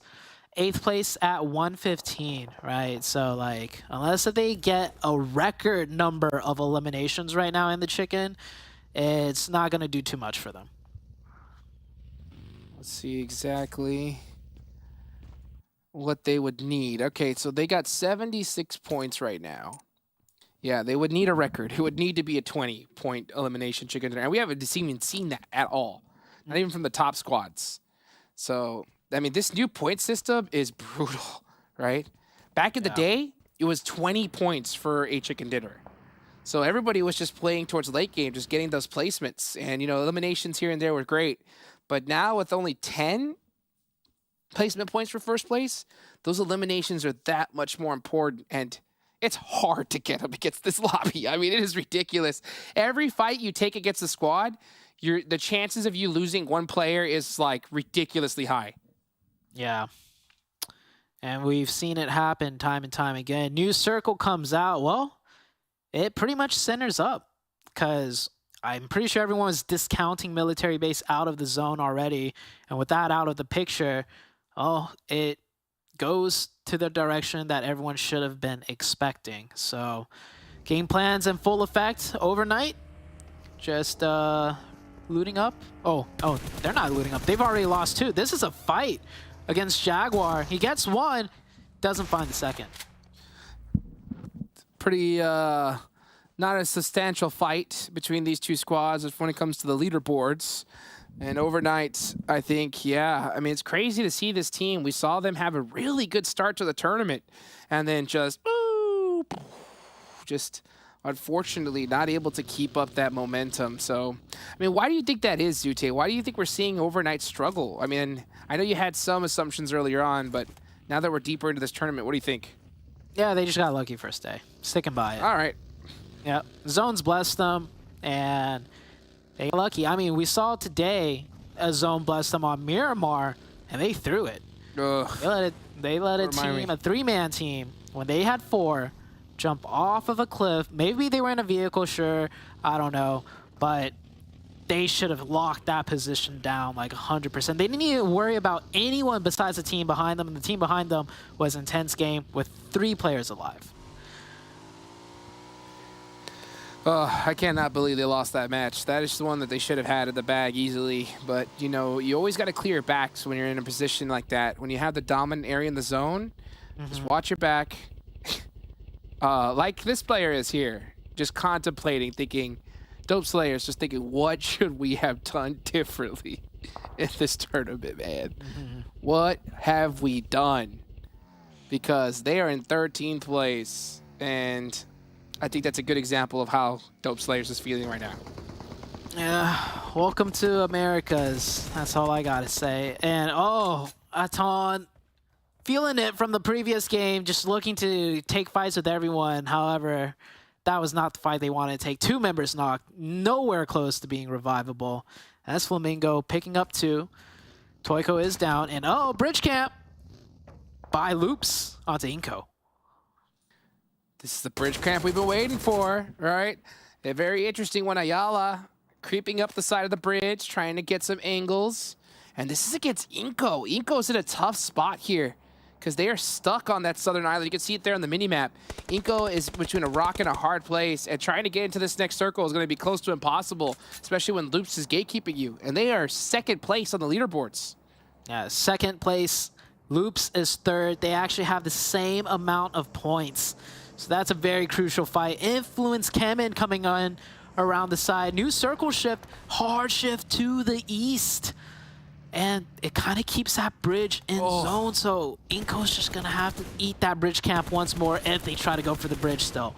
A brutal, brutal shift for so many of these teams, and especially a squad like Alpha 7. Alpha 7 really has to full send it on through. You can see Influence CHEMIN having to rotate through the blue zone of Pachinki, and they're gonna go ahead and creep their way on in here.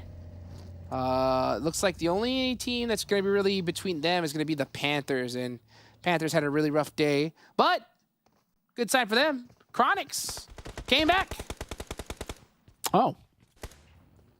Just need to take a little chill pill, I guess. YKG pushing on to N-Hyper. Ooh, some NA versus NA action here. Both these teams need these points too.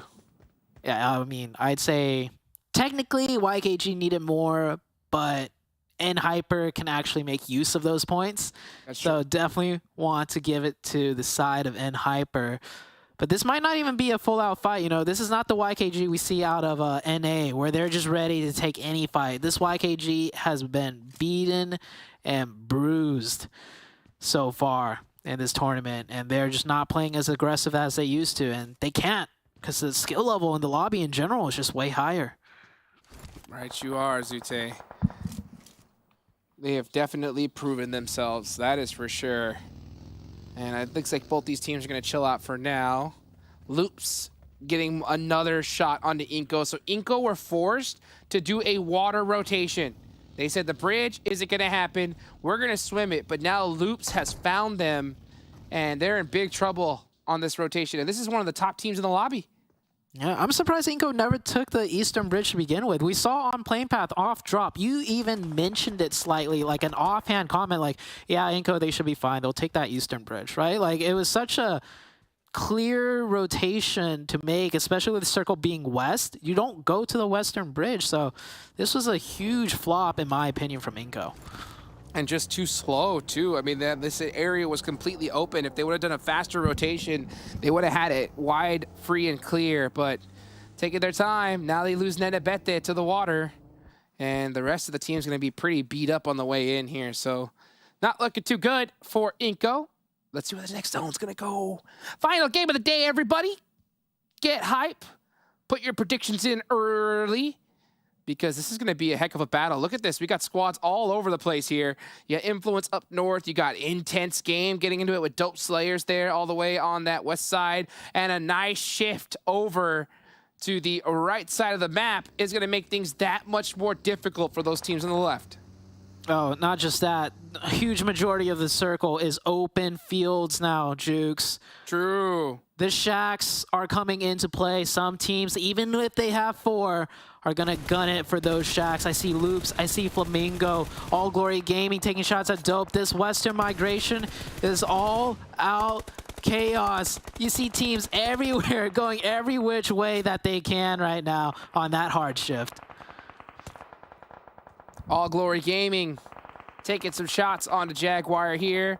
They lost all their vehicles, so they are done for. And ATON Esports actually got taken out by Cardosen, but he is not getting out of this spot here. Only player up left for Loops, and Royals of War gets eliminated. So Cardosen's trying to figure out a way to get out of here with these smokes, but I do not think it's going to happen. I think he's just going to stay in that shack. He's like almost dead center, but that's one of the full sins I was talking about. 2 4-man teams went for that shack, and all that's left standing is Cardosen. So brutal exchanges happening here. And here comes the push in Hyper versus YKG. YKG do end up having to take the fight, and they are getting battered down once again. Yep, it's all up to Joey, I believe. Yeah, Joey in the back lines in the shack. He comes out, gets one, tries to get the thirst. He doesn't, and Hyper will get the revive up to 4. Beautifully done for Hyper, the NA team that really needed those points to try and get that first place ticket to PMWI. They're definitely in the best contention to do so out of all the other NA teams. No one else is even close, and they're going to hold this compound for now. You got Alpha 7 up on top. This is a position they're very familiar with here, so you can just see them already starting to rack up the points on all the rest of these teams here. Intense Game, this is a big fight. Intense Game needing to survive this one. They have 2 knocked already, and Jaguar has their number. Is Mercy going to peek this again?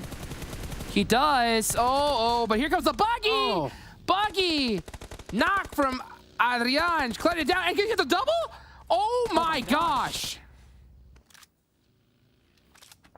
Goodbye, Jaguar.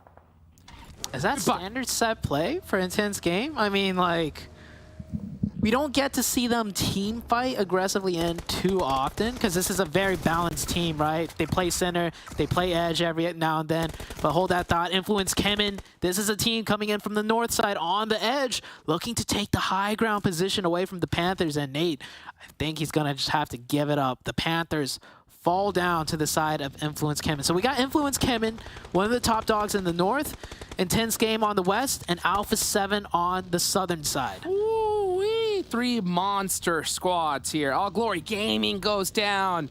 Man, they really needed to have a good game here, but that's going to be tough for them. You can see Kowalski looking and hunting down some points on this side of the map.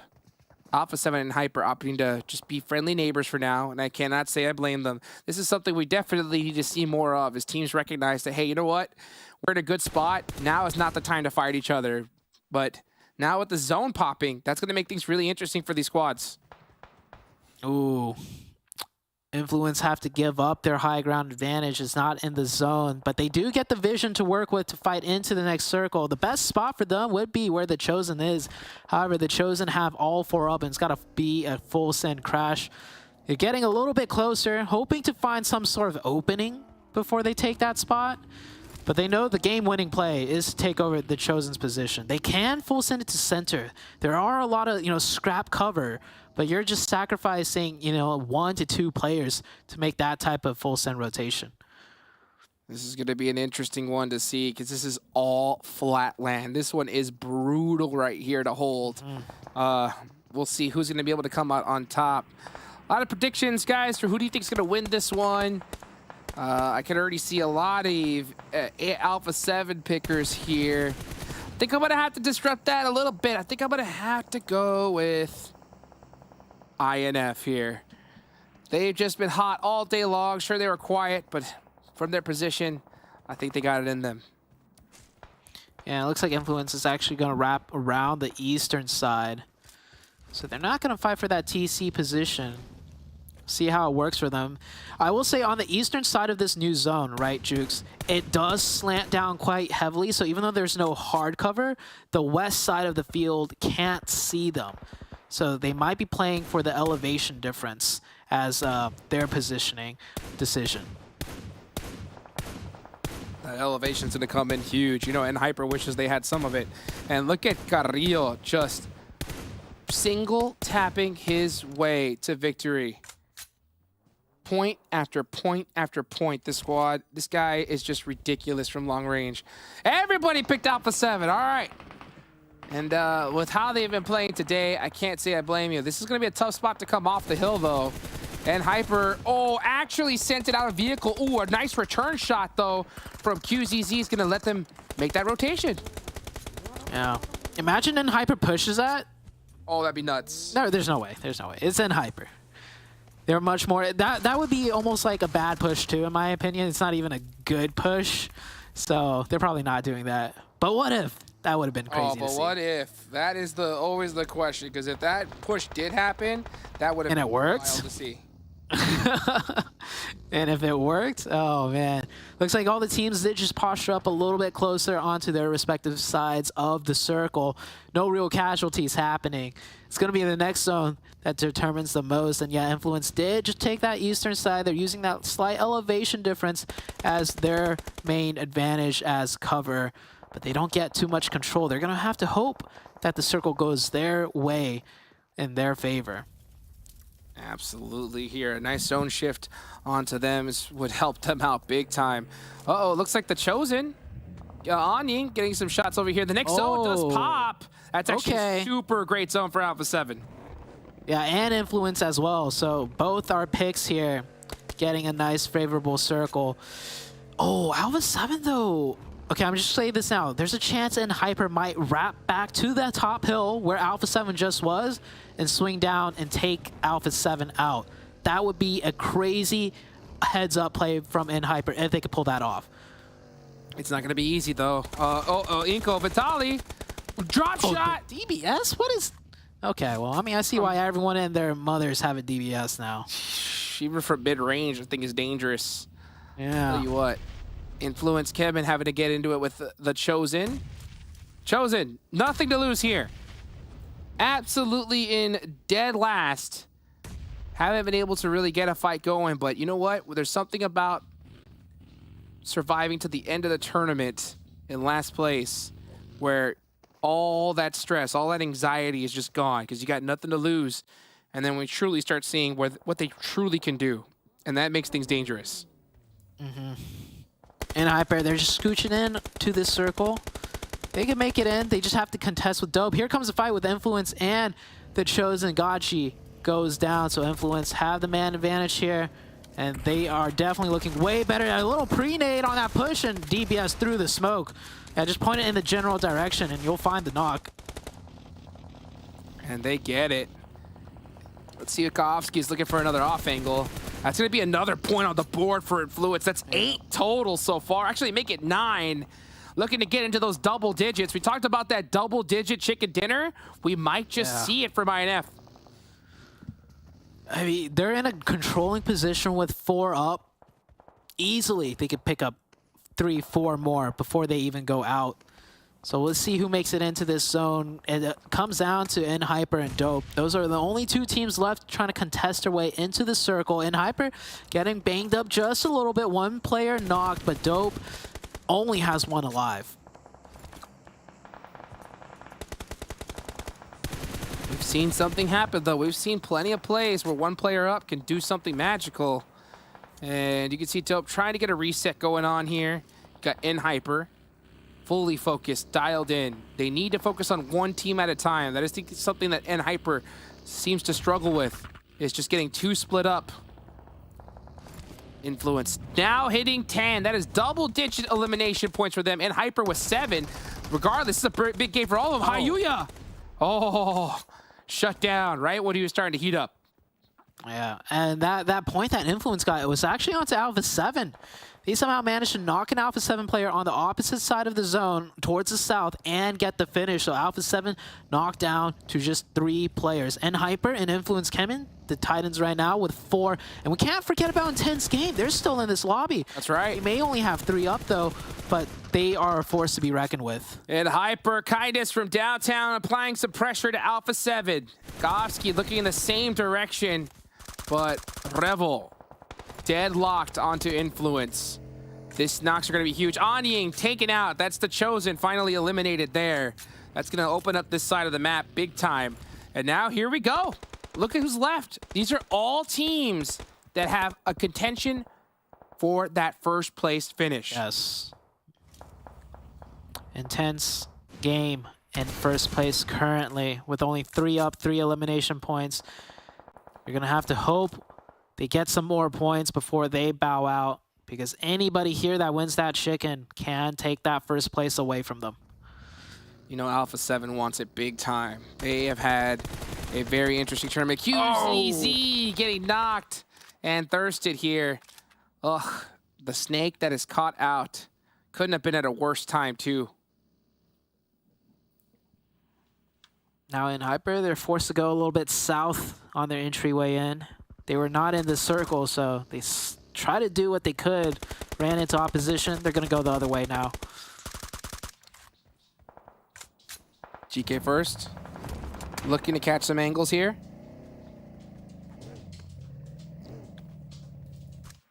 Definitely starting to heat up. See him just making some poke shots right now. That's what it's all about, is just trying to catch some hit markers. Get all the information you can. I mean, it's pretty obvious where these teams are. These open field finishes are some of the most difficult. And Rin getting a finish onto a tense game was massive. Yeah, any knock and finish right now on your side of the circle is big, because that just means on next circle shift, there's less chance of that team taking you out. Creates some breathing space. Zone still pressing players in. Influence CHEMIN. I don't want to say this is their game to win, simply because of the fact they have 4. But, I mean, they have 4 players, and they're looking strong. They're looking good. They're wiping the floor with these teams. NHyper is out, and now they're popping shots towards Alpha 7. NHyper eliminated is brutal for North America, but it opens the door for all these teams here. Intense Game still up in first place. Now one of their players goes down. Oh, it's going to be a big battle. Influence CHEMIN with all 4 players up. Gonna have the man advantage against Alpha 7. And the terrain, because they're gonna have to, they're having to push out of this area. But Carrillo, so deadly with that M4. The return fire so accurate. Just one quick burst and they'll hit their shots. They picked off 1 member of Intense, so Intense down to a solo. Alpha 7, I don't know if they have smokes, but they're gonna need to creep into this zone a little bit more. Influence CHEMIN just holding back, hoping to get a knock onto Alpha 7 as they move a little bit closer. Let's see what they ought to do here.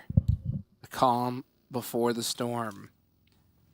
Final player from Intense Game. Agrillin. Trying to find that perfect opportunity to snake and catch a lucky third party, but I think Kowski's coming with a buggy. He's coming with a buggy. Oh boy. Trying to catch some snakes out of the grass. And Federal applying that pressure. Gets a couple hit markers onto Alpha 7. Nothing too crazy just yet. But just trying not to let them push up for free. That's the goal. Yeah, Influence doesn't want to risk even a singular knock. With not much cover, you could get knocked and finished. Tense Game will stay alive. Will be the wild card factor in this fight. Stage 8 going into Stage 9 though, Jukes. The numbers do matter at this point. Alpha 7 have made it in without losing a single player.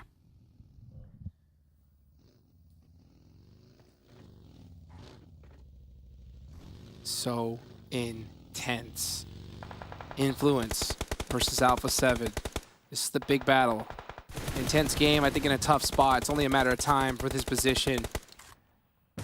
All eyes are really on him. Everybody's just trying to soak up that extra point. Out A7 now crossing that 10-point mark. Make it 11. That's 11 eliminations for Alpha 7 and 12 on the side of Influence CHEMIN. It is anyone's game to win. Influence CHEMIN with 4 people. Alpha 7 with 3 left in the squad. Redfall forced him out in the open. He's got those return shots, though. What a shot. He evens up the fight. They're pressing closer. They want to take advantage now. They Those feel nades. the pressure.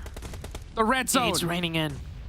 They have to hit these nades, but it looks like Alpha 7 just has those laser-focused, heat-seeking missiles right when it matters. Gosh, he's got the buggy, though. He's got the buggy. Oh. Doesn't matter. It was such a risky play. Alpha 7 clutching this up. The hit markers. That should be it. Law stuck out of the open. Textbook finish from Alpha 7. And that is why, as far as the Brazilian champions were concerned, why Alpha 7 came in first and Influence CHEMIN came in second. Man, Alpha 7 did that as a 3-man team pushing into the zone against the 4-man team of Influence.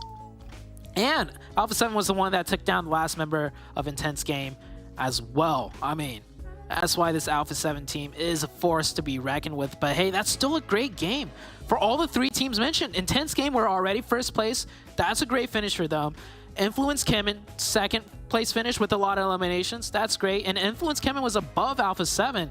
So they kind of just scrunched a little bit closer to one another as far as the points are concerned. How did I not pick Alpha 7? How dare I defy them and not think that they were going to clutch that up? A crazy win for them. Jason, the boys, what do y'all think about that one? I'm thinking your prediction game needs to be worked on a little bit, Hot Jukes. It was pretty obvious Alpha 7 were going to clutch that one out. I'm just messing with you. That was an insane finish come out of them. And again, proving why we consider them the best Brazilian team in the world and proving why they deserve to be potentially #1. Maybe not today, but at the end of tomorrow, they have that chance. 7 and Cameron, things are getting spicy in these leaderboards. I'm actually curious to get into overalls when we get there to see how close this scrunch has become. But we got to take a look at our match ranking before we can get into that and see how many points all these teams did get. It's getting tight. I was giving them an average of 15 points for the last 2 games. They blew past that. And they were able to get 25 points in the last match. By the way, when they won that, it was really impressive. We kind of saw the Alpha 7 that we're kind of used to seeing, right? The aggression that they have, they also being able to turn it off whenever they need to and waiting for the right moment. Influence came in. I thought they were actually going to be able to clutch that up. They didn't. And this just sets it up for tomorrow. I'm like you. I can't wait to see the overall. Yeah, but even Influence CHEMIN still got 18 points with that 2nd place finish. And Hyper, 4th place, 14 points overall. It's the teams at the top that are like continuing to perform once again, just like you, Jason. I'm really excited to see what the overall looks like because these last 2 games for Alpha 7 specifically, and then this day overall for Influence CHEMIN, and the fact that Hyper and Intense Game have been continuing to perform across this entire day, if we started day 1 like thinking that the storyline that we're going into tomorrow was going to be the storyline, that just we'd be completely assuming that we'd be way off base. But it's going to be a really exciting finish tomorrow. The only unexciting part is that INCO have just not lived up to what we saw on day 1. It's unfortunate. Maybe they haven't adapted enough. Maybe they didn't do their research enough. But they were the leaders at the first day, and they have just fallen down. Well, obviously not off the front page. We'll take a look at the match report here because obviously we want to quickly get into the overalls to see where we're at. But Senna able to get the most eliminations and most damage done. But I feel like that doesn't do justice to Revo out in the open, getting Noxed, allowing his team to help move up as well from that. Like that position, that situation he's in is just another example of why he was the MVP of Brazil. Yeah, Revo has been playing amazing, but like Asena, him coming into form and not only being, I don't even know if I would describe him as like the secondary fragger to Revo, because I think Mafioso is still the player so far this tournament that fits that bill. But Senna has been giving so much impact from that more supporty role. A lot of times he's the one that's like watching from, not only watching for like any potential backfill, but also watching at that far angle and just to make sure that he has covering fire over a lot of the situations. But he's doing work from that position as well. He's more than just a camera with the microphone. Head to head between the 2 players now. I'm assuming this from, is this from the day? I'm not sure. This is definitely not from just last match too. 11 elims though. But going to what you were saying too. Oh, I guess it should be from the last map setup with 11 overall. I thought it was 7 on the previous graphic, but either way, the point is that everyone from A7 can show up. It's usually Revo, but it doesn't have to be only Revo. Yeah, and that's the main thing that we're talking about, right? Especially when we mentioned Carrillo wasn't performing. Some of the other teammates were starting to pick up that slack, and now what's even more scary is with the way they were able to finish off today, especially with Alpha 7. Tomorrow, I feel like they are the team, even if they don't end up being in first place, that a lot of people need to be careful, because when they get it rolling, it's very hard to stop them. I think Alpha 7's a little bit lucky because they don't need to win this event to get into PMWI. Because they have the most votes right now for the All-Star votes. Well, but they would have to then play through the All-Star event, which just means more money to win. Remember last year at PMWI, there was 2 events, and you could win more money if you played in both events. If you had, because obviously the first event qualified into the second. I would rather just go straight to the main event. Ask Vampire Esports, man. No, they made over $1 million last PMWI from that one. It was insane. But obviously, it would be better just to get into the main event, right? But it would be cool to see what they're going to do here and obviously how things will work out. I wonder if they get into the main event here, does the vote then go to the second team? Probably. No. Why wouldn't it? Because they're not going to play in the All-Stars if they're already in the main event. Or maybe, because the All-Stars qualify, or maybe they play in the All-Stars and then they don't count as a slot if they're like top 5 to get into the main event. It goes to the next team, like Intense Game. Huh. Not sure. My head hurts. Not a point. Yeah. Interesting. I know they do want vengeance from what happened last year with PMWI. So they want to make sure they are there, and they're going to be there one way or another. Okay. Well, production. Let's move it along here. I think we want to see overalls. Is that what's coming up? No, we're going to MVP, actually. Oh, okay. Okay. Ooh, I thought we were on MVP overalls. first. We're going to go MVP first. Somebody from Alpha 7. It's tough. It's No, tough, right? I think it's Influence CHEMIN had 30 elims in 3 Influence. matches, but Senna had 11 elims in X amount of matches. unidentified amount of matches. No, I think it's gonna be someone from Influence. There it is, little boy. 15 eliminations overall. So that had to have been on the day then for Senna, I would imagine.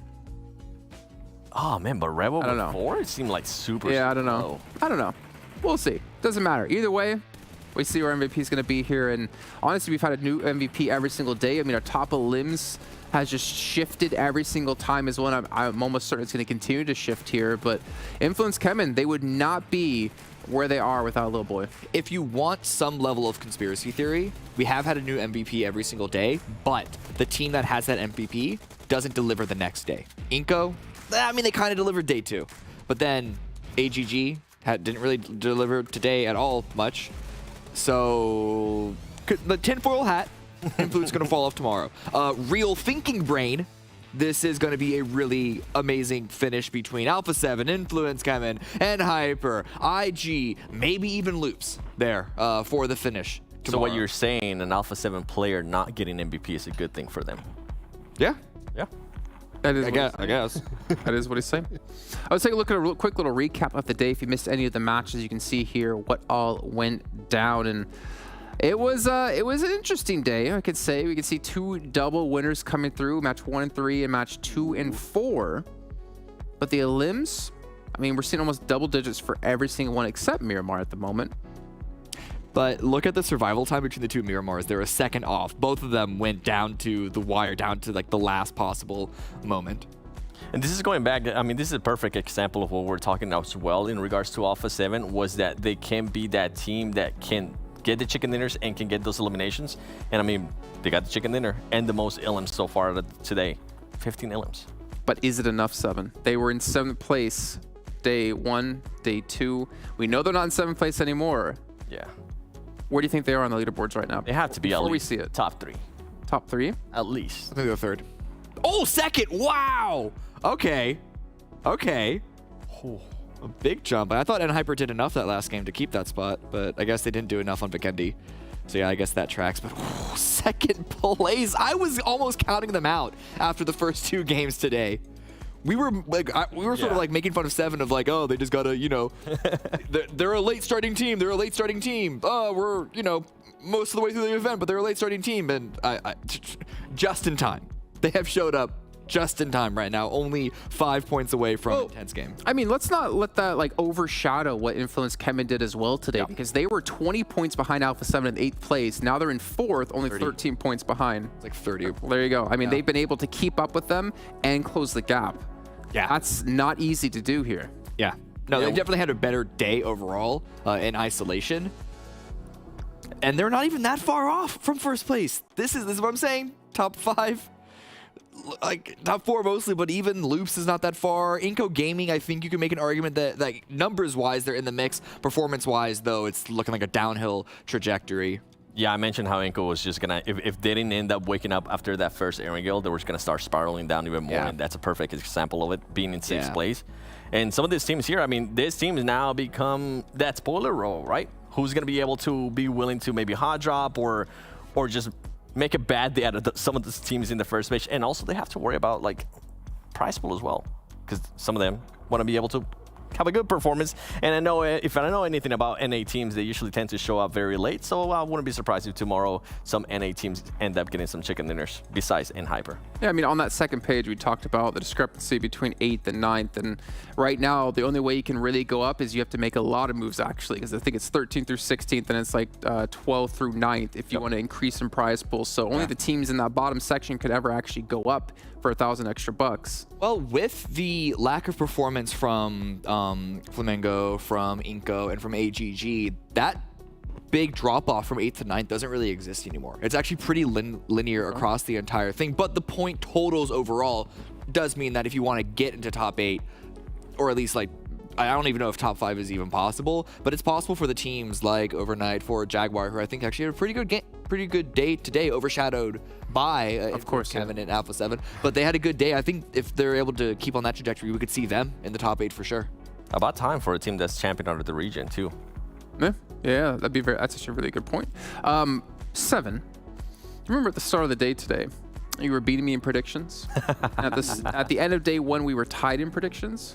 No, we weren't. Please tell me I'm beating him now. I am kicking his butt. Just that was I'm on really brand good too. day for you, Jason. That was really, really good. It was a very good day, overtaken and now we're opening the Monster Energy fridge here and getting it ready for tomorrow, because the deal was if 7 loses, he gets a Monster poured on his head. So we need to make sure to get a tarp laid down in here for the last segment of the show tomorrow, just to make sure, you know, we don't get dirty anything in this beautiful studio. I'll make sure I will my A7 shirt. 10-point lead still. Yeah, but there's nothing for the winner. Maybe you're the one that pours. Actually, I don't know, because our agreement was me. I'm leaving. I'm leaving that. Okay. You deserve it. Well, you know what? In the meantime here, make sure you hit up all the social media channels you're seeing on your screen, because you know what? If you ever are out of the loop, that'll keep you in the loop, especially if you get over to Discord as well at PUBG Mobile or PUBG Esports and PUBG Mobile Esports ending. Where am I going with this one? But ladies and gentlemen, that's going to do it. We have 1 day left, 6 matches to go until we can determine who our winner is going to be. And honestly, right now, I don't think any of us can tell you with any certainty who it's going to be. So make sure you tune in to see the conclusion here of PMPL Americas Championship.